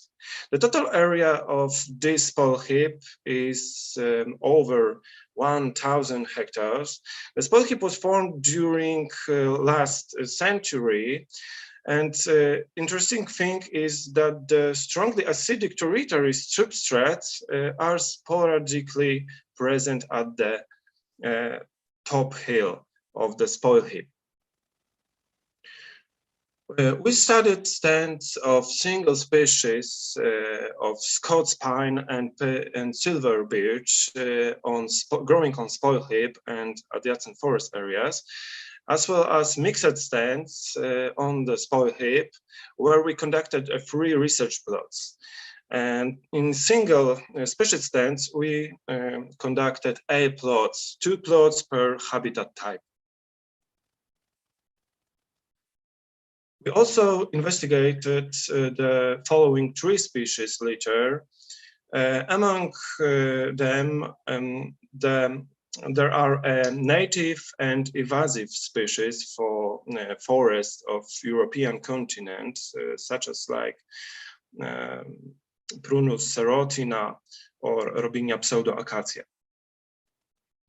The first stage of our experiment was to lay out of performed nylon litter bags containing leaves.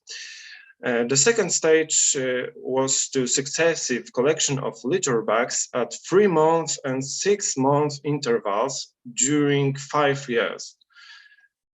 Another stage, the third stage, was to transport of the collected samples to the laboratory in order to isolate the soil fauna communities. And the last stage of our experiment was, of course, the identification of Gamazina and Uropodinamide communities inhabiting those litter bags. To keep comparability, all integral values were calculated to mean values. We also calculated the mean values, mean mite abundance per plot and 3 species litter and collection day to reduce the number of replication per each variant. Mean mite abundance was calculated per 100 gram of dry litter mass to keep comparability between collection days and litter types. 2 key posteriori tests were done to determine the differences between the collection days, litter and habitat types, and all of the statistical analyses were done using R software. The main aim of our experiment was to investigate how the 2 suborders of Mesostigmata varied between different habitat conditions and single species litter of 14 tree species. The experiment with single species litter of 14 tree species was conducted in mixed stands only. And there is a result. In total, we recorded mostly 26,000 mite individuals identified as 79 taxa, but most of them are from suborder Gamazina, as we can see. Mite abundance of both suborders in relation to dry litter mass usually increased gradually during decomposition. Abundance of mite from those both suborders differed between the collection days. At the figure, we can see that at the beginning of the decomposition, at the 5th collection day, there is a gradually increase, which is very fast during the decomposition process. Also in Uropodina and Gamazina suborders.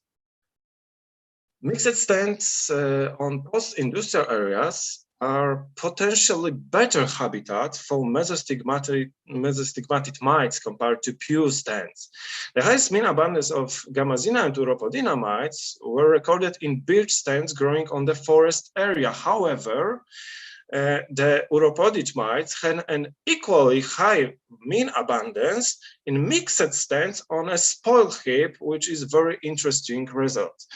We found that also that mean abundance of Gamazina mites differed between habitat types and litter of tree species studied.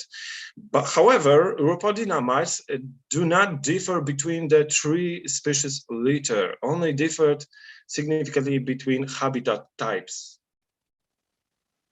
Here we have a figure which is related with the mean abundance of Uropodina and Gamazina among habitat types. Yeah, maybe I'm going on because I thought everything about it. Another result of our experiment is that among studied 14-liter tree species, the highest mean Uropodina abundance was found for invasive tree species, Prunus serotina, while Gamazina is the highest, have the highest abundance in Ulmus laevis, which is native species, tree species for our country, for our region of Europe. Here is a figure of 14 tree species liter. Our main results suggested that we recorded significant differences between the collection days, and moreover, mite abundance increased during ongoing decomposition. Osler et al. Indicated a strong correlation between decomposition and soil fauna. However, after exceeding 20% of the litter mass loss. Therefore, we can conclude that this may indicate a general tendency in litter back colonization by soil mites and a rapid abundance increase at the beginning of the succession process taking place on a post-mining areas. Another result, which is very interesting, it was that the Uropodina communities had a similar abundance in mixed stands on a spoil heap, as well as in single species birch stands growing on a forest area. Of course, it's not quite surprised that the positive effect of mixed stands on spoil heap is confirmed by many studies, but it can be concluded that a potentially better solution is to choose mixed stands during afforestation and reclamation of post-mining areas than monoculture stands. Our research should contribute also to a better understanding of the soil forming processes taking place on the degraded area and the importance of soil fauna, which has a decisive influence on those processes. Moreover, our results should contribute to selecting appropriate tree species to improve as rationalize a revitalization of degraded areas by creating better conditions for soil fauna, including those species not only directly involved in soil processes such as predatory mesostigmata. And it's all for my presentation. Thank you very much for your attention, and I'm waiting for your valuable questions. Thank you very much, Cesare. So, are there questions? I have a question. So you might say as you said, they are predators, yeah? So they are a bit higher up in the food chain. And so do you think they would reflect somehow the complexity of the food web then? Or what do you think about that? Only a few research revealed that there is an indirect influence of decomposition and predatory organisms in the soil. However, the food web is very complex, and the mesostigmata mites are located at the end sections of the trophic soil chains, and therefore they can indirectly influence the soil forming processes, including the composition process, by feeding on the related trophic groups like moss mites or springtails or nematodes, which are directly involved in the degradation of detergenic matters in the decomposition process. Yeah. When did you analyze these litter bags? So at which stage of decomposition? Was this at the end of decomposition? Or? the composition was a part of different experiments. However, I only analyzed the animals inhabiting the litter bags, not. Yeah, but at which stage of the after which time the litter bags Yes, have been exposed? this figure is presenting only collection days, not the composition ratio. Therefore, my presentation is about succession of soil organism and mesostigmatic during the composition. Okay, thank you very much. So then I close the session here, and I think Jan may have some general comments before the breakout rooms start, or before we migrate to the breakout rooms. Well, I actually didn't have any general comments. I just want to point on breakout rooms. And so enjoy your coffee and enjoy the breakout rooms. And yeah, I'm happy everything is running smoothly so far. Thank you. Then enjoy coffee, enjoy the meeting people in the breakout rooms. Yeah, okay. I will start the breakout rooms. If somebody has problem to get to breakout room and does not see the button, then write to chat, I want to go to this room, and I will forward him to that room. So I'm opening the rooms for 15 minutes just now.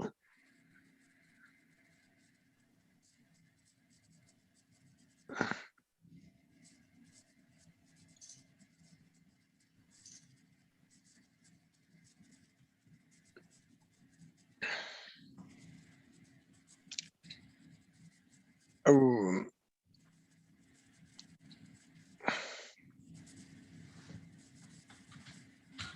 Well, and I see that I made a mistake, and the breakout room 3 is for Mr. Kumar and not 3.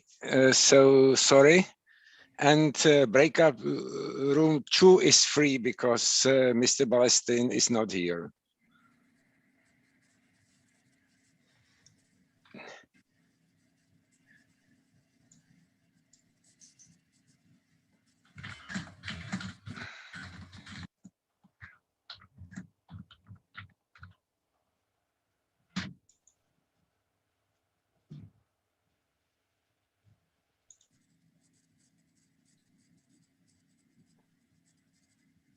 So it's the same problem again. I cannot attend my breakout room. And which one you want? Yeah, you have yours. 1, 2, 3, 4, 5. Yeah, okay. I will move you there.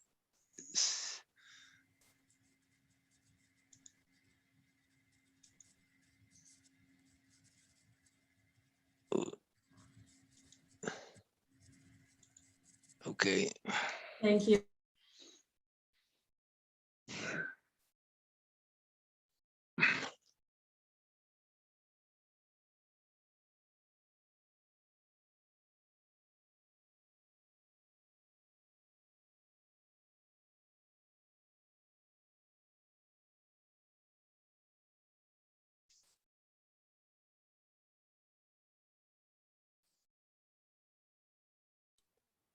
And it would be helpful if the presenters would go to their respective breakout rooms. I'm trying to move them there.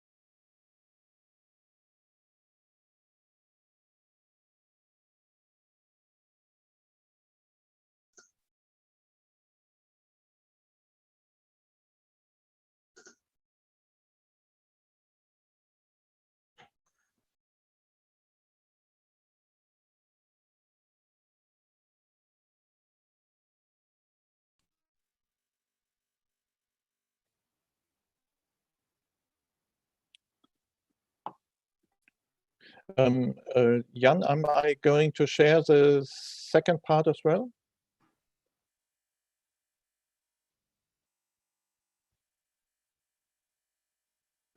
I think the people already came back from breakout room. This was finished. Well, I can share the second part, but if you can do it, I mean, do you need to leave sooner or something? I can share the rest if you need. I don't have to. I could just continue if you so. Yeah, that would be lovely. Okay. So then we continue with the second part of the afternoon session. And our first talk will be from Mateusz Rawlik on tree species as main drivers of afforested post-mining sites restoration. And hello, everyone. Mateusz, share your screen. Ah, that's you. We just were together in the breakout room.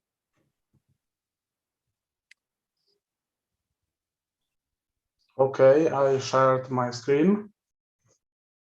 If it says Perfect. okay, I'm glad to can speak at the conference. I would like to present my results from post-mining areas in Poland. I work at Bełchatów brown coal mine. My study area is restricted to forested external spoil heap. Here we can see the forested external spoil heap, which was deposited, which was formed from 1977 to 1994. Since the mine was built, the overburden was deposited to the external spoil heap, and this area is now named at Mount Kamieniska. Actually, lignite is exploited from two open casts, here and here. And overburden from here is deposited on the internal spoil heap here, and overburden from here is deposited on the second external spoil heap located here. We can see on the photo, we can see freshly deposited overburden, which is deposited here. And here on the photo, we can see open pit exploitation of brown coal. And on the background, we can see here coal plant powered by lignite. And here we can see fully reclaimed and forested spoil heap which I worked.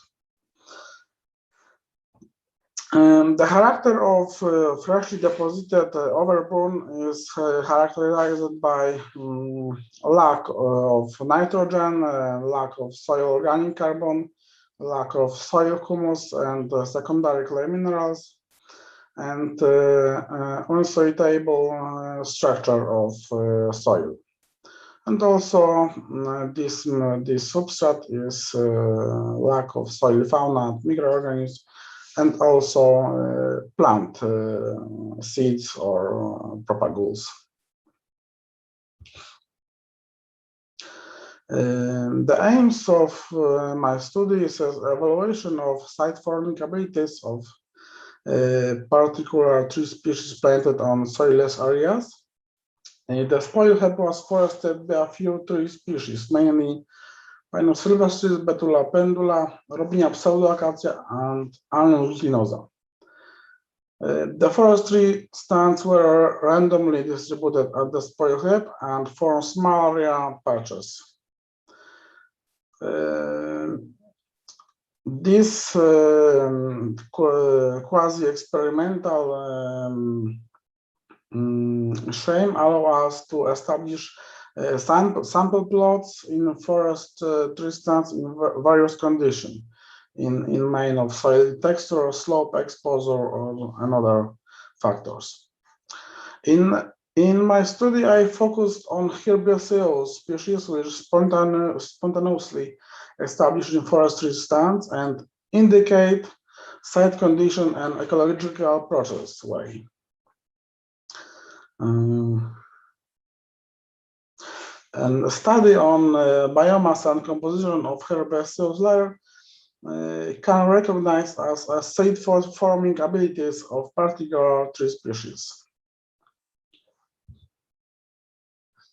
We hypothesized that the forestry species will be the main drivers of biodiversity of herbaceous layer for biomass of herbaceous layers and the composition rate of herbs.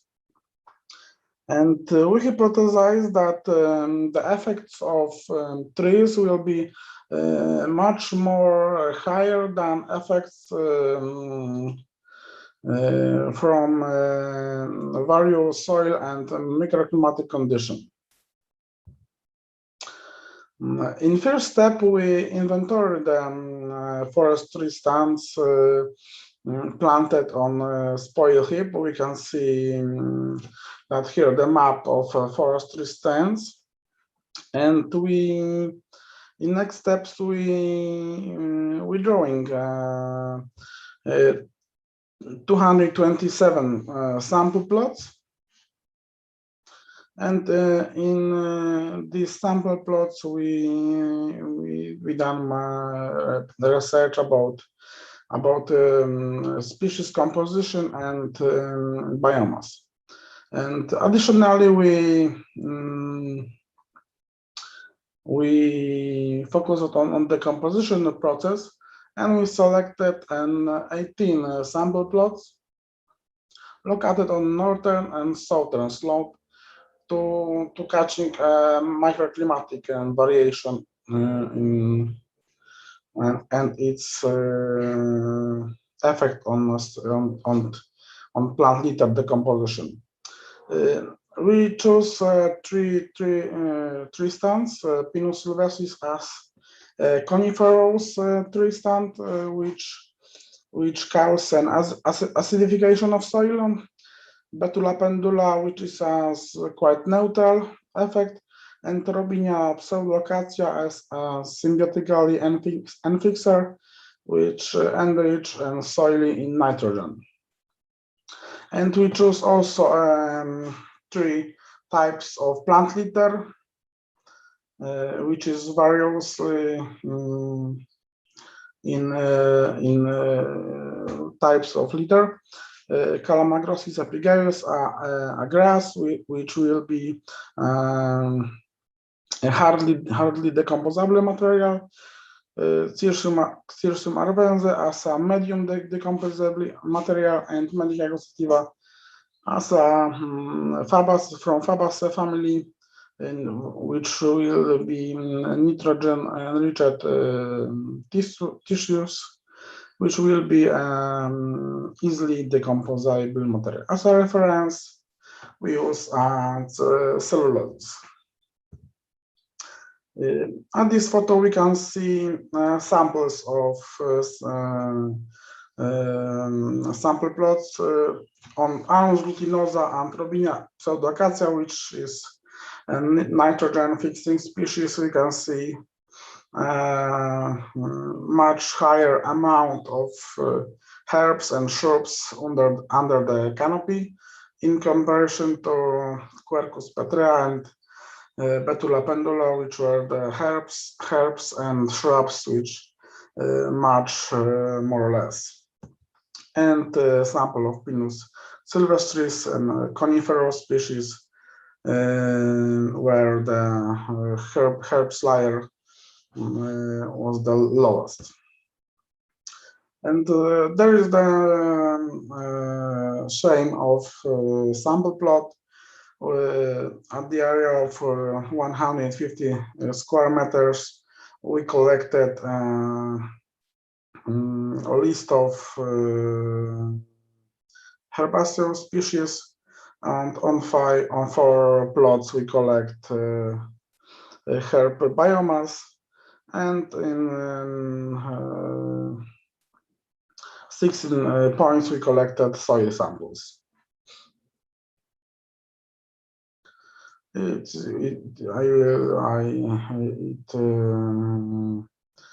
said it, we chose to decomposition experiment 3 types of forest stands, 3 types of litter, and we take into account climatic factors connected with slope exposure. In the decomposition experiment, in first step, we collect the senescing plant collection. Next, we eat drying and preparing 2 or 3 grams of plant litter and putting into alter bags like this. And next step, the litter bags were put on sample plots. And litter bags, sets of litter bags were collected every month. And the collected litter bags were dried, and the remaining mass were measured. All the composition experiment will 15 months. As a result of species composition, we use a twin span classification, and at the first step, the first general result is that the plant species, herbaceous species composition under nitrogen fixing species like Alnus glutinosa and Robinia pseudoacacia were classified to one group, which we named it Alnus robinia, and species composition under Betula pendula, Pinus sylvestris, or Quercus petrea were classified to next group, which we name it Betula pinus. At the second level of division, it seems to be quite connection with slope exposure, and majority of southern slope sample plots were classified to, as we name it, dry group, and the northern slope were classified to moist group. And analysis of Ellenberg indicators show us the differences, and that the Alnus robinia species composition is much more nutrient demanding, but much lower light demanding. It is because in nutrient-rich Alnus robinia species composition, these species form dense canopy, which at the same time the light demanding species do not can survive. Okay, please come to an end. Also, some ecological differences. We can see that under Alnus robinia species, Nitrophilous species is much more occurring more frequent, and also much more frequent is Zohoris species. And also forest species were rare, but under more Nitrophilous species, the occurrence of forest species is higher. As we can see, the main factors that that showing is the light condition and nutrient condition is that shaping the community composition of under tree stands. And we analyze as we can see, also high herb biomass was occurred in high demanding species composition and nutrient demanding composition. The amount of herb biomass did not change with the mine gradient, but the species composition was changed. This is the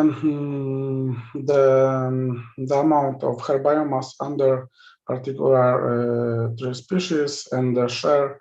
As we can see that the main share in herb biomass have meadow species. It is interesting that the main share have Festuca rubra, the species which were sown before trees were planted. We are running out of time. Okay. I try to finish. And the best predictors, of course, is that the of herb biomass, the forest stand.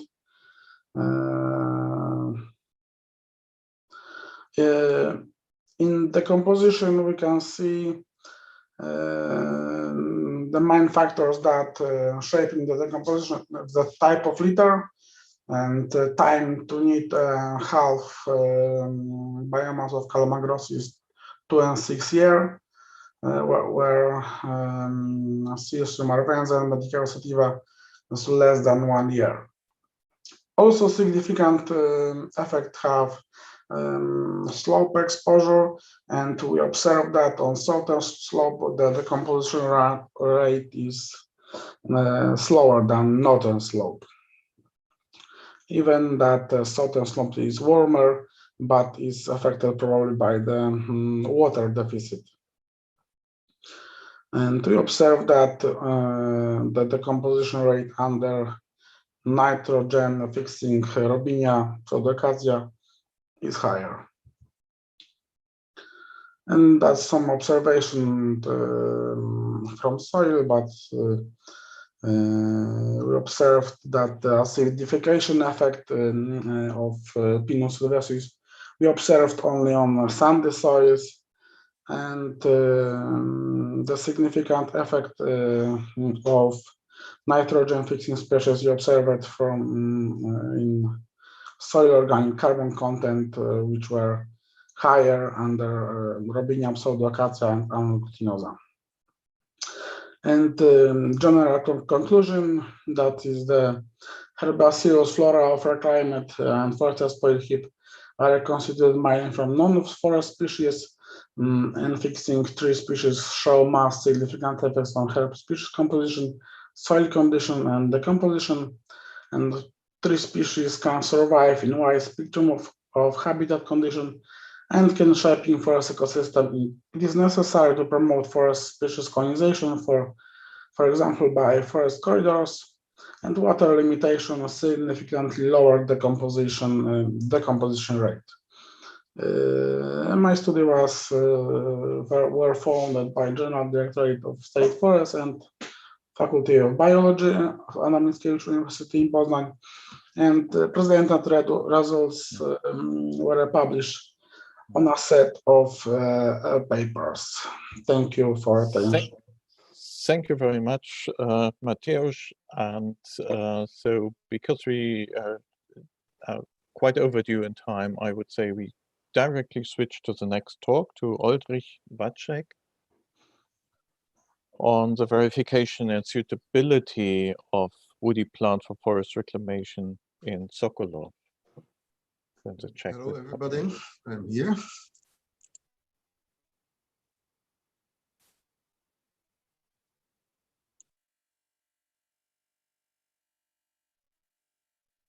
To find my presentation.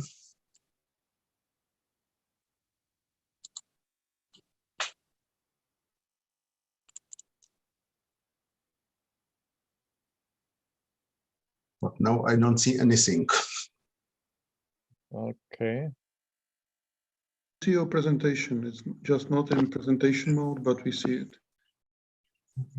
We see your presentation put to the... Do you see it? Yeah, we see it.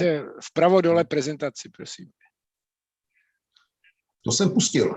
Ještě ne, málo, kliknout víc. Yeah, that's perfect. Now I see it. And you? Je to zase v tom druhém módu, tak... Takže zkusím ještě jednou. Je to jako, když bychom se na to dívali jako z vaší do toho. Z mého monitoru, je mi to jasné. Když tak to nechte takhle, ono je to OK. Já se pokusím přepnout. Nebo zkuste F5. F5. Máčk sem. To nic nedělá. Kontrol F5. Tady nevím. Tak je to takhle, ono to vidíme, já bych šel dál. Já teďka se později nevidím nic. Takže teďka něco vidíte, prosím vás? Vidíme v pohodě vaši prezentaci, jako v tom trošku menším, ale to je v pohodě. Takže page downama můžete jet. Okay, I will present my results from the inventorization of the trees on the spoil heap in Sokolov coal basin. This basin is located on the west borders of the Czech Republic, and you can see this spoil on this red line. Something about this spoil heap. It's called the Arboretum Antonin, and this spoil heap was founded about 1956-57, like spoil heap in interior of the name the Antonin. And the filling was ended in 1968. After ending the filling was starting afforestation. It's take about 5 years from 1969 up to 1974. And total area of this heap spoil is about approximately 165 hectares.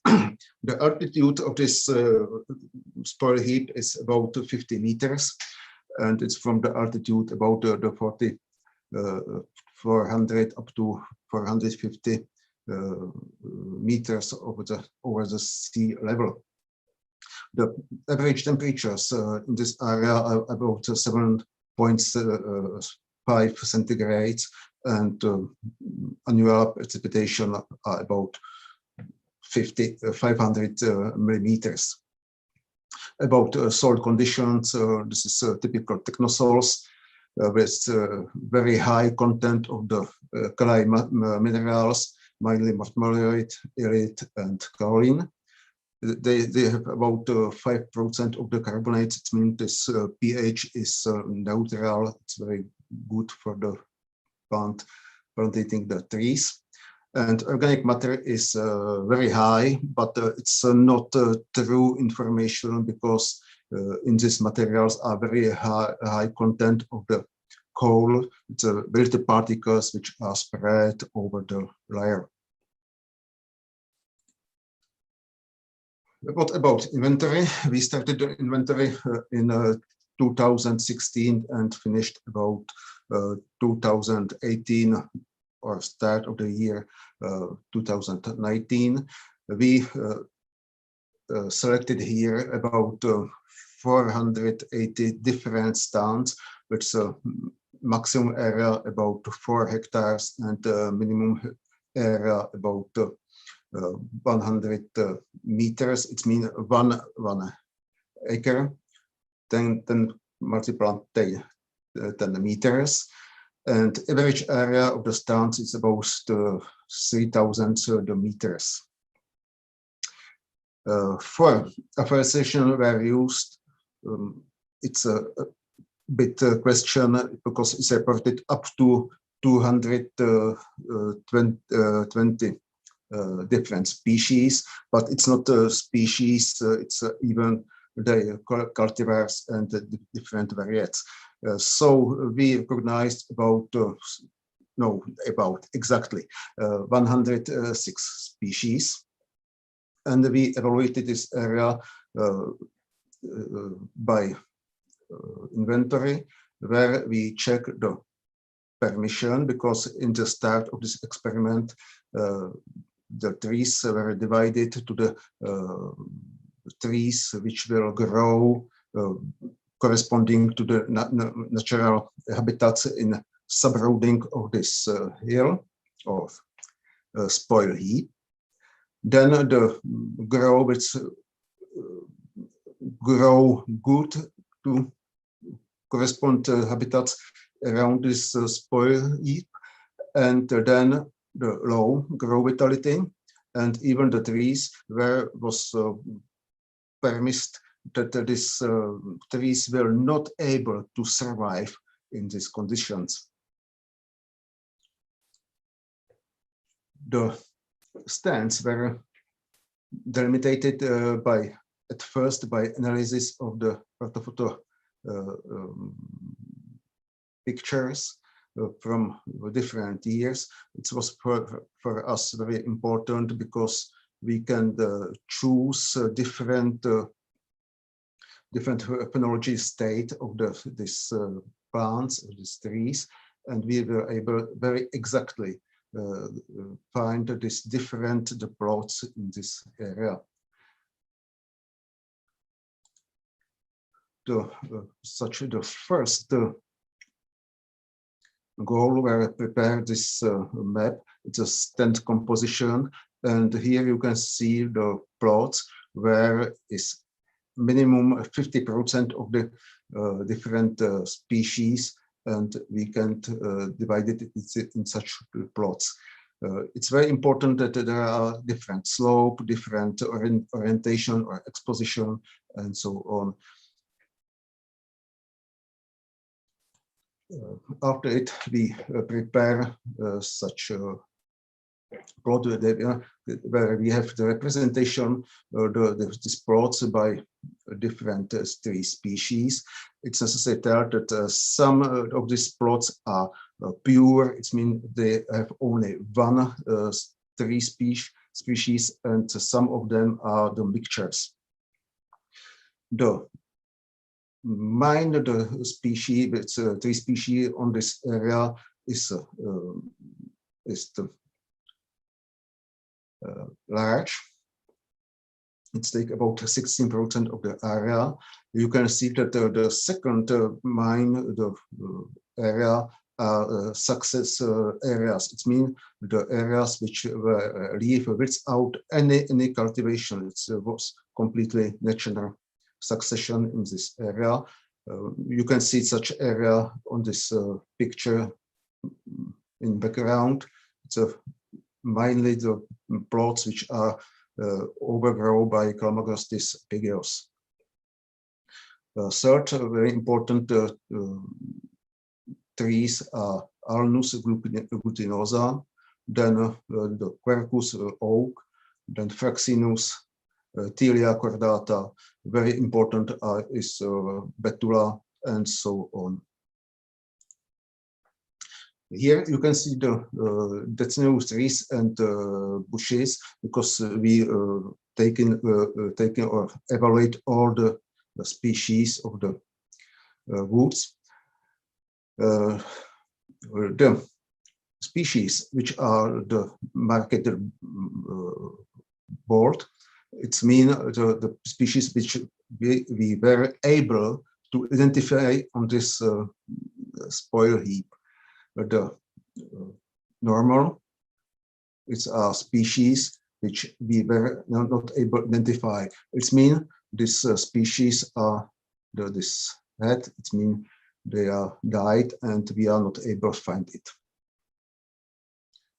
There is many interesting results, because some species were premised that they will grow very good or very bad, and there is some very interesting differences in this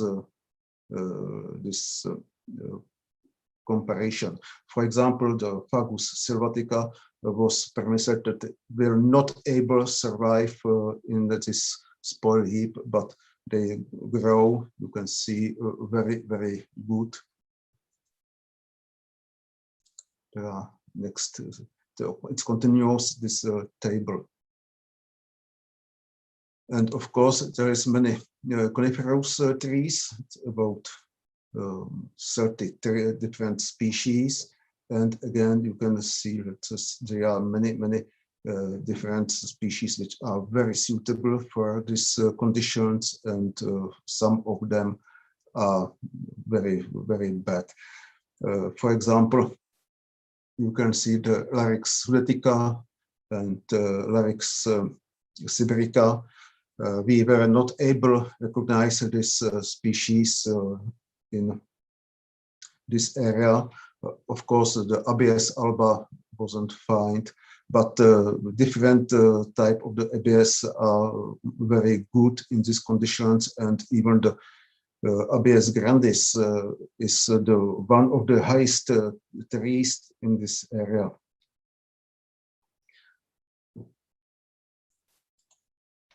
Some results. The best growing woody plants on the Antonine spoil heap are this 15 different deciduous trees and about the 6 or 8 coniferous trees. Of course, many of them are introduced or even the invasive plants, and it's some problem from the using it in remediation of this area. And here we have the well-growing, but no best, but only well-growing woody plants on the Antonine spoil heap. And it's next about exactly 11 different species. These different stands are spread around all the Antonine spoil heap. You can you see the plots with common larch. As I mentioned, it's the most common of the trees or plots on the Antonine spoil heap. These trees are growing very, very well. I can show you the interior of these plots. It's go very well, even better than on the similar stands around this spoiled heap. And in compare, for example, it's growing tables which use Czech forestry companies for measurement or bonification of the trees.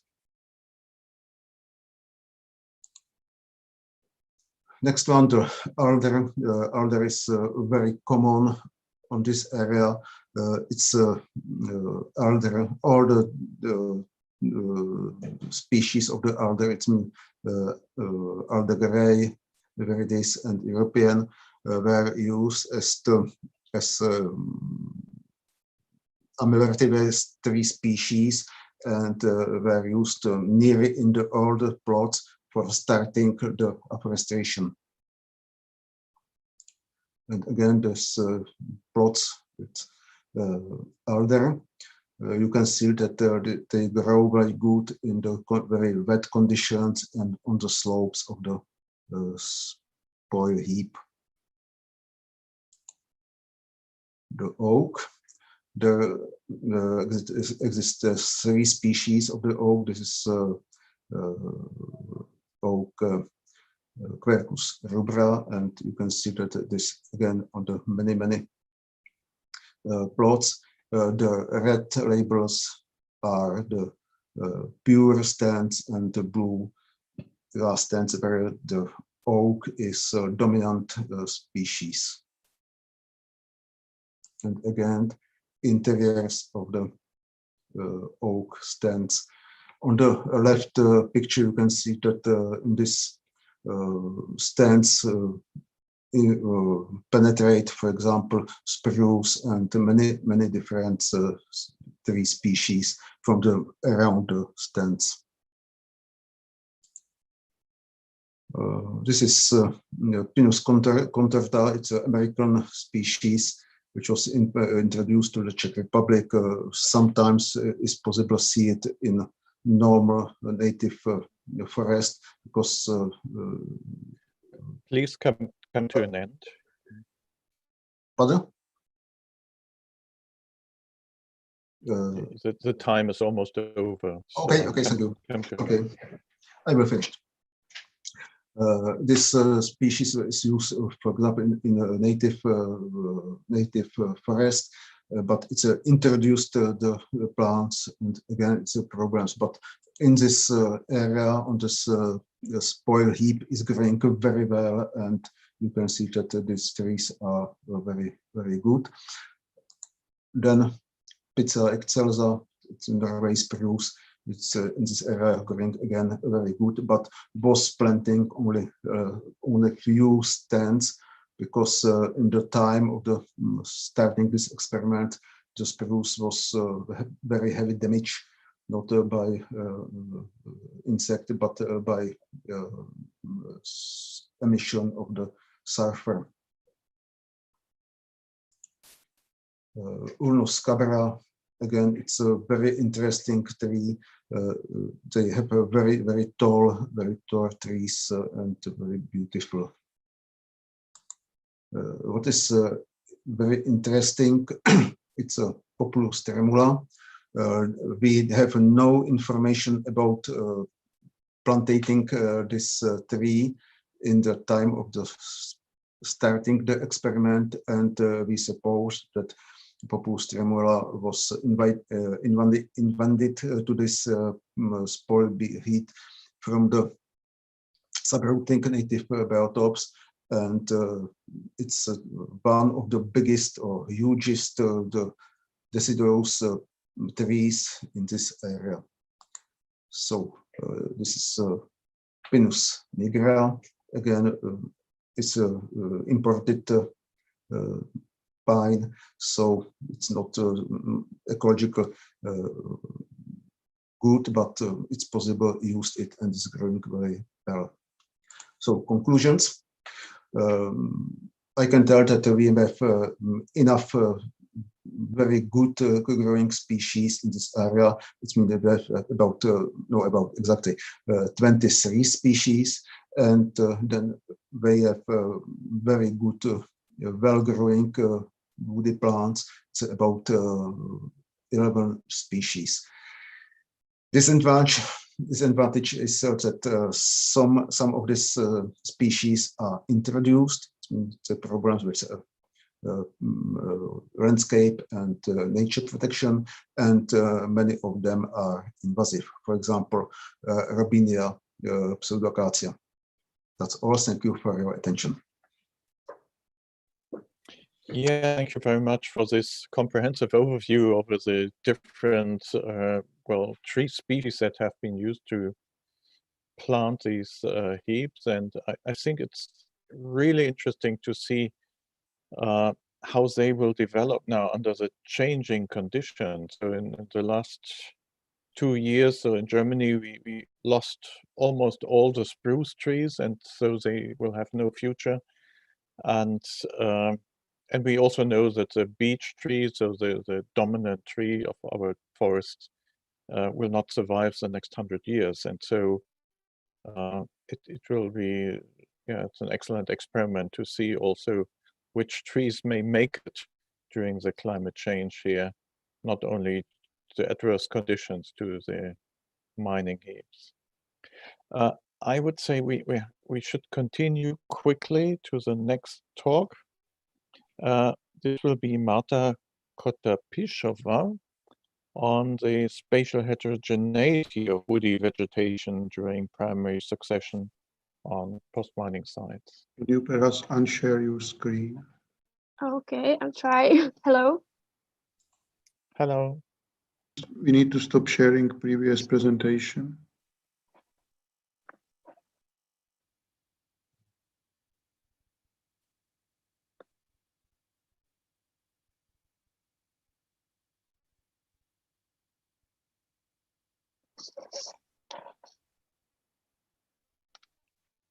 Professor Watzek, you have to take down your presentation.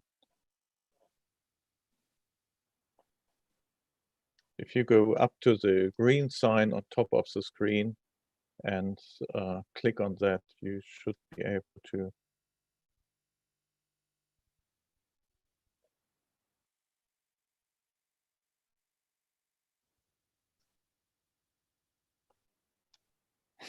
Okay, we are blocked by this. Oh no, they're still. Yeah, no, it's good. Excellent. So I can share now. Yes, please.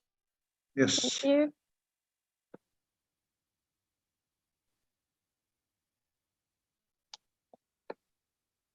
So we are the last session, so I think we can overtake a little bit. Yeah. So do you see my presentation, and is it in presentation mode? It's not in presentation. No, not but yet. But And now? just yeah, yeah, now is great. Great. So hello, my name is Marta Kotapišová, and I'm a PhD student on Charles University.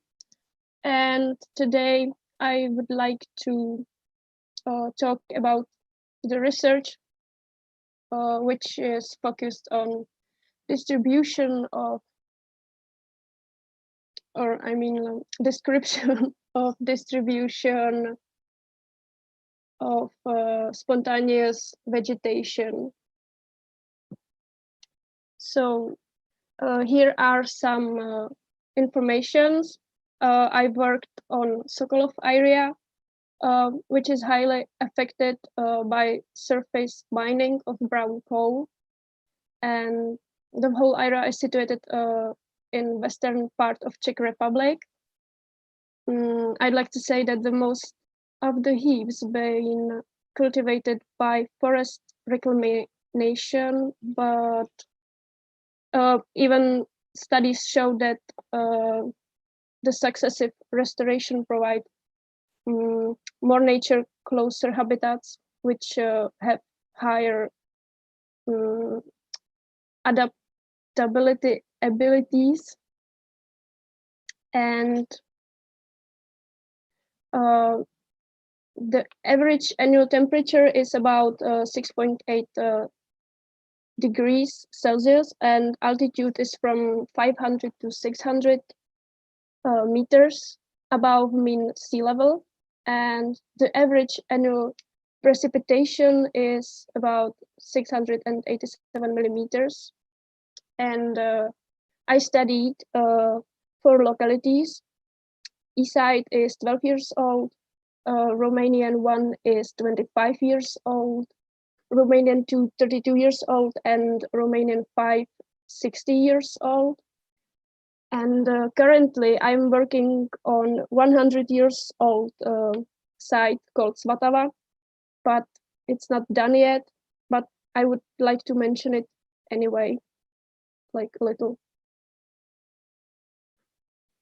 So here you can see the localities, the location of them, and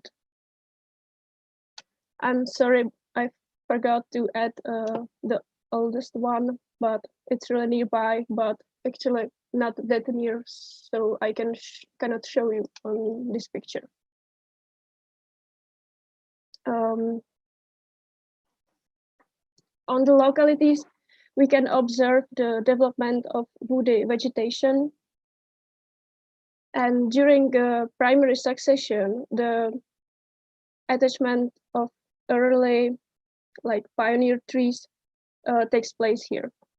And it includes these species like Betula pendula, Salix caprea, and Populus tremula. And then during secondary succession, the early succession trees are gradually replaced by Quercus robur mainly, and also some Fagus sylvatica and Pizza ABS. Here I'd like to show you some picture of the site. On the left, you can see the 12 years old side, and on the right 25 years old side, and in the middle on the down part you can see 32 years old side, and here you can mostly see Salix capra polycormons. Here we have on the left side 60 years old side, and on the right is the oldest one, 100 years old, where you can see some Quercus robur mostly.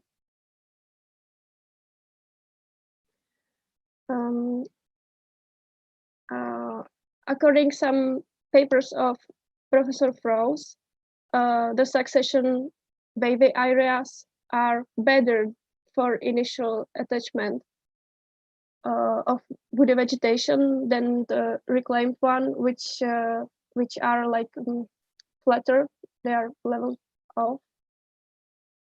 And at the beginning, the waves, they are forming safe places, like mostly leeward side of the wave. But as a result of development and environmental changes due to individuals, also the other parts of the wave may become more advantageous. The initial distribution of trees is clustered according safe places, but then due competition, it becomes regular to random. I will show you some pictures of that later. And as I recommended at start, the oldest area, Svatava, which I'm currently working on, and it's not finished yet, but the tendencies or the trends seems to be following. Sorry. Yeah. So here you can see some figures, and they are following what I've talked about. You can see average amount of trees on differently aged heaps. They are divided on small and big DBH. You can see the density of the coverage is naturally decreases by self-dilution. Then you can see average DBH of all species, and the DBH is growing. Just on the 32 years old heap, there is a like deviation. It's because of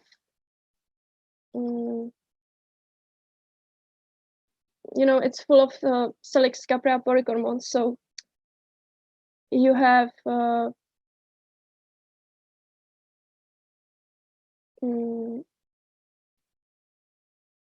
like many smaller DBHs in one group, not like one which is bigger. And thanks to competition, lately only one will survive.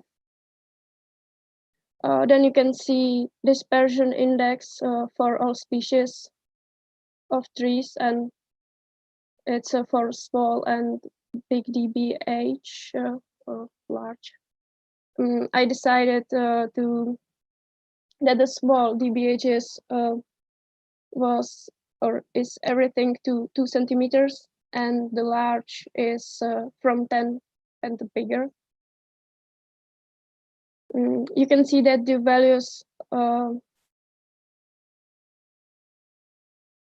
above the upper dashed line indicate clustering, and the values under the line indicate regularity.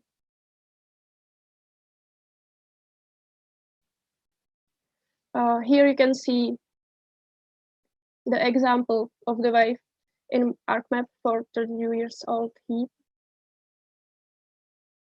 So you can see each microhabitat and which species are in there, mostly Salix caprea.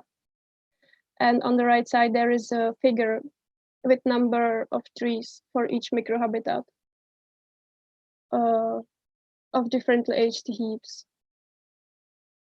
And you can see that 12 years old seems like Leewardside is the best. Just on 25 years old, it is not like that. And I think it's because the waves aren't that obvious here.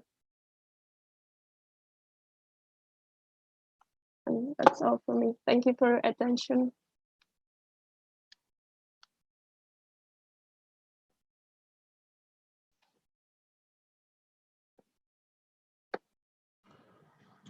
Okay, so we probably. Okay, thank you for your presentation. Am I still sharing or not? Yes. Going Yes. No. green. There is a green. No, no, it's stopped. Okay, stop. Go. Okay. Cool. Thank you. Okay, are there questions? I think one question we could answer. Maybe I can comment a bit on that. There was slight confusion with this primary and secondary succession. So this is all primary succession, but basically these trees which was named first, like birch, trembling aspen, these are like a first wave of Salix caprea, and then this spruce, beech oak, they are second wave, but it's the same continual succession.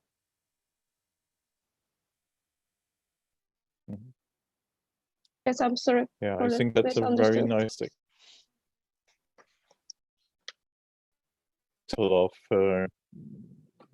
the study of successions, that you showed that these relief of the soil is really established.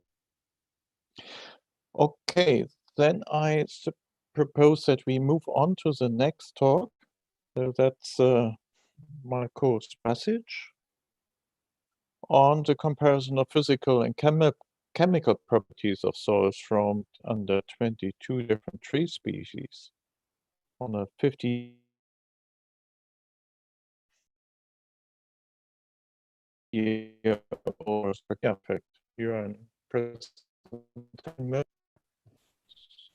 Then Marco, I hope you can see me and you can see the presentation. Yeah, we can see you, we can hear you. You Can see the presentation and we hear you well. So this will be my presentation, as you see. The study area is the same study area Dr. Vacek explained earlier, so I won't be going too much into that. I will just say that it was reclaimed between 1968 and 1974 with many different species that he has shown. But here within these, you can find some homogeneous stands. And some of the homogeneous ones we have tested for some physical and chemical soil properties and try to compare the basic physical and chemical soil properties. So these in the slides are the stands.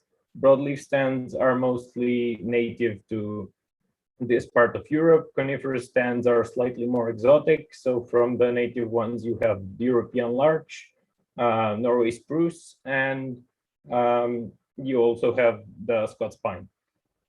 So here I will not talk about the trees and how they grow and whether they grow well or not. I will just compare some physical and chemical soil properties. So what we did is we took 5 undisturbed Kopetzky cylinders samples from these stands. And we have tested them for bulk and particle densities, calculated the porosity and some water retention, checked pH, checked oxidizable carbon contents, and also total NCNS contents. And we've also tried checking and comparing the available nutrients concentrations in these stands. So some of the results that we got are these in terms of the A horizon thickness, and this is, well, maybe I haven't mentioned that the A horizon is the one that we have focused on, so the uppermost horizon. In terms of the thickness of A horizons, some of these species that we tested and that have shown very, or so to say, positive or good horizon thickness were both of the maple stands that we used, also alder stand, beech stand, lime stands, and from conifers it was Pinus nigra and Pizea pungens. Some of the less well-developed A horizons could be found in stands of European spruce, Norway spruce, and European larch, and also birch and Pinus rotundata or Pinus uncinata uldinosa did not show very deep A horizon development here. When we checked some bulk densities among these samples, we could see that the highest bulk densities were in Scots pine and European larch, whereas the lowest bulk density was in black spruce or Pizea mariana. And you could say similar situation happened when we checked porosity after calculating also the particle densities. So larch showed the smallest porosity or the lowest level of porosity. Birch was also not very great in terms of porosity, and also Norway spruce was not great. Whereas the silver spruce Pizea pungens and the black spruce Pizea mariana, as well as beech, showed the greatest, or you could say statistically significant porosity changes. This is just a graph of water retention levels in all of these stands. I wouldn't go too much about it because this can be observed in different ways. And then we come to some of the chemical results we got. So in terms of pH, the ones with statistically significantly different pH, which you can consider positive, were Acer platanoides and Pinus nigra and Pinus sylvestris, so those two pines. And on the lower side, we had the Weymouth pine, Pinus contorta, Norway spruce, and Pizea mariana, which peaked at low pH of slightly over 4.5 in average, which will present some problems slightly later, and I will show you.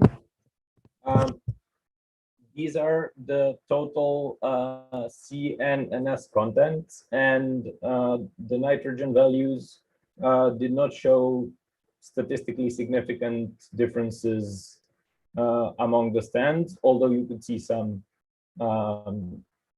slightly greater or slightly lower values. Sulfur content was slightly greater in Acer platanoides and Acer pseudoplatanus, so both of the maple stands we had there. And the lower values of sulfur were in Alnus glutinosa, Pizea abies, Pinus strobus, and Carpinus betulus. Oxidizable carbon content showed no statistical differences among the stands, but total carbon levels showed a little bit differences in Pinus sylvestris, which was slightly lower, whereas Pinus strobus was slightly higher, but the means were very, very stretched. And when we checked available nutrients with the Melick tree method that we used, phosphorus was generally deficient across all stands there, although you could see some slight changes among the species. And other nutrients were pretty much sufficient. And also these values show which are slightly better or slightly worse. Also, when we did the plant available nutrients, we also got results for some potentially toxic elements from there, but those are slightly difficult to compare to some norms. So we just tried some limits in Akvarija for forest soils here in the Czech Republic. And we saw that, for example, cadmium was slightly above that limit in Picea mariana samples, but that might be explained by the extremely low pH. And copper was, for some reason, quite high in most of the stands. So some further proper analysis of potentially toxic elements for these soils are planned, as well as some physical analysis mostly related to structural stability, texture, etc. So when we put all of these things combined in a table of sorts and check the statistically significant values, which are generally considered positive or negative in terms of soil properties.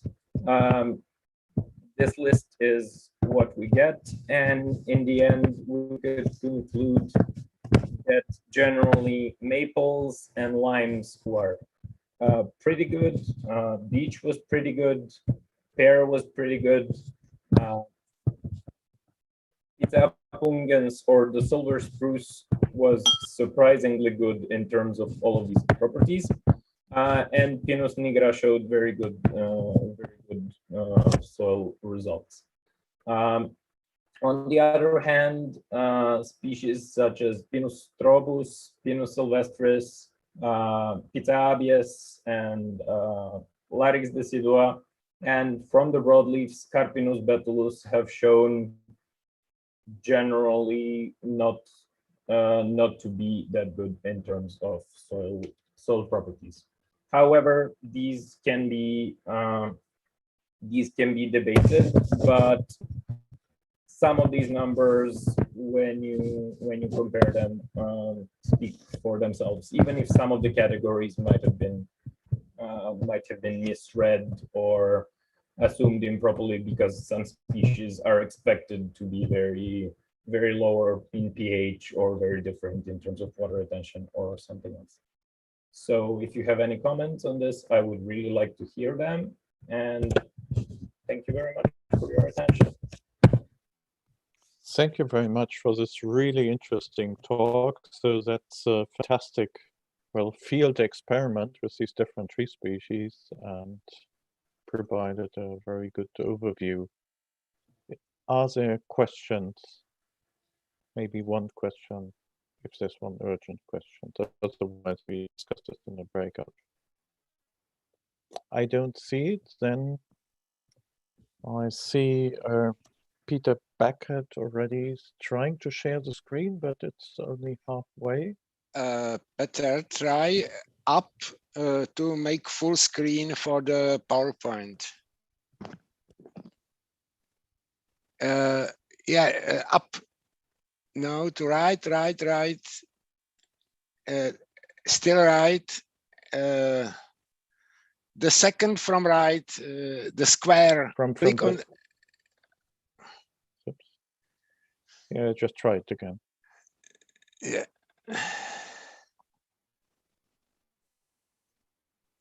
So this will be a talk over 40 years of creating ecosystems in Ontario, Canada.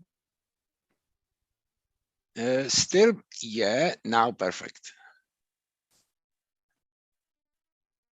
say over to you. Very nice. And Thank you. if you can go to the, yep, that's it.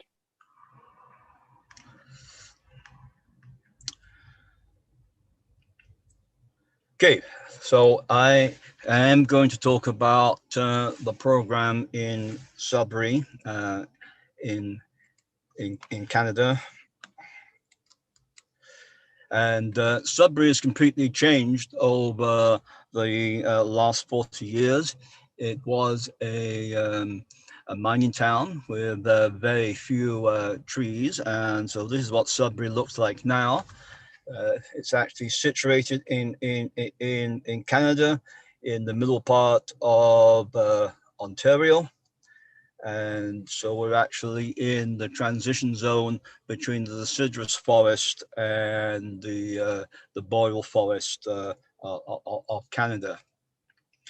The program has been directed by an advisory panel or committee to the city of Sudbury, which was first formed in 1973, charged with we're trying to improve the landscape of the Sudbury area. There were lots of initial experiments by these people, which are made up of a cross section of the Sudbury community, leading up to the start of the City of Sudbury regreening program in 1978. And looking back in the records, these were the original goals of set up in 1978 for the program. One of the most important was to get a functioning ecosystem back, but not necessarily the original ecosystem, and that may or may not be possible. Reduce soil erosion. A lot of the areas which were damaged are in the urban area. So we actually are establishing, in many cases, an urban forest, which is being used for recreation and aesthetics. It's also a very important aspect was to establish the program to change the image of the Sudbury, which was so that people would actually come and bring new money to the city. And also it has created, over the 40 years, a large number of part-time employment.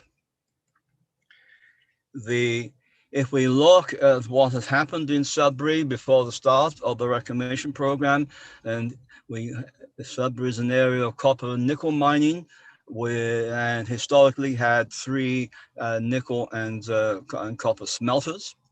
So the biggest effect really was the emissions of sulfur dioxide. As much as 2 million tons of sulfur dioxide a year being emitted before the pollution control started in 1972. And of course, the sulfur dioxide had all kinds of effects on the environment, from direct killing the vegetation to acidifying the soils and causing leaching of nutrients, breaking down the soil structure, and many other effects. There's also the emission of particles from the smelters, which are settled over the area, and as they slowly dissolve, one gets, should we say, enhanced amounts of various metals, particularly in copper and nickel, in the very acid soil solutions. And also one element which is very important is the release of free aluminum. So initially people thought before the program began that this would lead to the kind of typical barren lands we find in the Sudbury area, and there may not be a way of doing anything about this. But then, so the challenge became that within the Sudbury area, this is the urban area of Sudbury. We have the 3 smelters with completely barren areas around them, and then areas of semi-disturbed, mainly birch forest with no conifers, making up the challenge then for the citizens of Sudbury to try and improve the landscape of 81,000 hectares. So as I said, the program started originally in 1978 in what is now referred to as the original Sudbury recipe or Sudbury protocol strategy. As we've already heard this morning, in Zambia, limestone is added to deacidify partly the soil. We need fertilizer. The original mixture being used was a grass legume mixture of agricultural species, and also coming back and putting in trees. I can say it was very interesting listening to to Dr. Franklin's talk. We have exactly the same problem in Sudbury with a number of these agricultural grasses in resisting successional changes. However, more recently, after an environmental risk assessment, which also looked at the program, then there's a new approach, which we call the New Sudbury recipe or the New Sudbury protocol. We still need to add limestone to counter the acidity. We still need the fertilizer. We now use a mixture of native grasses rather than agricultural grasses. And we are trying to introduce into the areas all of the native tree and shrubs that should be in the Sudbury area. And these may be available in nurseries, or if not, then the workers on the program will collect seeds and nurseries will grow the species for the program. And last but not least, we're trying to introduce the forest floor by rescuing, shall we say, forest floor mats from areas that are being developed and introducing them into the forest. So this then is a summary of what has happened since 1978, nearly 10 million trees planted, and 500,000 shrubs and understory, special understory trees. About 3,500 hectares have been limed and fertilized. 1,600 plots of the transplants have been introduced in various places. About $35 million Canadian spent on the program since 1978, getting up to about 5,000 temporary employment opportunities. Of course, it's won a number of awards, as one might expect, over these times. And the secondary program, because of many of the schools in Sudbury where it had schoolyards that were barren, was to try and enhance and naturalize schoolyards, and up to date, so like 48 of these have been naturalized. So this shows the landscape change from 1978 through to 87, following the regreening activities of lime and fertilizer. 1994, 2004, these are all from the same site. Okay, and 2011,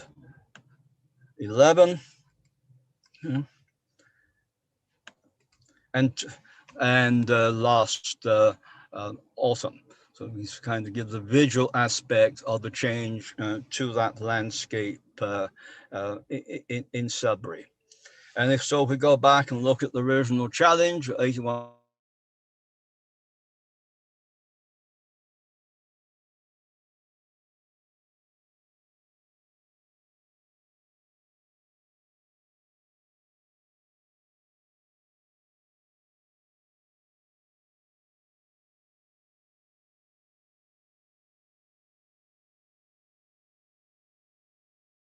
I think the connection is gone at the moment.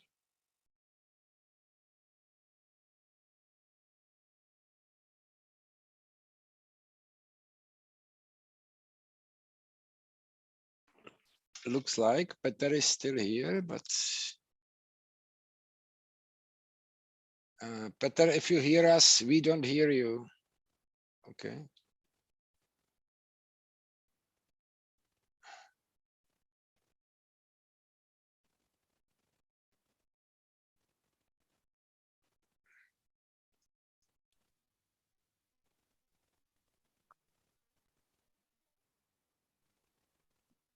So is Peter still with us, or just No. he disconnect?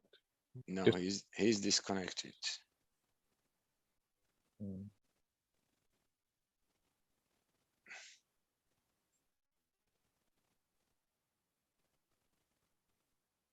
But still, it's amazing. Yeah. So we had talks here from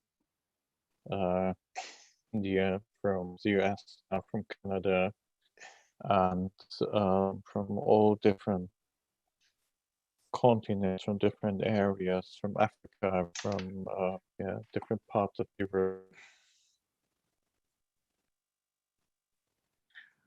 Okay, before we go to breakout rooms, I maybe want to thank everyone who participated this session. I would like to invite you for tomorrow's sessions actually. And I would like to thank CZ because everything is going quite well so far technically. So we see and hear each other mostly, and I think that's quite amazing by its own.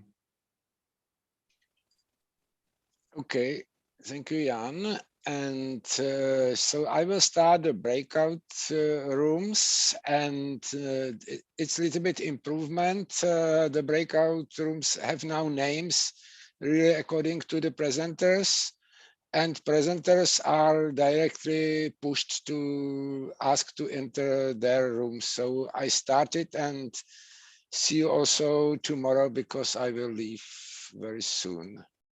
Bye. I would like to say thank you to all the presenters. So that was great talks here today.